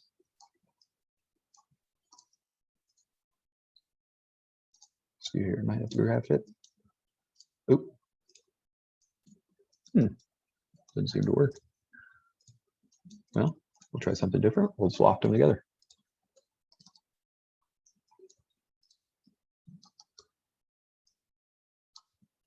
Might have to give this a little bit of time. There's quite a few curves in there. There we go. And then we'll use our custom preview. Just like that. Turn that on. Let's see what the product is here. Let's delete out that. It's really interesting and relatively quick way to kind of just generate shapes using relatively simple parameters as well. And then if we really wanted to take this to more of an architectural stance, one thing we could do is use the same idea of what we had previously and start to populate it out with some plants there based on the lot that we had created previously in the definition. And then we'll just go back to our scatter command. And turn on show. Maybe we don't have our trees still. Yeah, we do. Good. So set multiple guilds. And I might increase the size of this since the trees are relatively bigger than the actual geometry of this. Okay. And then we'll go back to planting them with our populated geometry.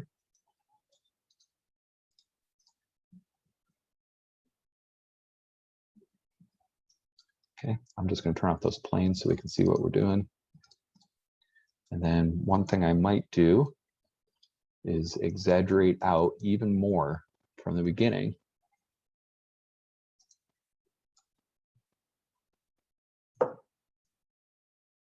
Just to give it more and more curvature. So just give it a second to figure itself out. Okay. It's getting a few more. Now I'm going to turn down the amount of points because we have 4,000. Probably don't need 4,000 trees under here. And let's do a preview. And typically, a lot of the times, I'll just inherently it comes with 3 different sliders, but typically I'll just delete out 2 so they stay relatively uniform. There we go. And we're just going to adjust the size of those trees by the number slider here.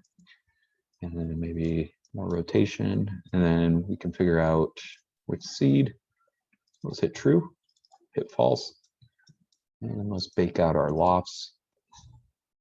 Actually, let's give it a little bit of thickness.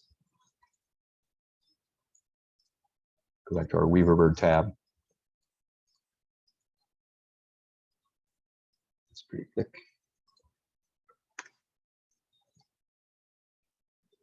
Awesome.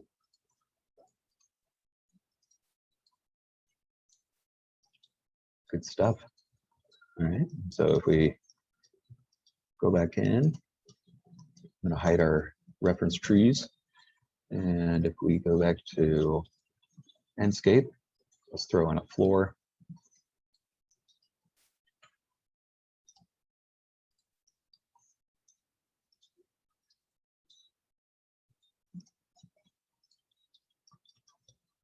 Give that time to load up. There we go. It's dusty out. There we go. I'm gonna turn down the fog real quick, otherwise I can't really see the output.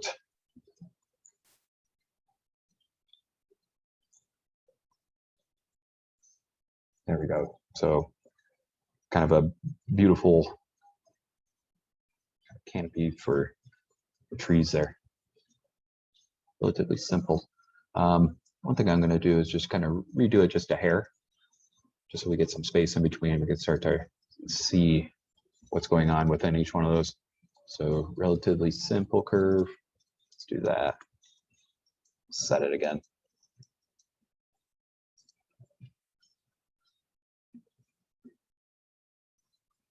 Wait for that to load.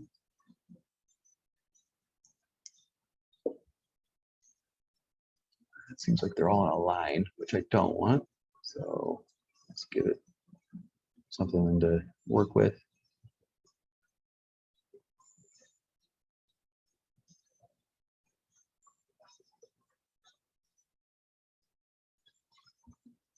Oh, they already loaded. All right, well, push it out even further.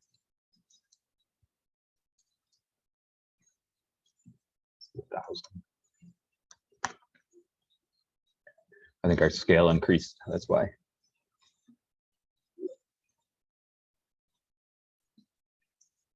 Yeah, that's looking pretty cool.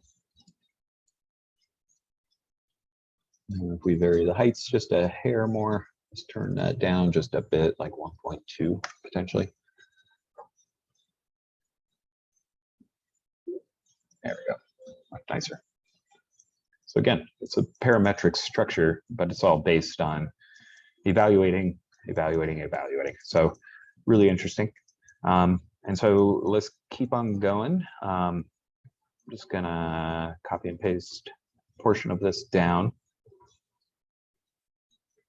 And instead of putting a Rhino input in there, what I want to actually do is try to give it a different kind of quality. Rather, we're going to generate it based on a fully parametric kind of version of this.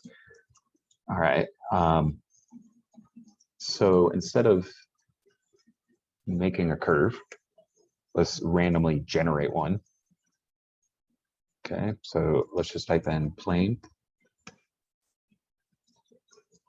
Okay. And again, we might have to disable or delete out portions of it, just of the scatter, just because I think it's a bug. Anyway, so from here, we're going to create a plane. Let's populate it randomly. And we're going to keep the points right around 15. We'll probably go lower than that. Let's type in interpolate. This is just going to generate a random curve for us. Now, if we were to pop that curve into our previous definition, should be able to visualize. Might have to turn it down just even more.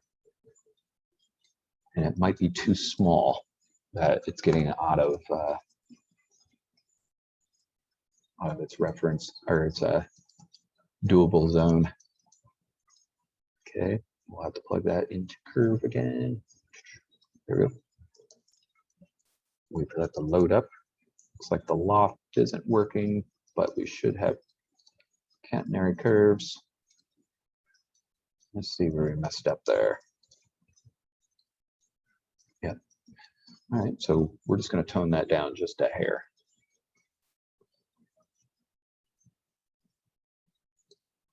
Right into there.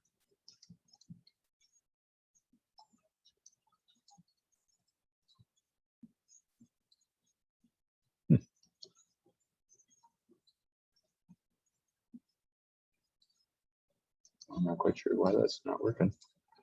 Or if this has to go to here, this has to go to here. No? Very odd.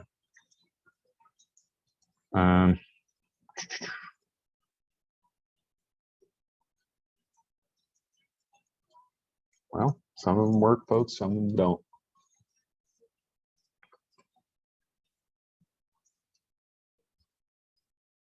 Oh, shoot. Rookie mistake. There we go. So again, the kind of point of this exercise is just, you know, nothing is done by hand necessarily. So we're trying to kind of make it all just Rhino or Grasshopper driven within this particular exercise here. So that's looking pretty good. I'm going to turn this back on. Actually, we'll wait to turn that back on. So I think you all can see, you know, the vast numbers of different iterations we could go through with this particular exercise. So, you know, even just typing in different seeds in here, we're able to generate, you know, extreme amounts of different options for reviews or whatever it might be. I'm going to disable this for now, and we'll just turn on our Kettner curves there, just to see what we're working with.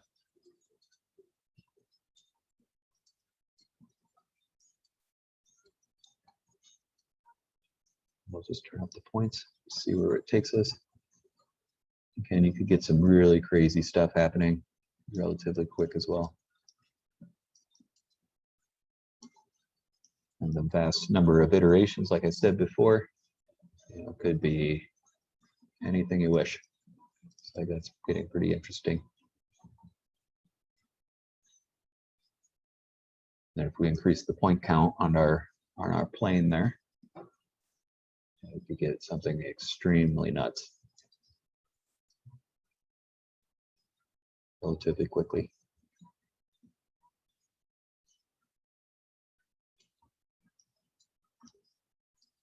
So anyway, that's the first portion of evaluate.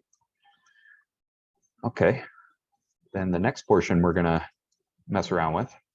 And again, you guys will obviously get the definitions and all that stuff. So if you get not following along, at least there's a recording and you'll get access to it and the definitions.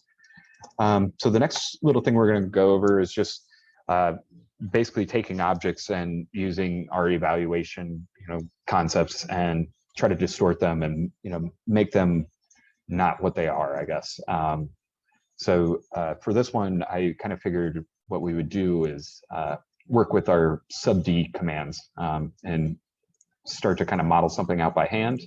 And then later on, we'll go back to Grasshopper and try to make it fully parametric as well. So if you guys aren't familiar with sub-D commands, obviously this is the toolbar for them. You know, basic primitives throughout here. You also have the creases, 4-point strategies, convert to NURBS, convert to sub-D. You have subdivide, bridging, quad mesh, remove face, add face, and we'll just go over a couple of those really quickly because I know this is not a sub-D class. So anyway, from here, what we'll do is let's just start off with a sphere, and then if we just duplicate it out, let's just go over a bridge command, something simple. So from here, if we just hold Control-Shift, we're able to select faces, similar to having like points on your Rhino surface there, and we're able to move it around whichever direction we want. It's more sculpting in sub-D, so you're able to just, you know, push it around or click and drag. And then when you have your gumball command on, if you hold Control-Shift again, you can see these little dots here, and you're able to extrude out a face as well. So if you wanted to make, you know, almost like an octopus looking thing or wherever you're into there, you know, you can start to just push and pull wherever you want. And one kind of cool thing about this is, you know, if you push it in, if you're not familiar with sub-D, you know, you're able to delete it out. You get some really beautiful kind of intricate things happening within there. And then just for selection tabs and all that stuff, if you hold Control-Shift and double click on an edge, basically it'll select the whole thing. So, you know, you're able to, you know, scale it down however you wish. And it also goes the same for the UV kind of lines through here. If you just click and hold Control-Shift, double click, you're able to select a whole portion of them. And, you know, it's super helpful, especially on spheres where you want to go all the way around, for instance. And, you know, if you wanted to just, you know, bring that out so you make it more of an ellipsoid, for instance, really helpful there. And then it also works on faces. So if you just double click around, it'll start to populate that way, and you're able to, you know, extrude out whichever way you want, you know, make some sort of like, you know, squiggly thing through there.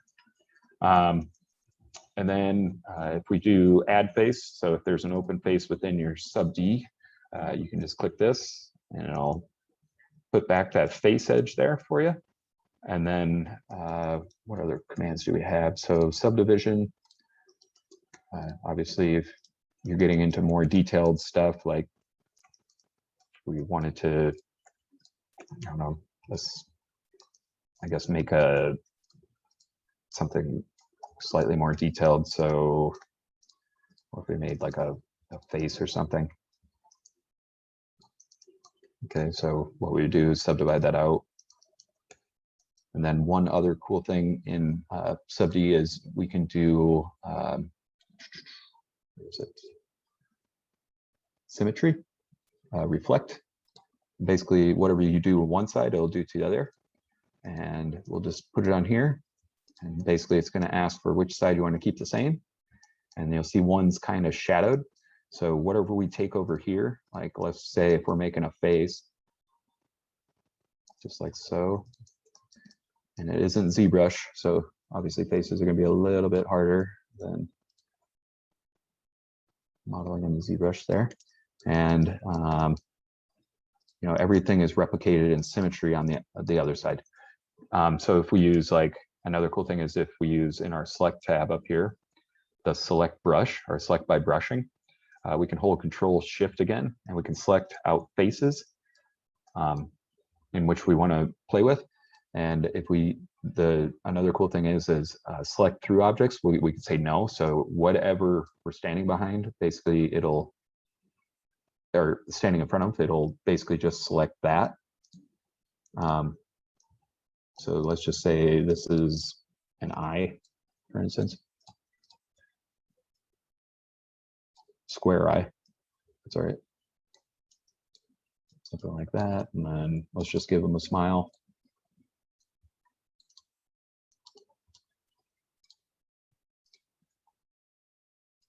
So that's kind of the advantage. That looks scary. So anyway, so that's kind of the intro to sub D. And then the last thing I want to show is just a bridging technique. So select your faces, and basically you're able to just bridge them together. You can also bridge onto itself. So if I select this face, you can bridge onto itself as well. So you can get some really organic looking, you know, objects relatively quick with sub D. And then another note is if you wanted to add creases, like a lot of car companies do this, like where they'll add kind of sharp edges. You select there. Again, you'll get that nice edge kind of coming through your general objects there. So again, and then some spots, you know, especially on where you bridge, it'll start to get a little bit rigid. So yeah. So that is pretty much it for the sub D kind of just intro there. And then again, like I said before, if you want to work in kind of a lower density thing, just tap tab. That'll bring it back. So anyway, let's get back to the Grasshopper stuff. And so I'm just going to make kind of a general shape in Grasshopper here. I guess I said octopus earlier, so let's just make something kind of weird, I guess. Let's give it a few legs. You guys do whatever you wish if you're still following along or not sleeping. All right, let's bring that down. And then, so the kind of the point of this particular exercise is, you know, not everything has to be, you know, parametric within the Grasshopper definitions. So, you know, if you have, you know, an object that you built in Rhino, for instance, and you want to start to kind of dissect it more and more using Grasshopper. You know, it's not necessarily all about doing everything parametric, I guess. I don't know why the buttons aren't working right at the moment. Here we go.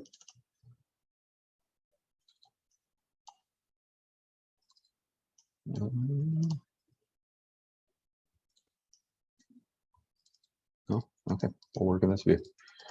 All right, so yeah, like I said, so say you build something, you know, relatively cool in Rhino, and you want to make it, you know, distorted in Grasshopper. You know, there's good ways to do that. So, you know, let's just say you have this pretty simple shape, but you need to add more detail and articulation. It's basically, you know, like that Iowa project I showed earlier, you know, super simple forms made complicated. So like this form, you know, we want to make it complicated. We want to, you know, do all sorts of different stuff to it.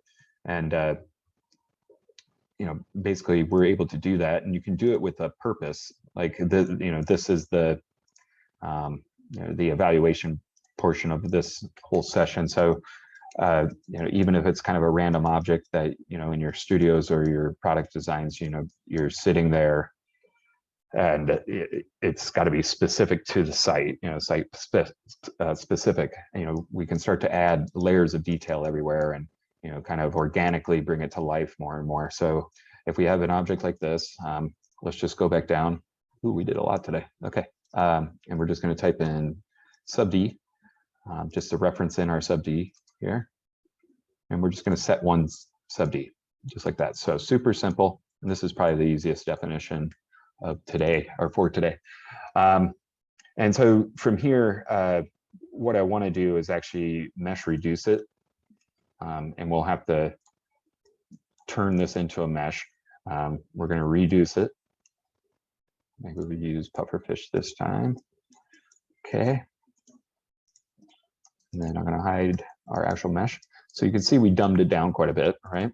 So I'm going to bring it back up to a level where it's still recognizable, right?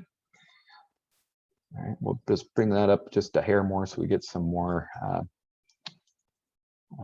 mesh spaces in there, so it's relatively recognizable. And then from here, what I want to do is just type in contour. So again, super simple commands. On contour. But with super simple commands, you can actually create some really visually stunning stuff relatively quick. Okay, and I'm just going to go every 5 units, just like so. Is that the direction? There we go. I'm going to bring that lower. Okay, so again, we're kind of evaluating this mesh, right? Like we're evaluating the contours. You could rebuild this mesh based off these contours, but how can we distort and get some residuals off it? And so from here, all I'm going to do is just explode out each one of these lines.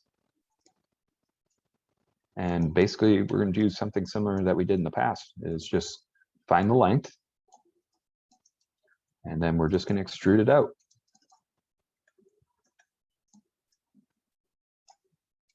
And let's try for now in the Z direction. Just like so. And then let's go over to our custom preview so we can kind of visualize this, so we don't have to bake it out every time. Let that load up. Awesome. So again, just really analyzing and distorting everything. It actually makes me pretty exciting. All right, and then so if we start to kind of amp that up just a hair, let's type in amplitude. All right, and so actually not amp it up, let's do multiply. So we're just going to try to exaggerate it more and more. Okay, so let's type in 5 times 5 it. There we go. So now we're really distorting everything, right? And so one of the things, and probably the challenges here, is we're starting to read the mesh space through there. So, you know, we started with a really smooth shape, and it's kind of a shame to, you know, have it dumbed down this far.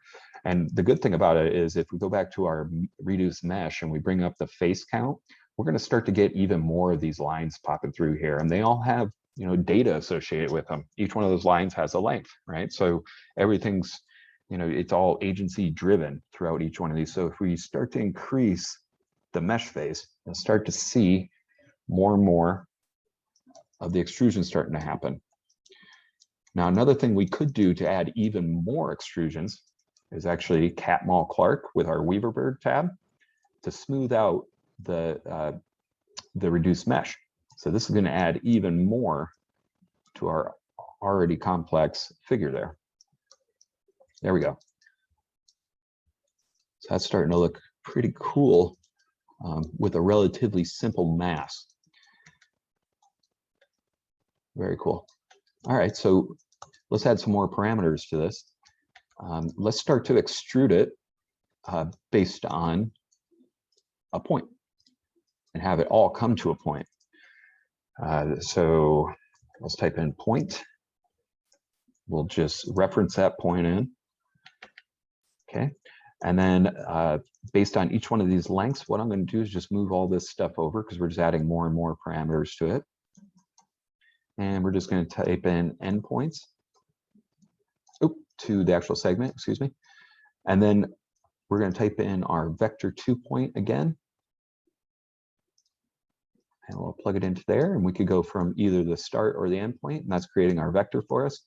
And basically, we're just going to replace the Z vector here with an amplitude plug or battery. We'll plug it into our new vector that we just created and plug it back into the direction for the extrude. You'll notice that it's starting to move away, right? Starting to get that kind of dynamic feel back. Awesome stuff starting to happen there.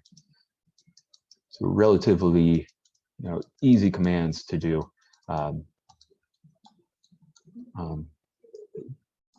To kind of exaggerate a form more and more, right? So this one's starting to look cooler and cooler. So let's bake that one out.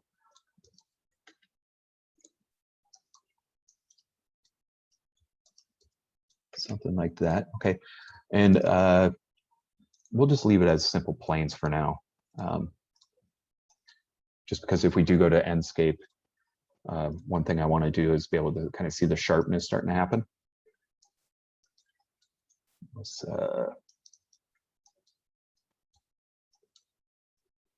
right, we'll take this further in just a bit.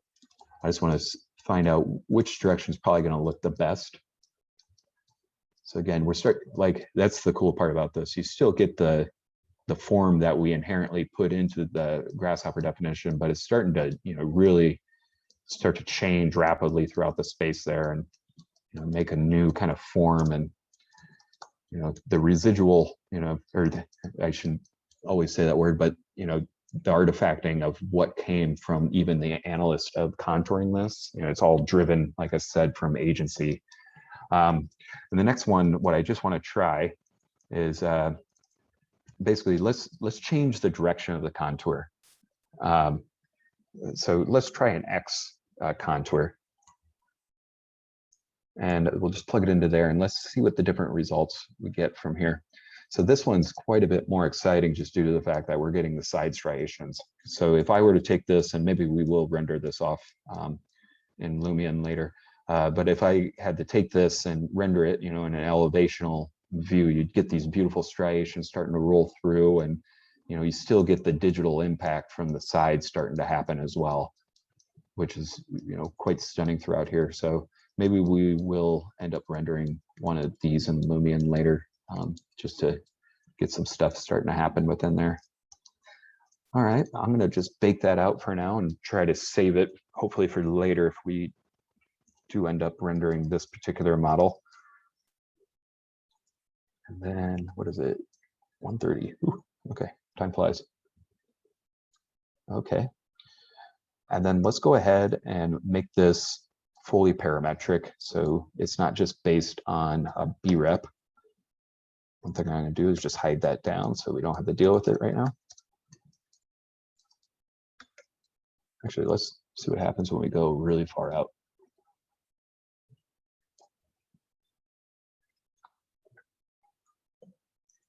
Give it a second, maybe. Not that much. Looks like it's sprawling away. I wonder if we reverse the vector. Let's do it this way.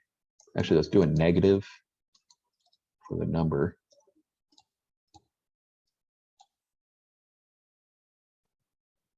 There we go. Now it's starting to point to our actual point there. Actually looks much better. Let's get it closer to our physical model. Yeah, it's starting to look cooler. Yeah, that's awesome. All right. And just to make this speed up quite a bit more, I'm going to just join all these meshes together. We're going to our preview. There we go. We might end up rendering that later, so we'll just save it once we're done.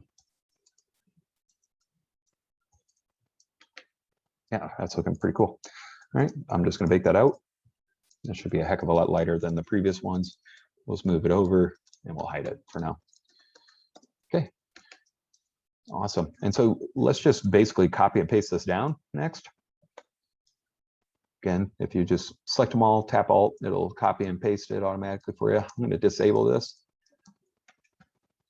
And then let's try to make something fully parametric with the same ideas. So I'm just going to disable all this right away. And then from here, what I'm going to do is let's type in circle. And from here, I'm going to give it a point. And we'll just copy and paste that down as well. Okay, and let's give it a Z direction. I'll type in 15 for now. And the circle, let's make it 25 and keep the same for the bottom one. I don't know which way I'm looking. There we go. Awesome. We'll bring that up just a hair or more. Okay. And then from here, maybe we want to rotate the actual top circle degrees. Let's just give it like 25.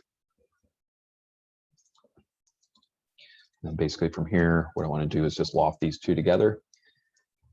And here, let's go over to our Lunchbox command. And let's do space truss structure 1. Basically from here, what we're going to do is just plug our loft into there. And we'll give it some UVs, and we need to give it a distance for it to go. Plug that into here. Go back to our Grasshopper, see what we're doing. All right, and then let's see here. Let's hide everything through here. So again, really simple form, and we can make it more and more complex by just rotating the form. Really easy, just based on a loft, and it's going to start to convex on itself. I'm going to bring that relatively low. It's pretty high. Looks pretty good to me. Let's add an extra parameter in there. Let's rotate that same circle around the XZ plane.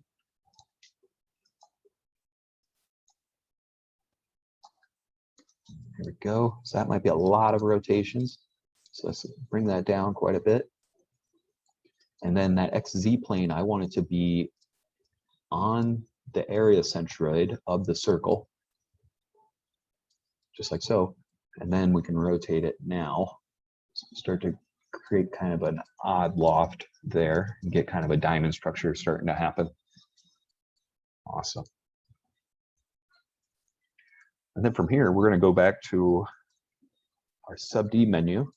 And if you do not have Rhino 7, just type in pipe for now, regular pipe or mesh pipe. It'll still probably give you about the same geometry that we're going to end up with. So not to worry. Okay. And basically from here, all we're going to do is plug in our curves into our multi-pipe command. So we start to generate a pretty cool structure right away. And then let's give it a little bit more depth. just like so. That's looking pretty cool. And then we can start to play around with the form. Again, it's just a, you know, it's just a, basically it's just a cylinder, which makes it more interesting. And then, you know, we can increase the amount of, you know, truss members, or we can decrease them. We can go in either direction, right? So even, you know, 2, start to increase it there. So that's looking pretty cool. And then the depth, we could actually bring it out so it's like a negative depth. So I think it's going inwards right at the moment. Maybe it's outwards. Let's try that way. There we go. So giving all sorts of movement within there.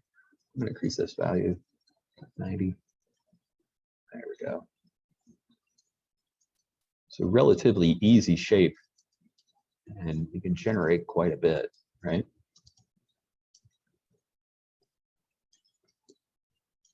All right, cool stuff. I might just kind of keep it relatively simple for this exercise. Through here, let's add just a couple more subdivisions through there. All right, so let's take this and do the exact same kind of exercise through what we just did. And basically, you know, this is fully parametric now. And the, you know, the form finding is really, really simple and easy to do. And we're able to generate some really cool objects very quickly. Let's go to our rendered viewport there, see what we're generating. I'm just going to hide our initial shape. That's looking pretty cool. I think we should probably bring up the point, get it kind of upwards so we can get kind of a visually cool looking object happening there. And then one thing I might do is let's add more subdivisions to the overall object, and let's bring down the number of faces within our object.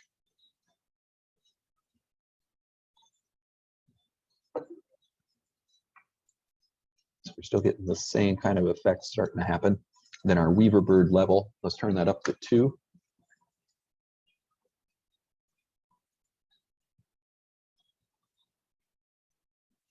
Oh, it already loaded. Good.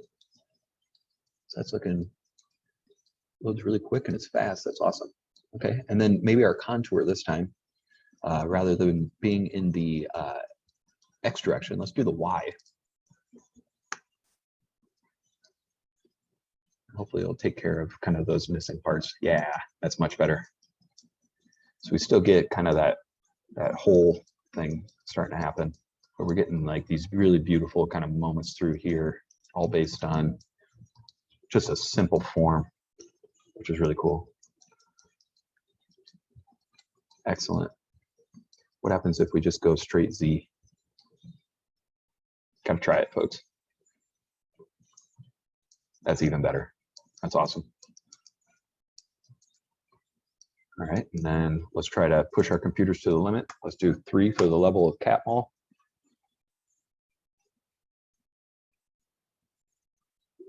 There we go. So really dense, lots of information from those lines. And then we look at the bottom, obviously, it's pretty hollow through there. Very, very cool. So again, that's just stuff I'm relatively interested in, you know, just, you know, the data from lines, for instance, you know, you can create stuff like this really quickly and, you know, effectively, you know, get items and objects that are interesting on their own. And then, you know, they could be seen as some form of architecture, you know, as a sculpture or anything else like that. I'm just going to increase the size of this and then we'll get moseying on to the next exercise. Try to fatten up those members just a hair. There we go.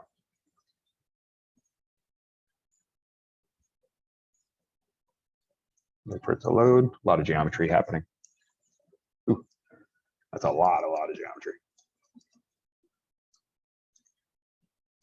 Very cool stuff. I'm going to take it down just a bit. Made them too fat. There we go.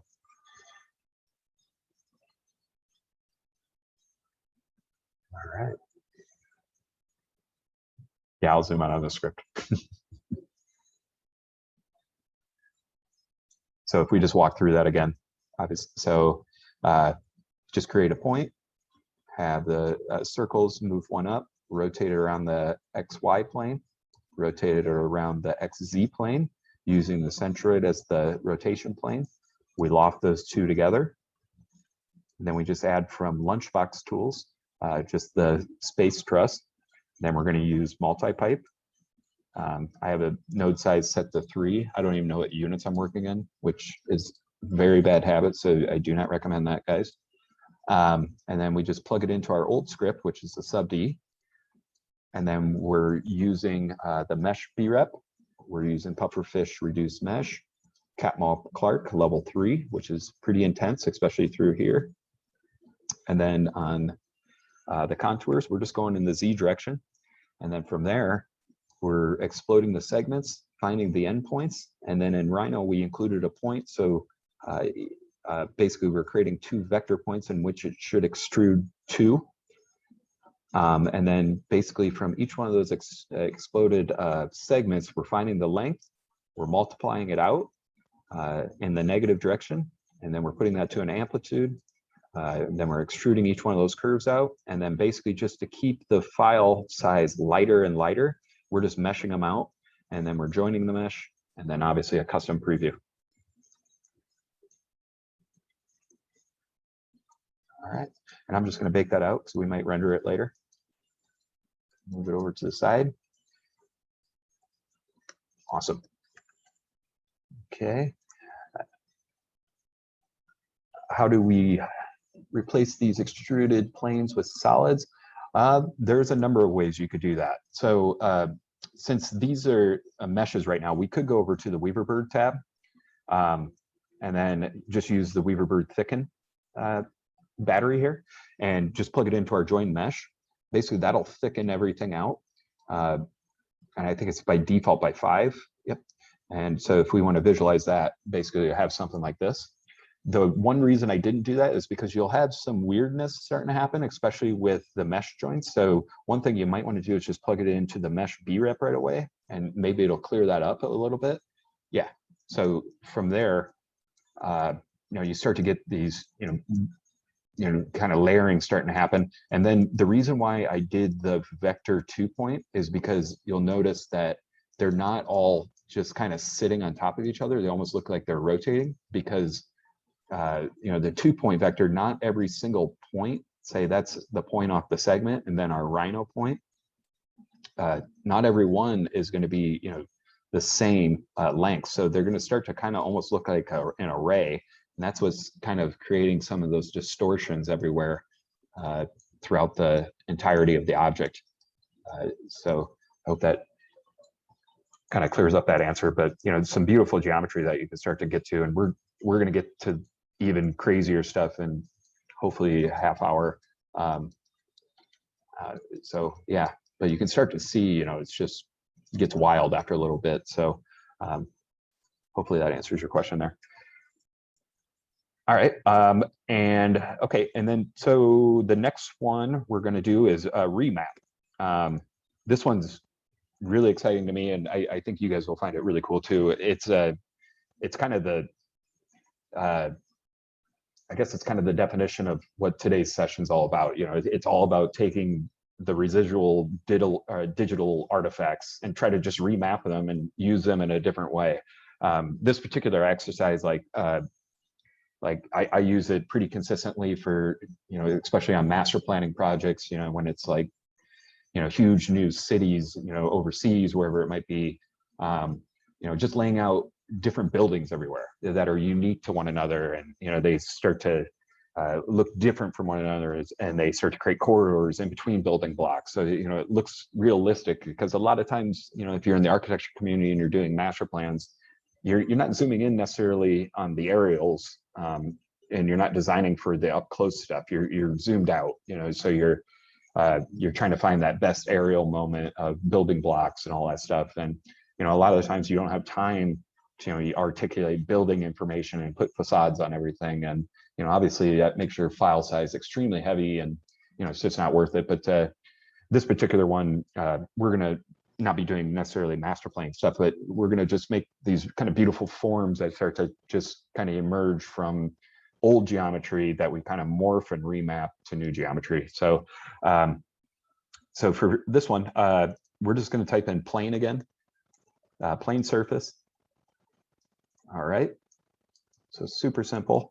And then from here, I'm just going to give it a dimension on both the X and the Y.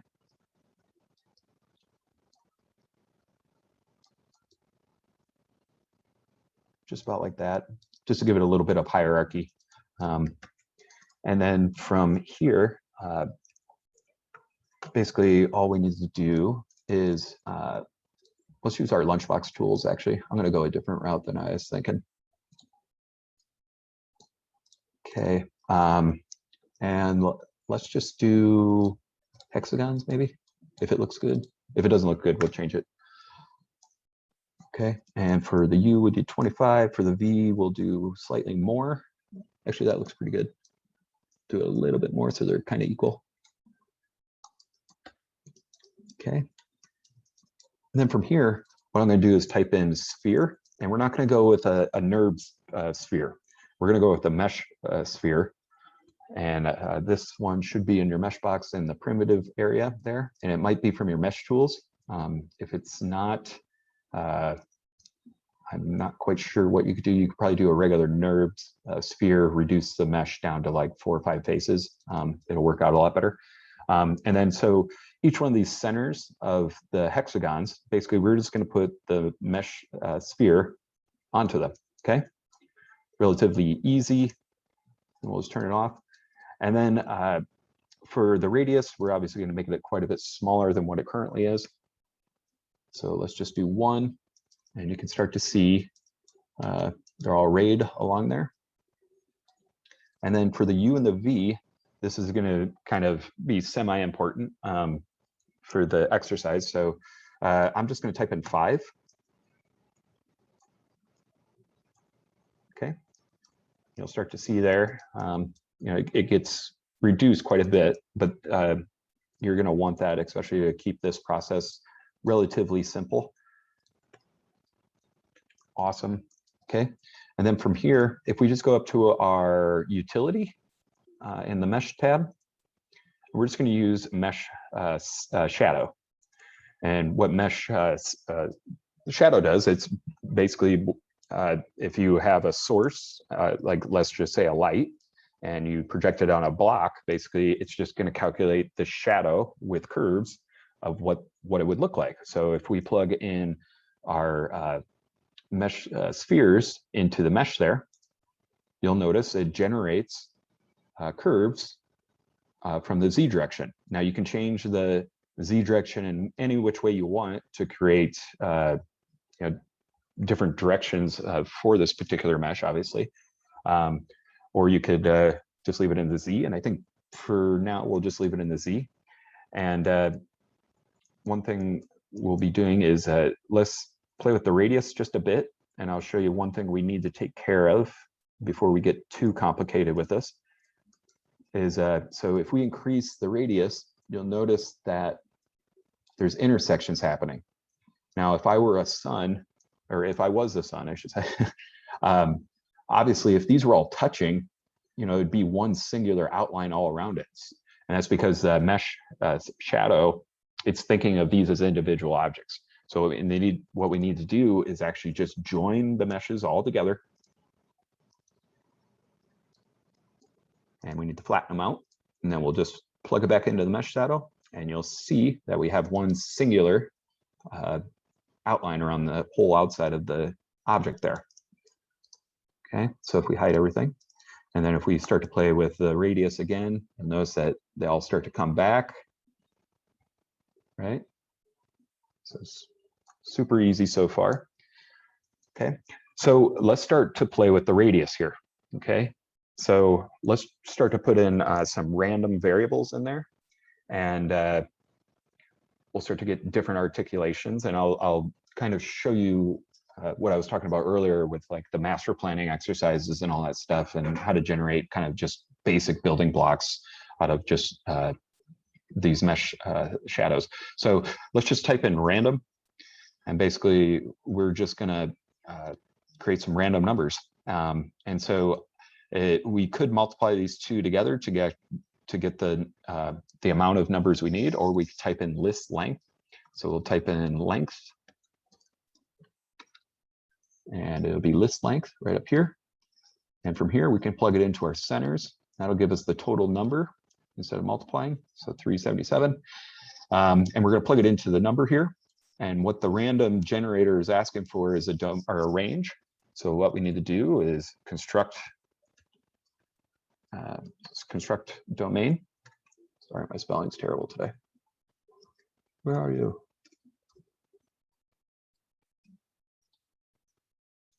Weird. Construct domain, there we go. We're just going to plug it into there. And so currently our radius is 0.76. So I'm going to just type in 1 for the high range, and we'll go lower for the second, bring that lower.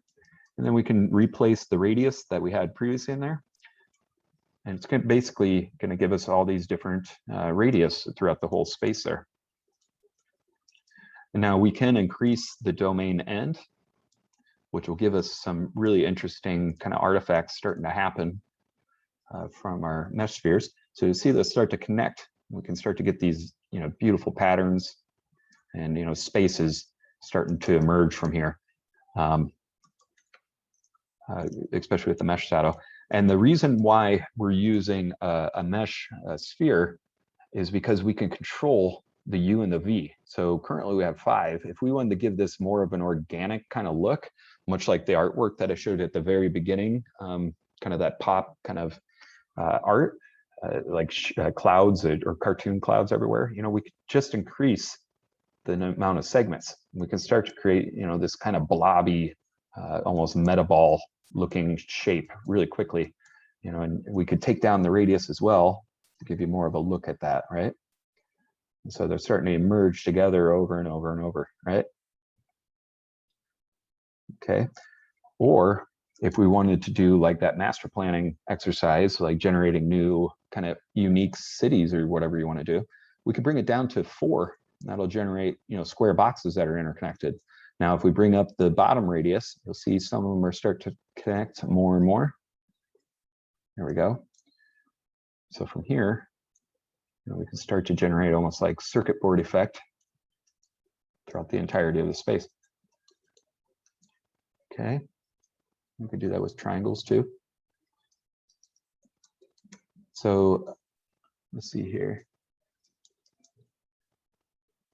And just try to work around this. It's not so complicated. There we go. Looks pretty good.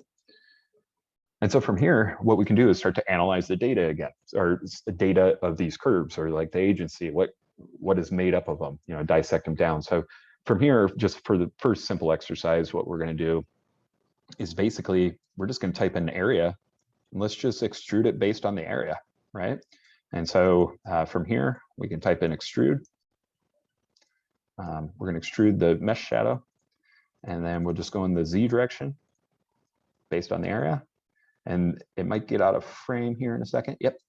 So, we start to generate a bunch of, kind of, I guess, structures relatively quickly based on just area, which can generate some really interesting effects relatively quickly. I'm just going to hide all this. Let's cap the top, CIP, just like so. Now, if we wanted to kind of restrict some of it, what I want to do is just type in division. We'll tone it down just a bit so we can kind of look at it closer. I'm just going to put that into the area, into the Z, and we'll just kind of bring it down just a bit. There we go. Now we can kind of inspect it just a bit better. So as I said before, you're able to generate pretty much cityscapes relatively quickly.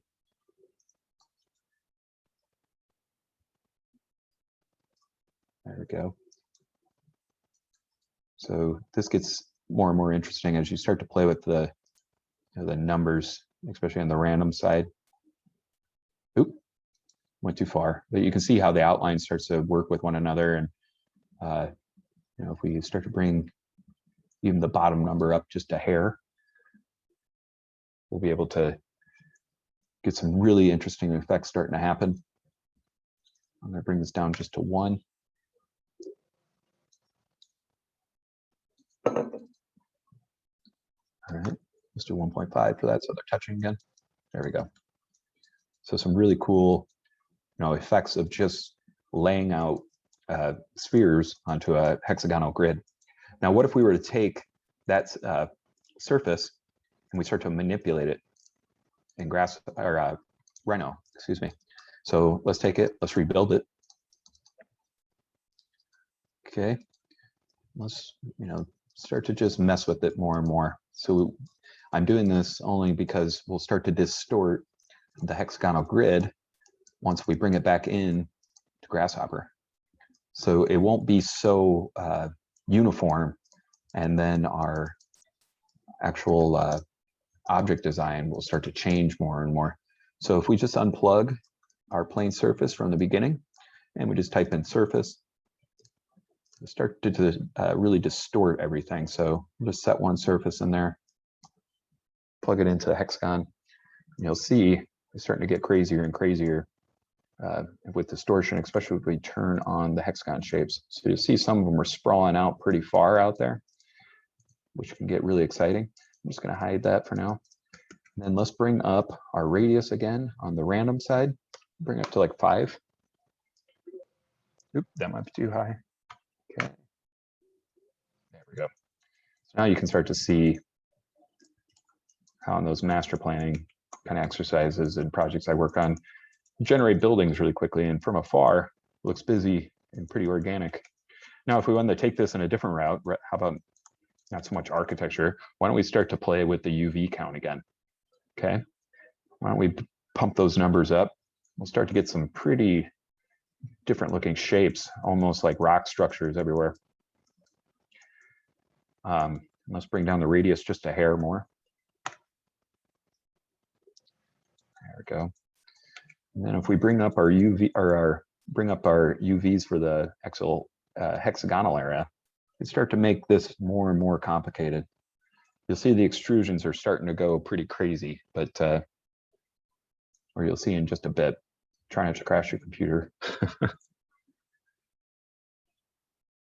Yep. Okay. So we'll have to bring that. We can leave it at 74, but what we'll want to do is just bring down the radius again.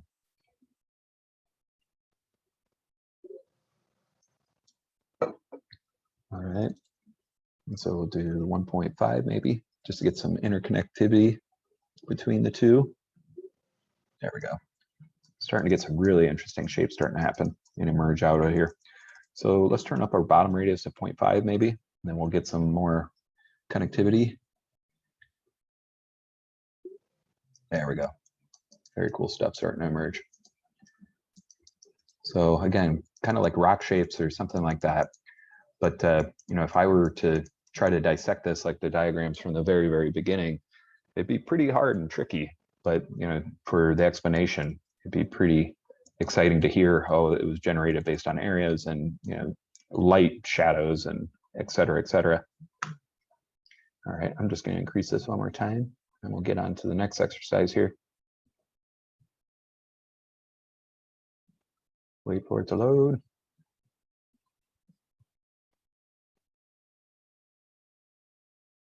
A lot of geometry.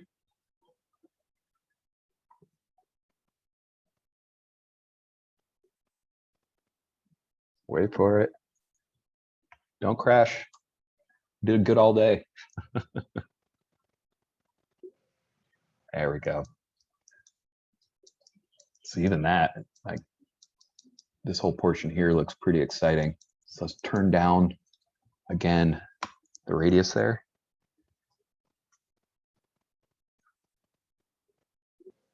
There we go. It's almost animal-like kind of patterns starting to emerge, which is good. And we're going to get to even more kind of animal-like conditions using kind of the same technique here in just a minute. There we go. So that's getting really quite interesting. So let's see what the city looks like real quick. 4 pattern.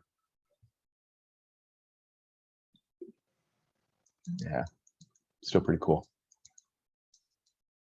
Awesome. Okay, so we'll keep moving. What time is it? 2. Got a lot more to go, folks. Okay.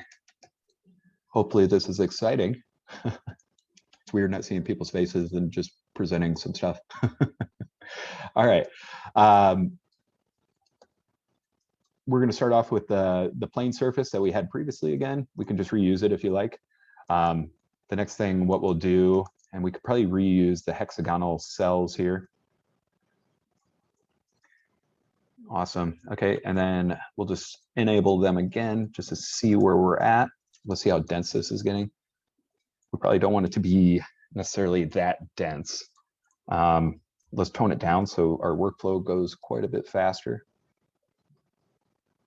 Okay, and then from here, what I want to do is instead of using geometry like the mesh sphere, we're going to just use polygons. And the reason why we're not just going to use the cells is I want to be able to control the segments in which these polygons are working.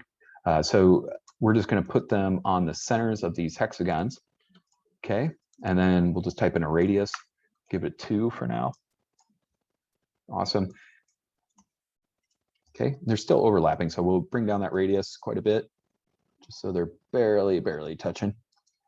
Okay. And then from here, what I want to do is we're going to type in random split list. Okay. And then from here, just type in curve. Random split list, it's exactly what it says. It's just randomly splitting a list into 2 unequal groups. So this one has 274 curves. This one has 234. You can change that by changing the seed, which is so funny. I think the R should be the S, but who am I? So anyway, and if we hide everything, basically you'll see the makeup of the random reduce, and we can change the seed however way we wish. So really quick and simple. Okay, and then from here, hopefully everyone got mesh pipe downloaded. So we're going to just plug that into here, and we'll give it a radius of much smaller than 1. Because what we're looking for now is basically, instead of the mesh sphere, we're going to have kind of an inset starting to happen everywhere, which is going to start to make up the form we're driving. So from here, we're going to type in mesh shadow. Actually, let's go to the visualization thing. There we go. Awesome. And again, we need to make sure those mesh pipes are joined. Otherwise, it's going to think of it as unique objects to one another. Let's do join, mesh join, go like that. Perfect. I'm just going to flatten and make sure they're not multi-list, even though we probably didn't need to. Okay. Awesome. Now, if we look at our results, we should have a pretty cool looking almost organism starting to emerge from here. There we go. And again, the reason why I use Polygon was, we're able to, generate this relatively quickly. So, it's starting to emerge into these unique patterns really quickly. And the whole kind of concept for even this exercise with you guys today was like, looking at coral patterns and all that sort of stuff, in the 2D fashion, how were they generated and how can we start to explore making them 3D and bring them to another level. So the polygon, let's change the actual segments. Let's do 5. Let's just see what unique patterns we're starting to get out of these. So obviously 4 is kind of building like. If we bring it up more and more, we should be starting to get almost like a coral looking behavior starting to emerge from here. So that's looking pretty cool for the most part there. Definitely organic in nature there. Almost metaball like. All right. And from here, if we wanted to decrease our radius on our mesh pipe, should be able to get some pretty interesting things starting to happen. I just liked it bigger. Okay, and then so one thing about meshes and mesh shadow, basically it's going to generate polylines everywhere. So one thing I wanted to do was just kind of smooth it all out so it looks more kind of oceanic. So we could increase the number of segments. We could bump that up to quite a bit more, or we could fillet them all and then potentially just rebuild them. Personally, I'd prefer just to do the fillet, and then we could kind of figure out what the overall look and feel of this is. So we just type in fillet, put the radius into there. We'll start to get this looking smoother and smoother. We could bring it up to a max. These things will always have maxes on them. Okay, and then if we lower the segments there, what's it starting to look like? There we go. It's looking sweet there. And let's lower this down quite a bit. There we go. It's almost looking like reaction diffusion now. Start to touch them just by a bit. Awesome. And again, if you just play with the seed behavior from the random reduce, you're going to get all sorts of different kind of beautiful variations starting to run through all of these. The segments, you could get them looking pretty wacky, or you could get them relatively smooth. So like the circular ones I'm less interested in, but if we bring it down to even like to here, start to get kind of that playful, the playfulness starting to happen there. If we bring up the radius quite a bit, there we go.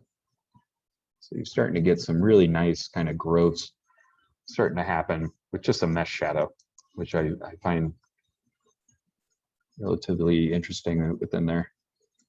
So let's just go with something like that. I'm going to reduce a couple of these numbers.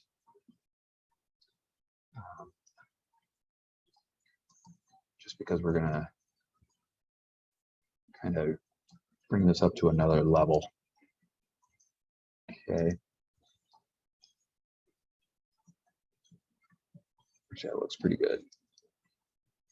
Let's find one we like.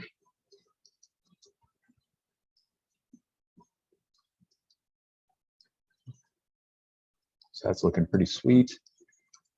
I like it. Okay. And so from here, basically, let's just generate some surfaces, I guess. Or not surfaces, let's remap it into some sort of new geometry. How's that? And so from here, what I want to do is basically, we're going to take all these curves, we're just going to move them in a series. Okay, we're moving in the Z direction. We'll type in series again. Awesome. And then from here, we'll just give it a count of like 5, and then we'll do 15. Awesome. And you'll notice that it's not doing anything because we need to graft everything. So it's thinking of it as one object right now, and we need to bring it up as all the different objects we were working with previously. Okay. And so I'm going to just bring the step size just slightly lower. So we're going to try to generate kind of a morphed kind of sea-like creature skin thing from Mars or whatever you want to call it. Okay, so from here, what I want to do is construct a point. Great, and we'll just put it 3 potentially here and here, here. Might have to increase those in just a bit, and we'll just rotate all the geometry by degrees.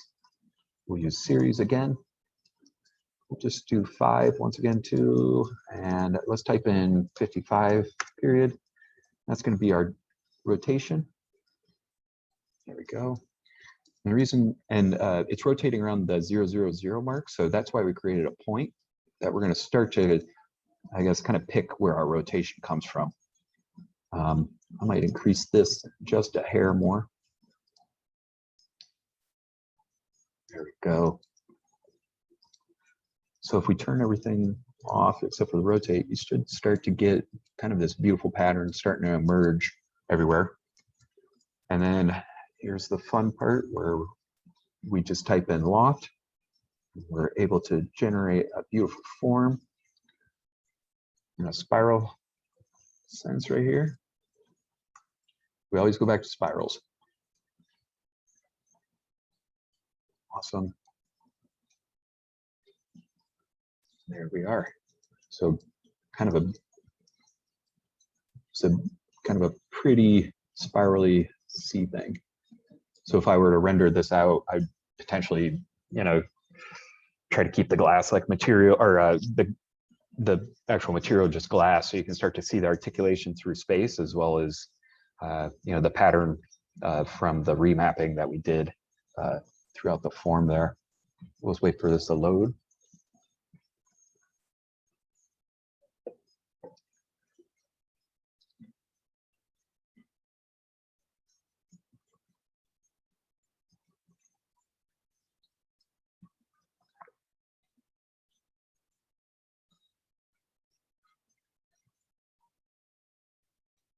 Ooh, she's working.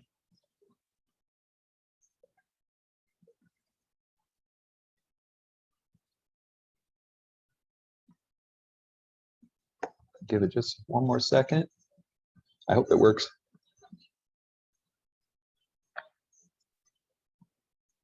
There we go.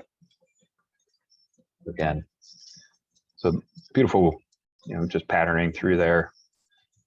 You can start to see it's just all because of just some simple polygons on a grid. And obviously we can change all the parameters within there.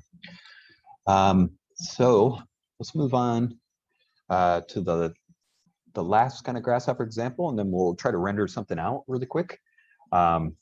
This one, it's kind of a form of remapping, but it's more kind of distortion, and I guess just using volumes to, I guess, just create kind of an assembly, basically.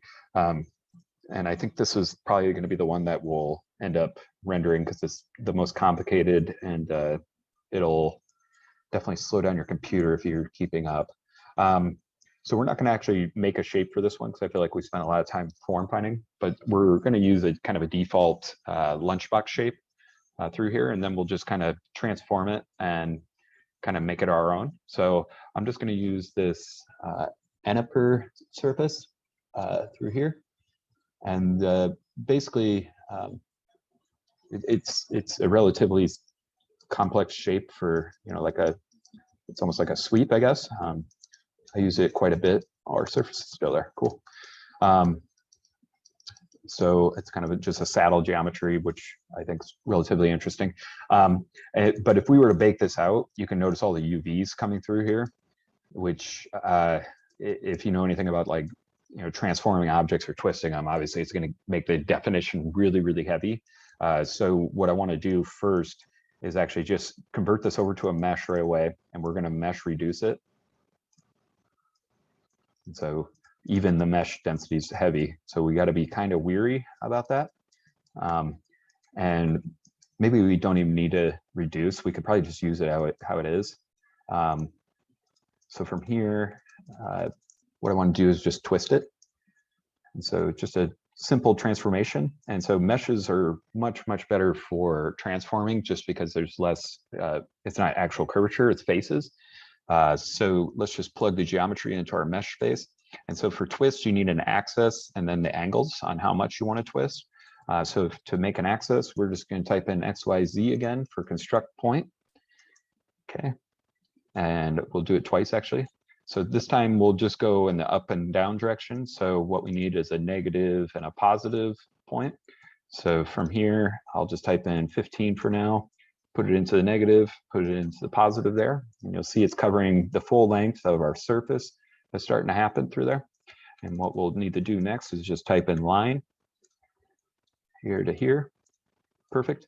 And then all we need to do is plug it into the twist plug. And it's really easy to twist it all out.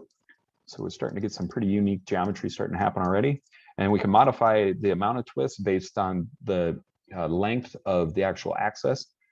So, you know, if we make the line super small, it's just going to twist right around that portion. If we make it super long, it's going to do less of a twist. And I think right around in here is where we probably looks the best, I think. So we'll just work with that for now. And then from here, what I want to start to do is, let's see, let's think about it. Should we do, yeah, maybe we'll do something different than I was thinking. Let's just throw in a point. And what we need to do is, we'll just reference that point.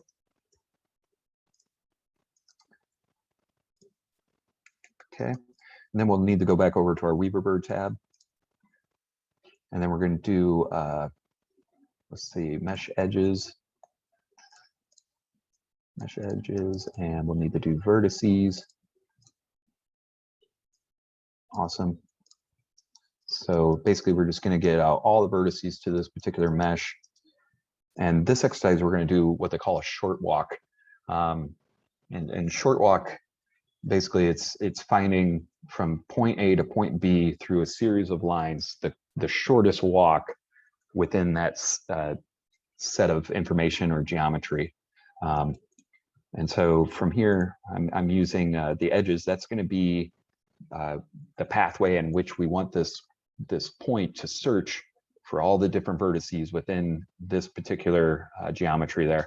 And we could do it a number of different ways as well. So let's just try it this way for now. So we need to type in line, and that's going to be the shortest distance from this point to the vertices point. And so what we need to do is plug in our point A, which is our reference point, to our vertices. That's going to create a heck of a lot of lines. So that's the shortest point to every single one of those vertices, right?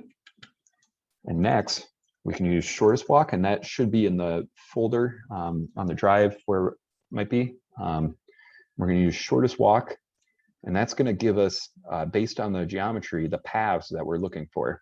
So from here, I'm going to automatically, since there's a lot of vertices starting to happen, I'm going to flatten this out.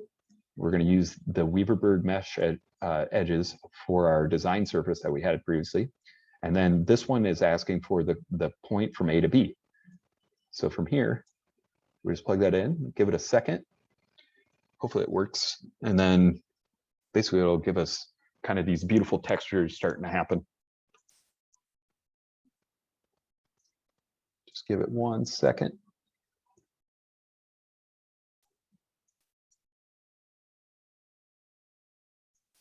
And if this takes too long, what we might have to do is actually just reduce the mesh out, and then it'll make us go quite a bit faster. I'll just give it a couple more seconds. Like I said, there's a lot of geometry happening here, so.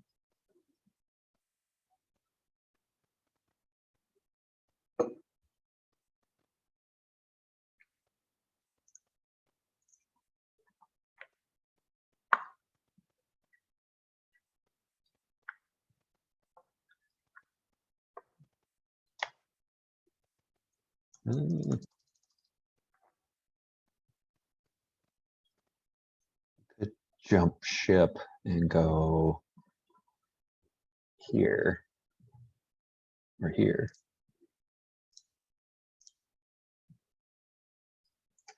If that's not going to load, we could try it. See if autosave worked. Yeah, okay, cool. Always backup plan. I wanted to keep this one just in case though, because we have those masses baked out just in case we want to render those too. But anyway, so maybe instead of the vertices being that many, just to speed things up, we'll just populate this geometry randomly. So there's 100 points. Let's pop those points into here, go like that. And then we need to set a reference point for it to search from. There we go. And then if we hide everything, you'll notice that we have the closest points starting to happen there, which can give some really beautiful patterning starting to happen throughout the space there. So if we start to modify how the mesh is working, you know, with different Weaverbird techniques, like if we did a cat maul or even a triangle, we'll get different configurations, which I find can be really, really interesting, especially with a short walk plug. And then from there, we're going to take it a totally different direction. Let's see if this, we'll let that load. Don't worry about it. Okay. And so from here, what I want to actually do is keep messing with the mesh. I'm just going to lower all this down. Okay. And then maybe we twist this in another direction as well. So let's do it another twist. Let's bring that down like that. Awesome. And what if we did it along with the y-axis? Let's see what the form's giving us. So that's starting to look pretty sweet. We can make it a little bit bigger. Excellent. Okay, I'm liking that. And then we'll just unplug everything, holding Control Shift. We can take it out of the other plug. We'll just plug this twist back into our twist again. Awesome. Okay. It looks like our short walk isn't quite working as well now, so we'll have to see what's kind of going on there. Let's see. Let's give it a fewer points potentially. See how that works. I need a relay.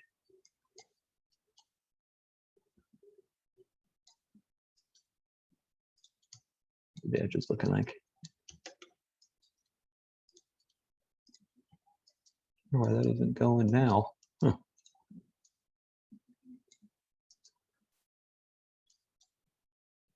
See what's happening. Bounds of array. All right. Bring that lower potentially or higher. No. Is it working on the original? We'll see. Probably does for no reason. Okay.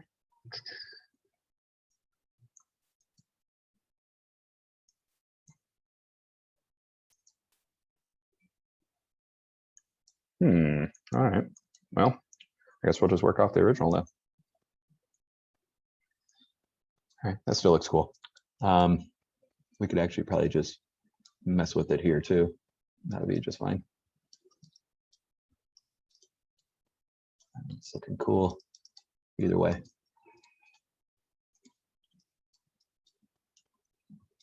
Awesome.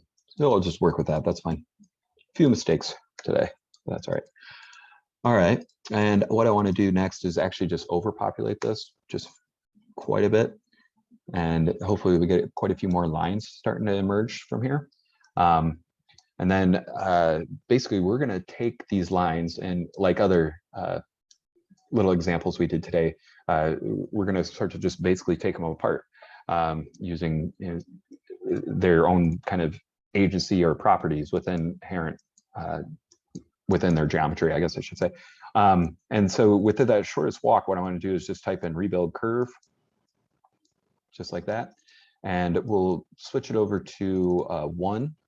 So it's going to be a polyline. And then from here, let's just type in 15 for the number of, for the rebuild number. And so you'll notice there's a lot of overlapping just because there's a lot of different edges that it was sorting through. And that's all right. It's totally fine. It's going to add more and more objects to our overall scene and make an even cooler object, obviously. So, and then from here, we're going to really just do probably the easiest thing of the day. We're just going to explode out the segments. Basically, we're just going to type in bounding box, and that's going to generate some of our geometry, just like that. So if we were to do, and I'm just going to do this so it speeds up like I've done in the past there. We're just going to join them all together because this will start to get heavy after a little teeny bit. So, oh, sorry, switch files. There we go. Okay, we're gonna just join all those together.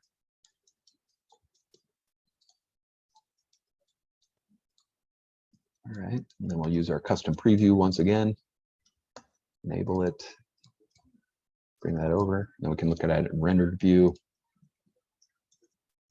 There we go. So it's starting to look more and more pretty crazy. So unlike the proximity stuff, we're starting to figure out like these are all different size boxes. They're they're taking on segments of what was there before, and the shortest walk depending on the the distance between X and the populated geometry there.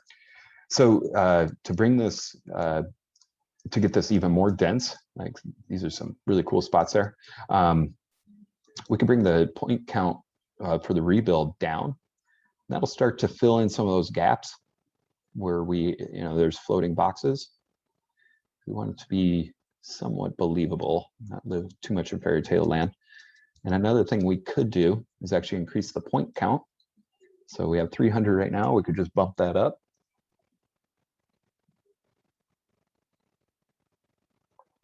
We'll just wait for that to load.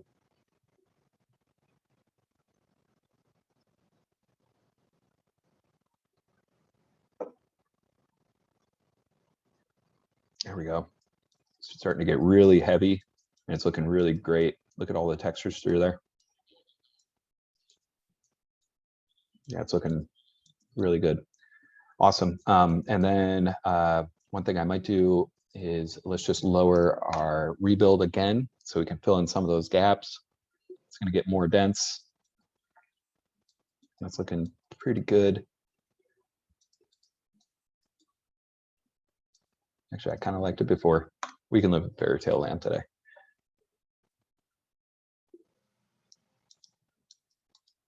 Awesome. All right. So that's pretty much all the Grasshopper stuff I think I wanted to show for today. So let's go ahead and let's try to manipulate this just a hair more. I'm just going to disable a couple of things so we can get to the Lumion workflows. Let's get it kind of a cool thing to render really quickly. So what looks the best here? Starting to look pretty decent. Okay, we'll go with that for now. Turn this all back on.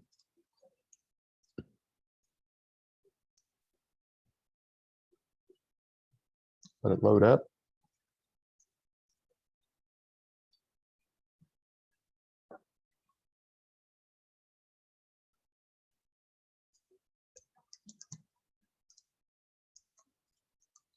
Oh, come on. Where are you at?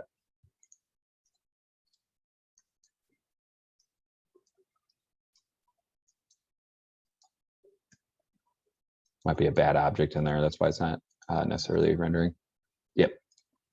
We'll just bake the bad object. It's fine. Looks so much different than what it did before. I'm going to bring that down one more time.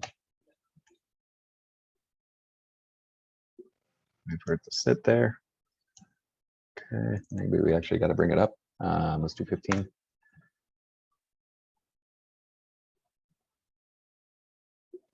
And that's not what I was necessarily looking for. So let's make it a Catmull Clark subdivision there for the actual mesh. We'll get some more edges in there, hopefully some more geometry. What the heck, folks? It's just not liking a double measure there. That's fine.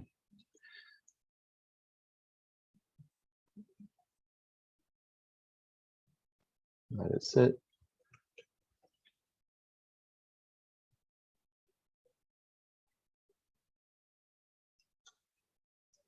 Okay, let's turn that back up, I guess, to, let's see.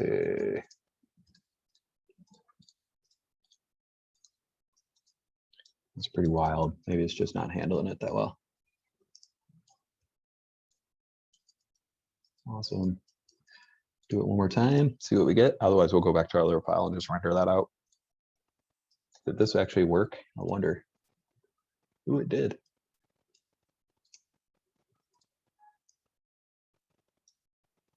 That's pretty crazy. I'm just going to disable our other file real quick and we'll go back to one we're working on. Awesome. We'll work with this. That looks good to me. So I'm just going to bake it just like so. And we'll start to figure out some landscapes for ourselves. We need to copy and paste our materials that we had previously. I don't want to recreate them.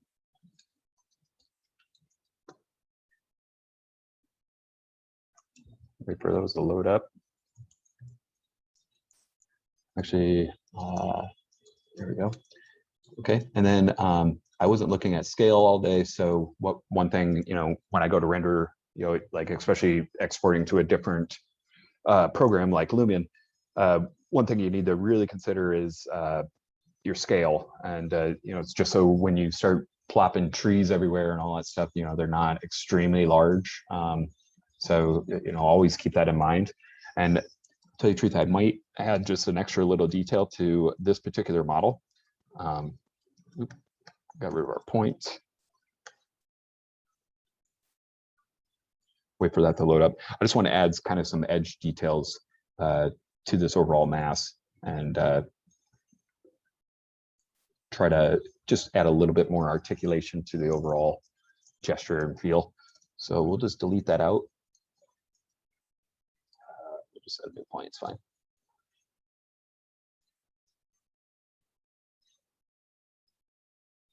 Wait for it again, as usual.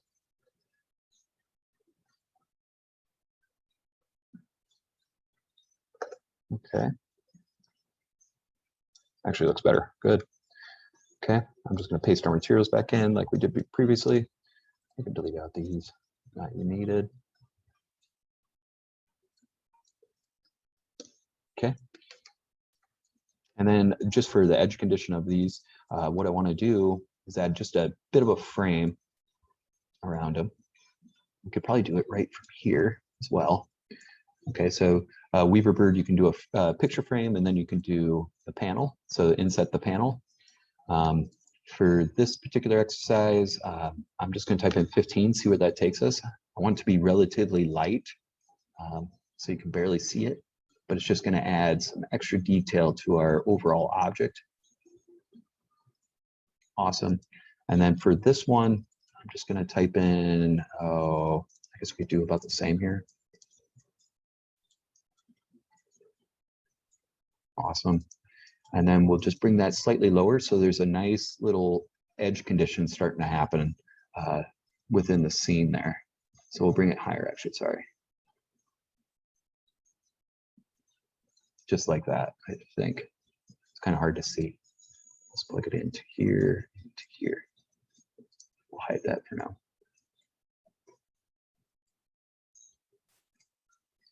Hide both of those. Yeah, so I think something like that. So we're just getting some more detail within this object. Awesome. So let's take a look at the render view. It's looking really cool, pretty wild. Okay, and just to set ourselves up, what I want to do is just start kind of changing the materials of each one of these. I'm going to change this to bronze. And just for rendering wise, I think it'd be better if it was a little bit symmetrical. So I'm just going to mirror it onto itself, just like so. And I'm eyeballing everything. Something like that, I think, could be really quite beautiful. I think that's going to look really nice.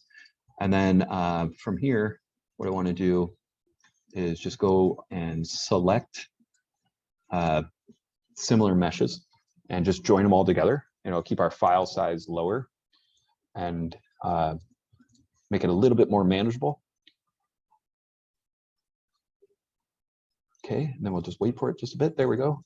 And then just to, I know this is less parametric than the rest of today, or the entirety of today, but typically on a lot of these kind of block kind of step things, I'll typically add a lot of, like, I'll just add extra detail basically. And so I'm just going to duplicate both these meshes. And so we can get some kind of articulation of different materials. I might straighten them out real quick just so we got our camera view lined up decently. It's right around here. Okay. And so, like I said, we're just going to duplicate these and just hit, if you use your gumball and you tap Alt, it should just duplicate the entirety of this. And I'm just going to change it to glass for now. And we can change that in Lumion, obviously.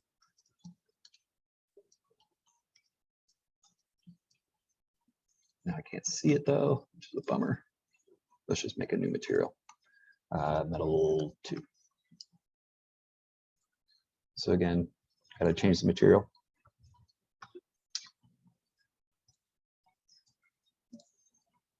All right, wait for that to load up.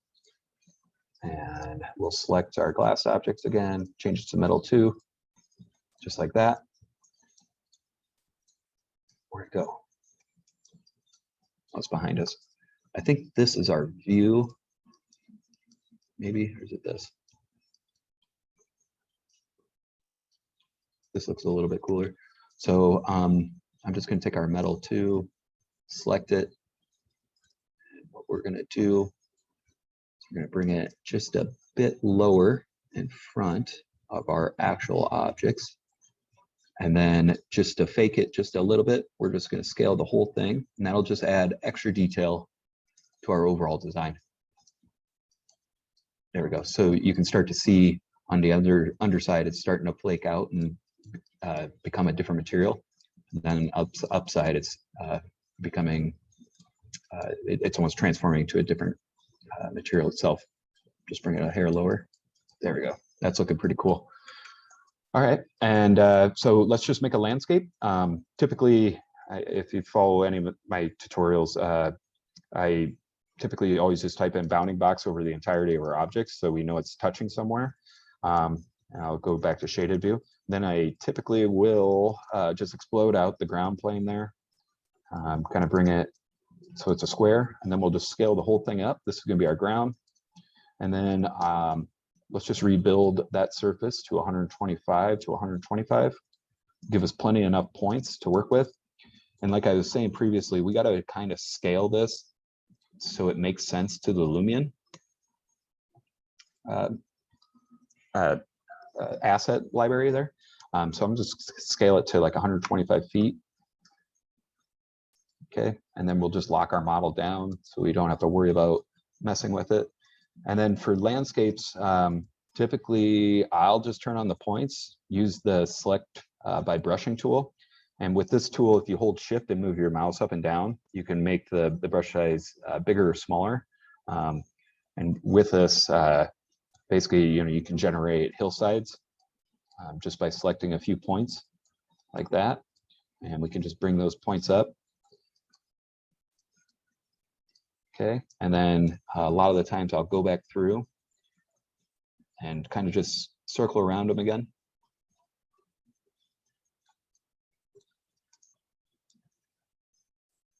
Just like so. And the surface is going to get a lot more complicated, so it might slow down quite a bit, but don't worry about it too much. And then honestly through here, what we'll do is just kind of smooth it out. Just hit OK, see where we're at. So that's looking pretty good, like hillsides. I'm going to bring it a little bit forward so we got it centered nicely. We'll bring the geometry, or the actual landscape geometry, up just a bit. Just like that. Pull it back. And then let's just add like a waterway going through the center of our model. Awesome. And then we'll just kind of have it spilling out to the side, maybe both sides. Is that kind of in the center? Yep. And we'll have to paint those ones in as well. And I'm going to do it one more time to give it a little bit more water through there. All we need to do is just drop that down. just a bit. And then again, we can type in smooth. We don't need to do it quite as much this time, just a little bit. There we go. So that's looking pretty good. So I'm going to label this grass. We're going to need a water layer. Water. Okay. Let's turn that to some sort of blue. Name it water. Spelling's off, but that's fine. Okay, and then I'm going to make a sand layer.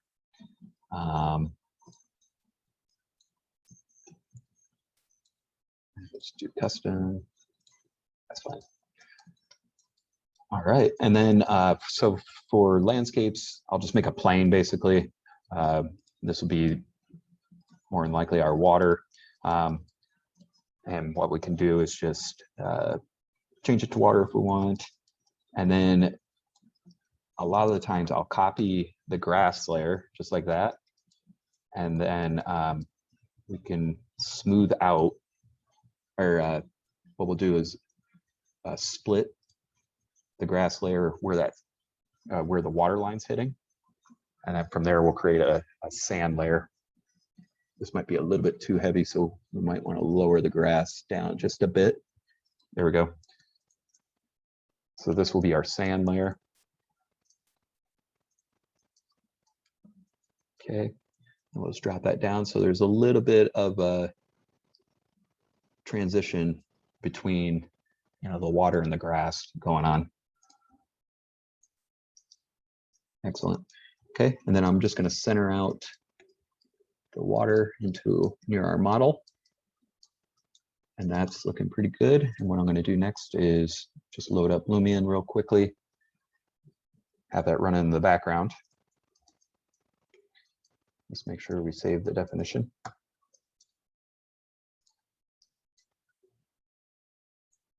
And then this might take a little bit to export. And Lumion uses collada files. Kind of a different style of export. And I'll just export it to RD. We'll just wait for that to go, and hopefully be set for Lumion here in just a minute. So there's a lot of geometry in there, so it might take a little bit of time for the actual export to happen. We're cutting it close too.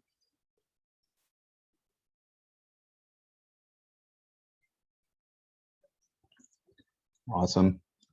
And just so you guys know, like when you export, always, you know, keep your Rhino file open, because sometimes it'll not import at all very well. So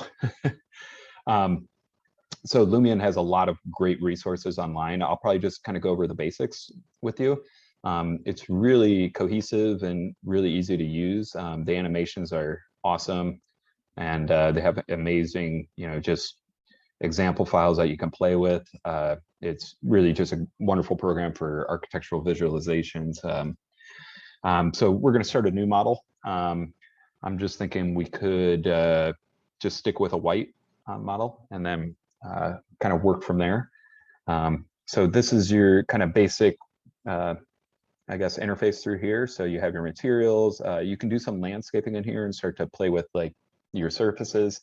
You can start to mess with the weather throughout here. These are all your kind of just movement interfaces, and then these are all your assets, you know, with trees and all that stuff. And they have a huge collection of trees, all sorts of stuff. They have, you know, leaves, you know, logs, rocks, everything. Really great collection of stuff, you know, everywhere, and they look extremely good. So it's very, very impressive libraries here. And then over here is kind of the output stuff. So, you know, building a scene, perspective, animation. I don't know what's going on here. Anyway, so import, we'll just go ahead and import a new one. And we'll just go to our desktop. RD is our file. We'll wait for that to load up. So in other files, you can actually load in animation pathways or paths for your camera. And there's all sorts of different categories that you can have here. We'll just hit OK for this particular model.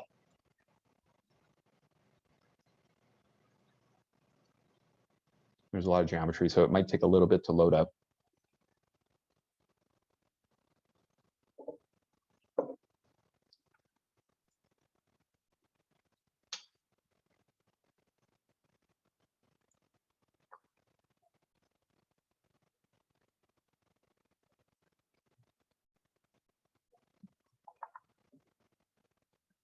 Hopefully it loads up.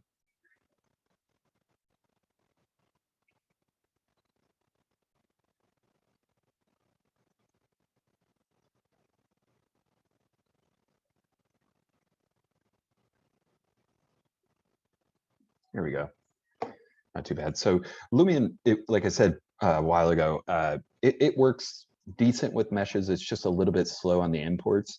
And once you start to add, extra detail to everything, it might slow down your computer pretty quickly. So definitely be cautious with that. Another thing is if you start using 3D grass, it's going to slow down stuff quite a bit. So, just be cautious with your scales and all that stuff. So, so we're just going over to the materials here. And basically all you need to do is just select the object in which you want to change the material of. Just various has your kind of natural kind of selection there. So we'll do 3D grass here. Hopefully it doesn't slow down too much. And that's actually pretty fast. The water looks pretty good to me for this particular image. We'll start to get the sand in there. And so we'll go up to soil, bring it down to grass there, or sand, excuse me. And then for the 3D grass, I might make it just a hair longer and you're able to just modify it. And so we were looking at Enscape before, but the grass in here is kind of, it's just one of a kind. It looks beautiful and natural, and it looks like a proper rendering material. And then for our actual materials here, it's funny, I think I modeled the landscape the wrong direction, but no big deal. So I think we're going to render it this way. I think. Let's take a look. We could get that just a bit too. Yeah, it'll be fine. Anyway, so let's say for this particular material, let's just go with a nice stone, maybe something like that. And so within each one of these, if you just double click, you can start to mess with like the map scale in real time. You can mess with the relief, kind of like bump map. Super easy to do. And for these materials, let's do a various, let's do aged, let's do a gold maybe. Maybe this is aged gold too. Keep it kind of shiny, then maybe we'll just go dark. Let's do various again. Aged iron seems pretty cool to me. And then for this, the actual texture map comes in super small. So typically I'll just scale that up quite a bit. Get those nice deviations within there. So that's looking pretty good. And then let's just start adding some entourage everywhere. First, we should pick the view in which we want to render it. So I think it's something like this. Okay, one thing I might, it looks pretty good. Okay, and so as for trees and all that stuff, maybe we'll do kind of a conifer kind of landscape throughout here. And you could individually place a lot of these. So like, how, we were saying before, you could place it like this. You could do it in a mass kind of treatment. So pick a line. So super helpful for, if you're doing a streetscape, for instance. You could also do it in placement clusters. So just kind of do it randomly. And then you also can brush it on. So I'd be pretty careful with the density because by default it's super high.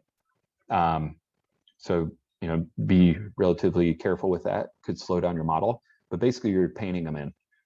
Which can save a lot of time throughout making many of these renderings. And through here, we'll just kind of paint them in as well, just like so. I know you can't really see it, but they're there, and it's relatively thick with a lot of vegetation through there. And then just on the outside here, I'm just going to paint through. Just like so, so we get some nice treatment to the outside here.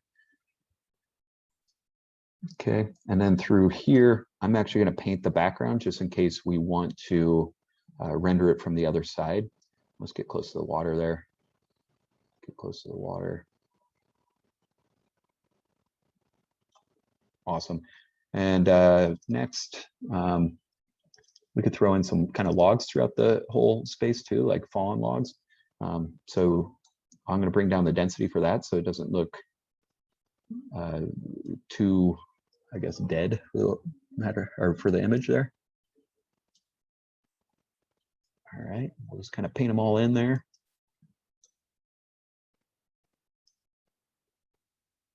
Just like so. And then let's just add in some plants, I guess.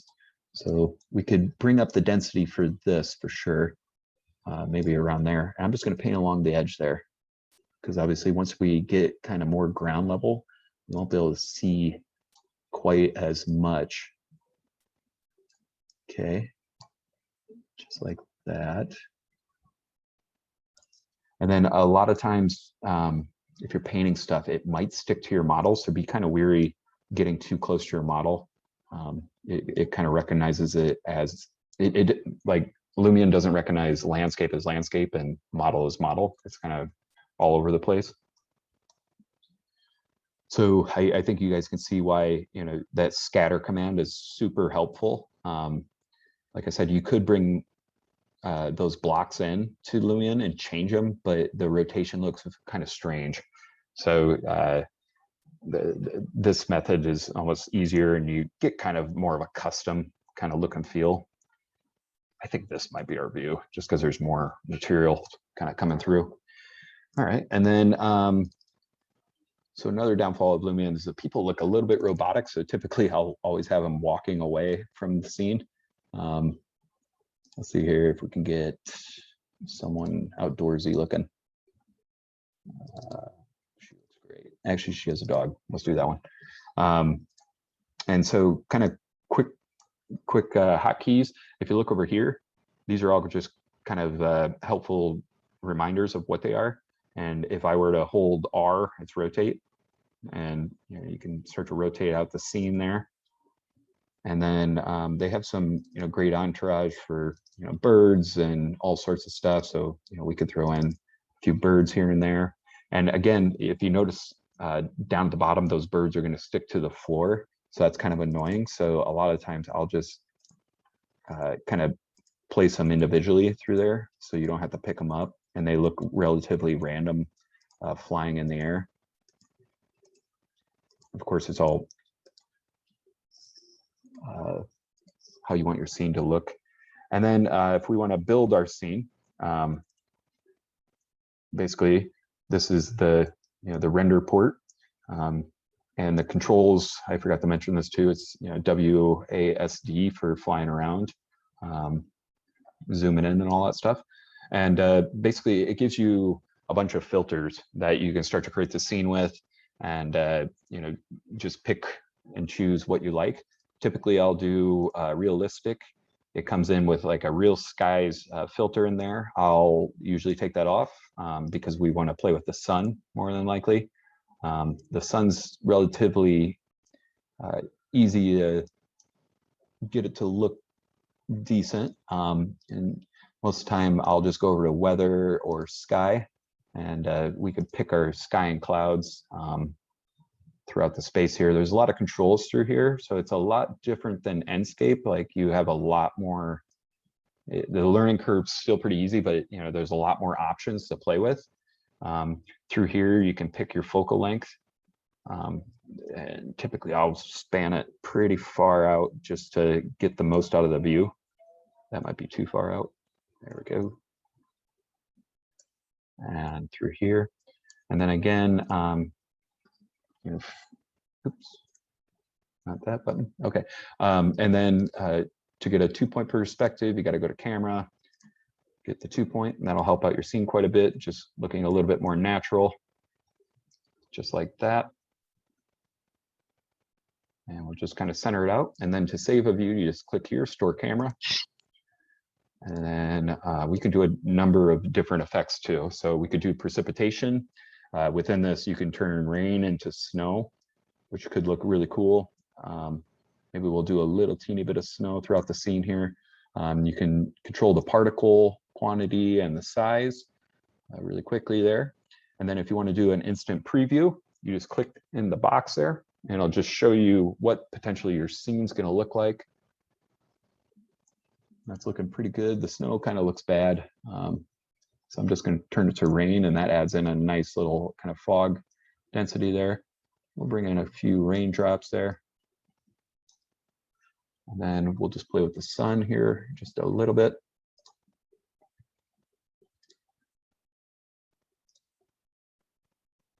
And bring it down just a hair. We'll try to get kind of a dusk view just a bit there. So this isn't the full quality of the actual rendering, but it's pretty close. And one thing I want to do is just put a little bit of fog in the background so we can block out some of the mistakes. We should have rotated the model when we were in Rhino, but totally fine. So let's bring out the fog there, put the fall off just a bit, not from the sky, so we can still see some clouds there. And I think this might be it. I'm gonna just pull that out.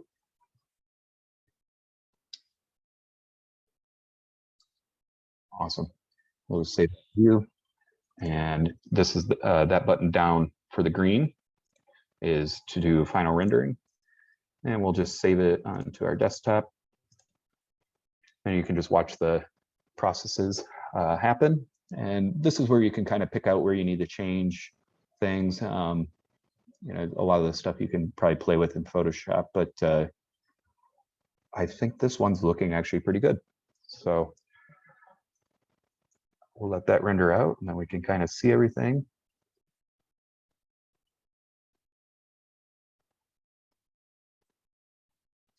So you can see, you know, the quality of the materials in comparison to kind of making your own in Enscape is astronomically better.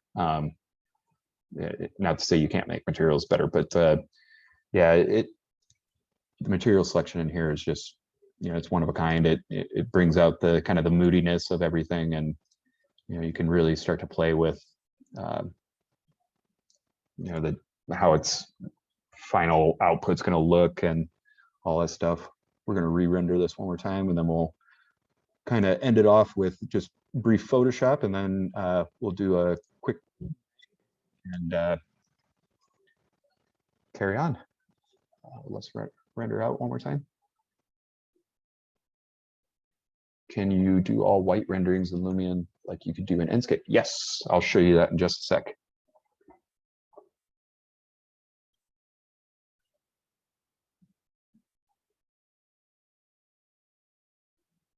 Let this go. And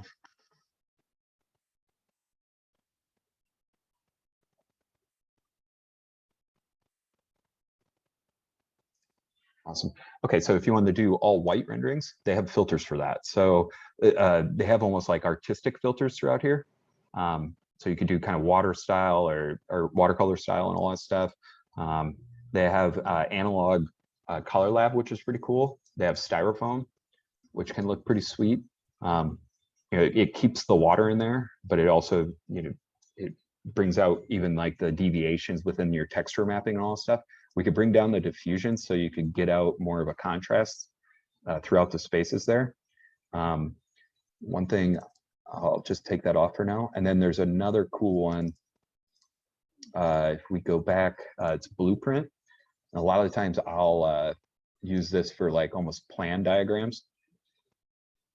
And sometimes it looks cool. There might be too much geometry in this one, but you can see it starts to almost just make a cartoon set out of your actual model. And so we could bring the grid scale down or have it super large.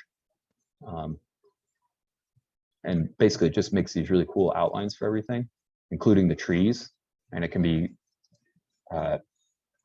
pretty cool for like even concept diagrams if you're trying to make something like that.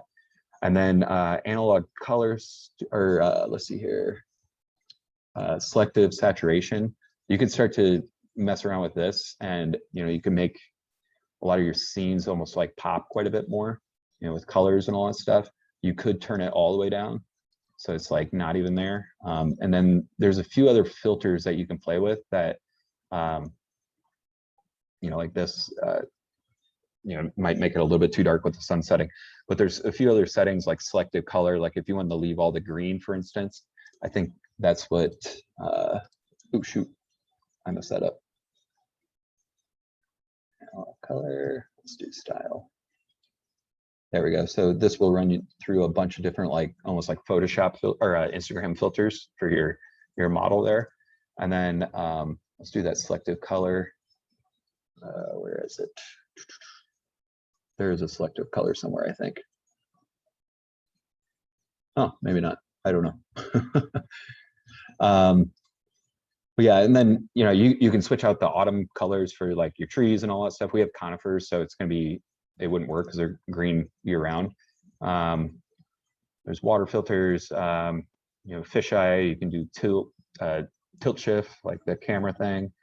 There's all sorts of different really beautiful things you could do, like the God rays I was talking about. Enscape doesn't really necessarily do all that well. Let's turn that down just a bit. I could turn down the intensity. This is all based on, let's turn actually the length up. Then we go back to our sun. Let's try to get that. There you go. So you can start to see, the lengths going through. Obviously, it's going to get a little bit more intense than what we were thinking, but we could bring the lengths down, and that starts to spark out a lot of different objects there. So yeah. Any recommended readings for natural structures? Let me think. Gosh, I guess anything Mario Carpo is good. Yeah, I've been on such a weird reading streak lately, just due to all the NFT markets and all that stuff. So I've been kind of out of the loop for any good readings as of late. So sorry, not a good answer for that one. All right, and then obviously in Photoshop, we'll just kind of brighten everything out. So I think everyone, this isn't a tutorial in Photoshop, but just kind of highlighting some areas, get the grass just a little bit green. I'm just using the burn and dodge tool just to pop some art stuff out. And you could look at the detail through there and the complexity, and it's kind of cool just to think like, that was just a surface, and with a few different operations, with Grasshopper, we were able to really come full circle and, just try to generate stuff based on, the residuals and make complexity out of basically anything. So, Mike, I think we'll do Q&A right now, or wherever you're thinking.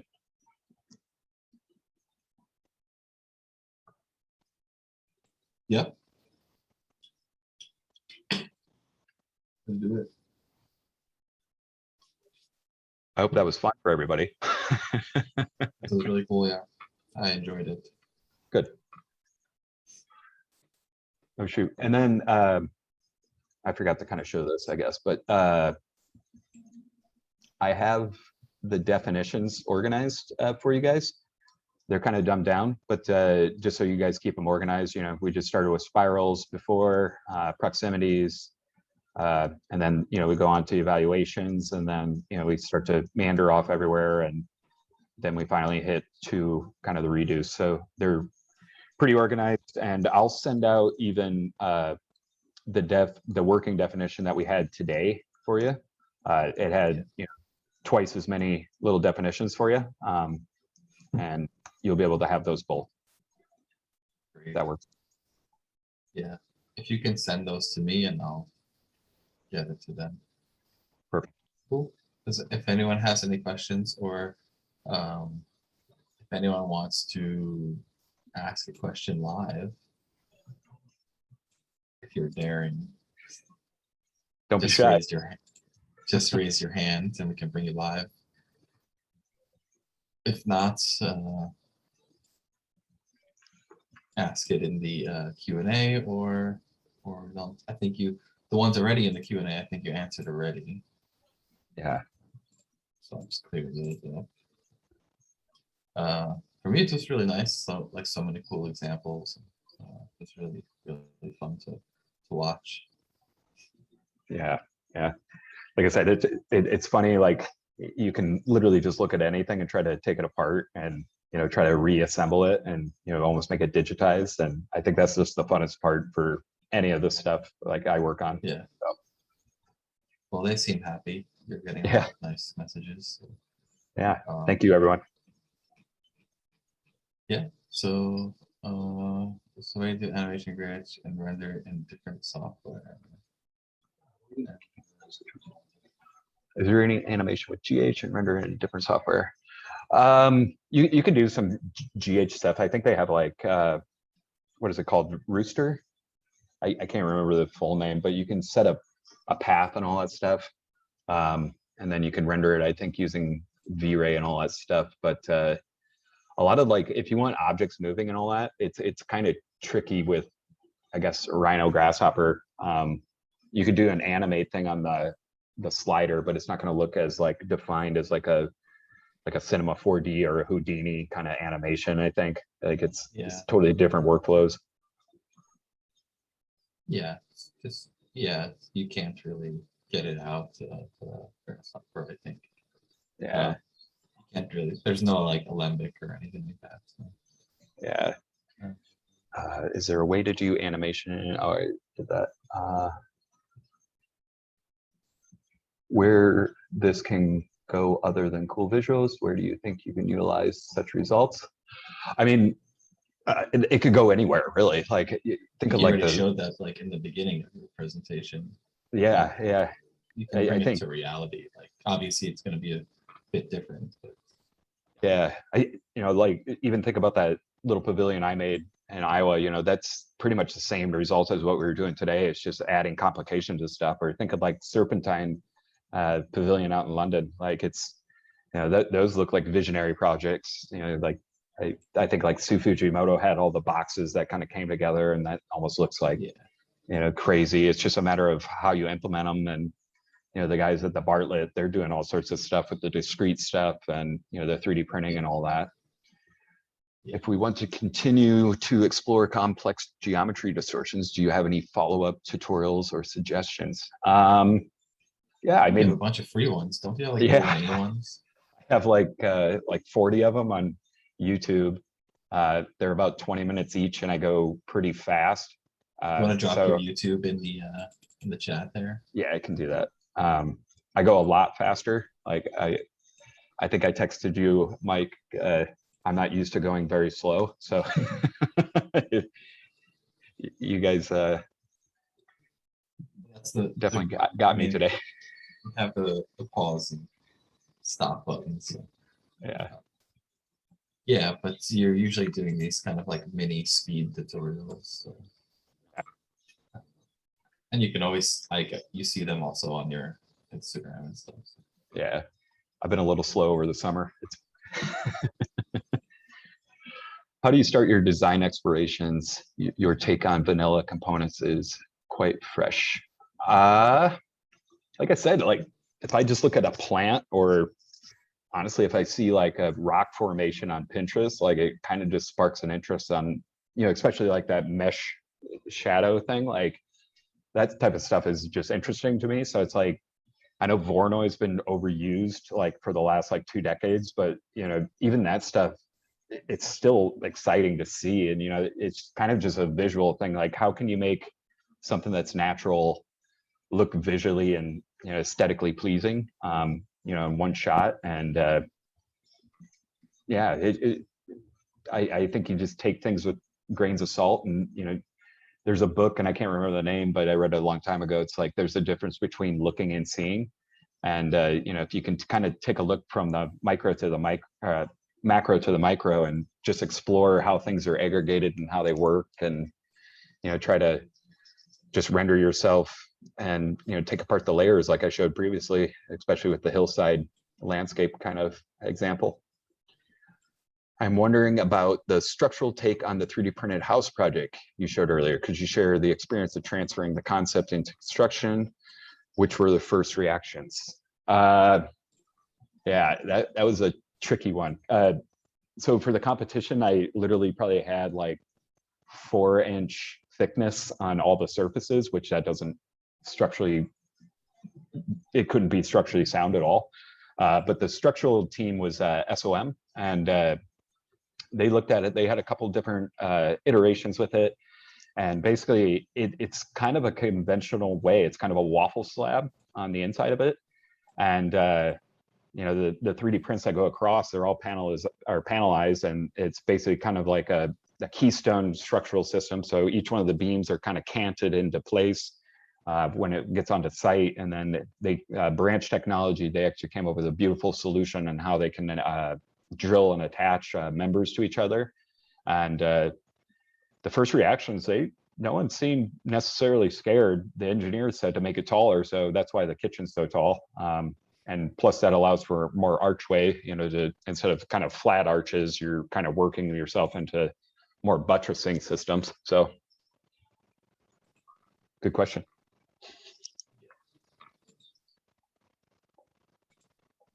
Well, I guess that's it for questions. It was really good, really good. Nice, solid webinar. We'll the recordings will be sent afterwards when they're done. That's about it. Awesome. What's your take on this discrete design? You can answer that last one if you want. I think Pufferfish made it too easy. It's interesting. Wasp also this like kind of automated discrete design. I think when they bring in the robots, especially the guys like Jill's and all those guys out of the Bartlett, like when they bring the robot construction into place and it's actually taking on multi-member, coordination with, construction and all that stuff, I think that's where it gets interesting to me. Yeah, I mean, it's like, cool.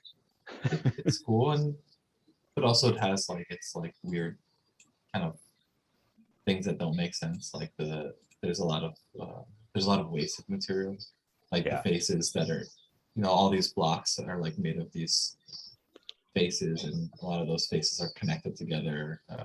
So there's like a lot of internal materials that you don't see or not really doing anything structurally. Yeah. So that's like the one problem is like the waste. Like there's just so much buildup of connections that aren't really necessary. I mean, they're necessary if you want to use components, but in terms of like if you actually wanted to build something, wouldn't necessarily need to. There's advantages and disadvantages, I think. Sure. Yeah. It's interesting though. It's exciting, and it's cool to see, like I said before, the Bartlett guys just, taking hold of it and running with it pretty hardcore, and it's exciting. Yeah.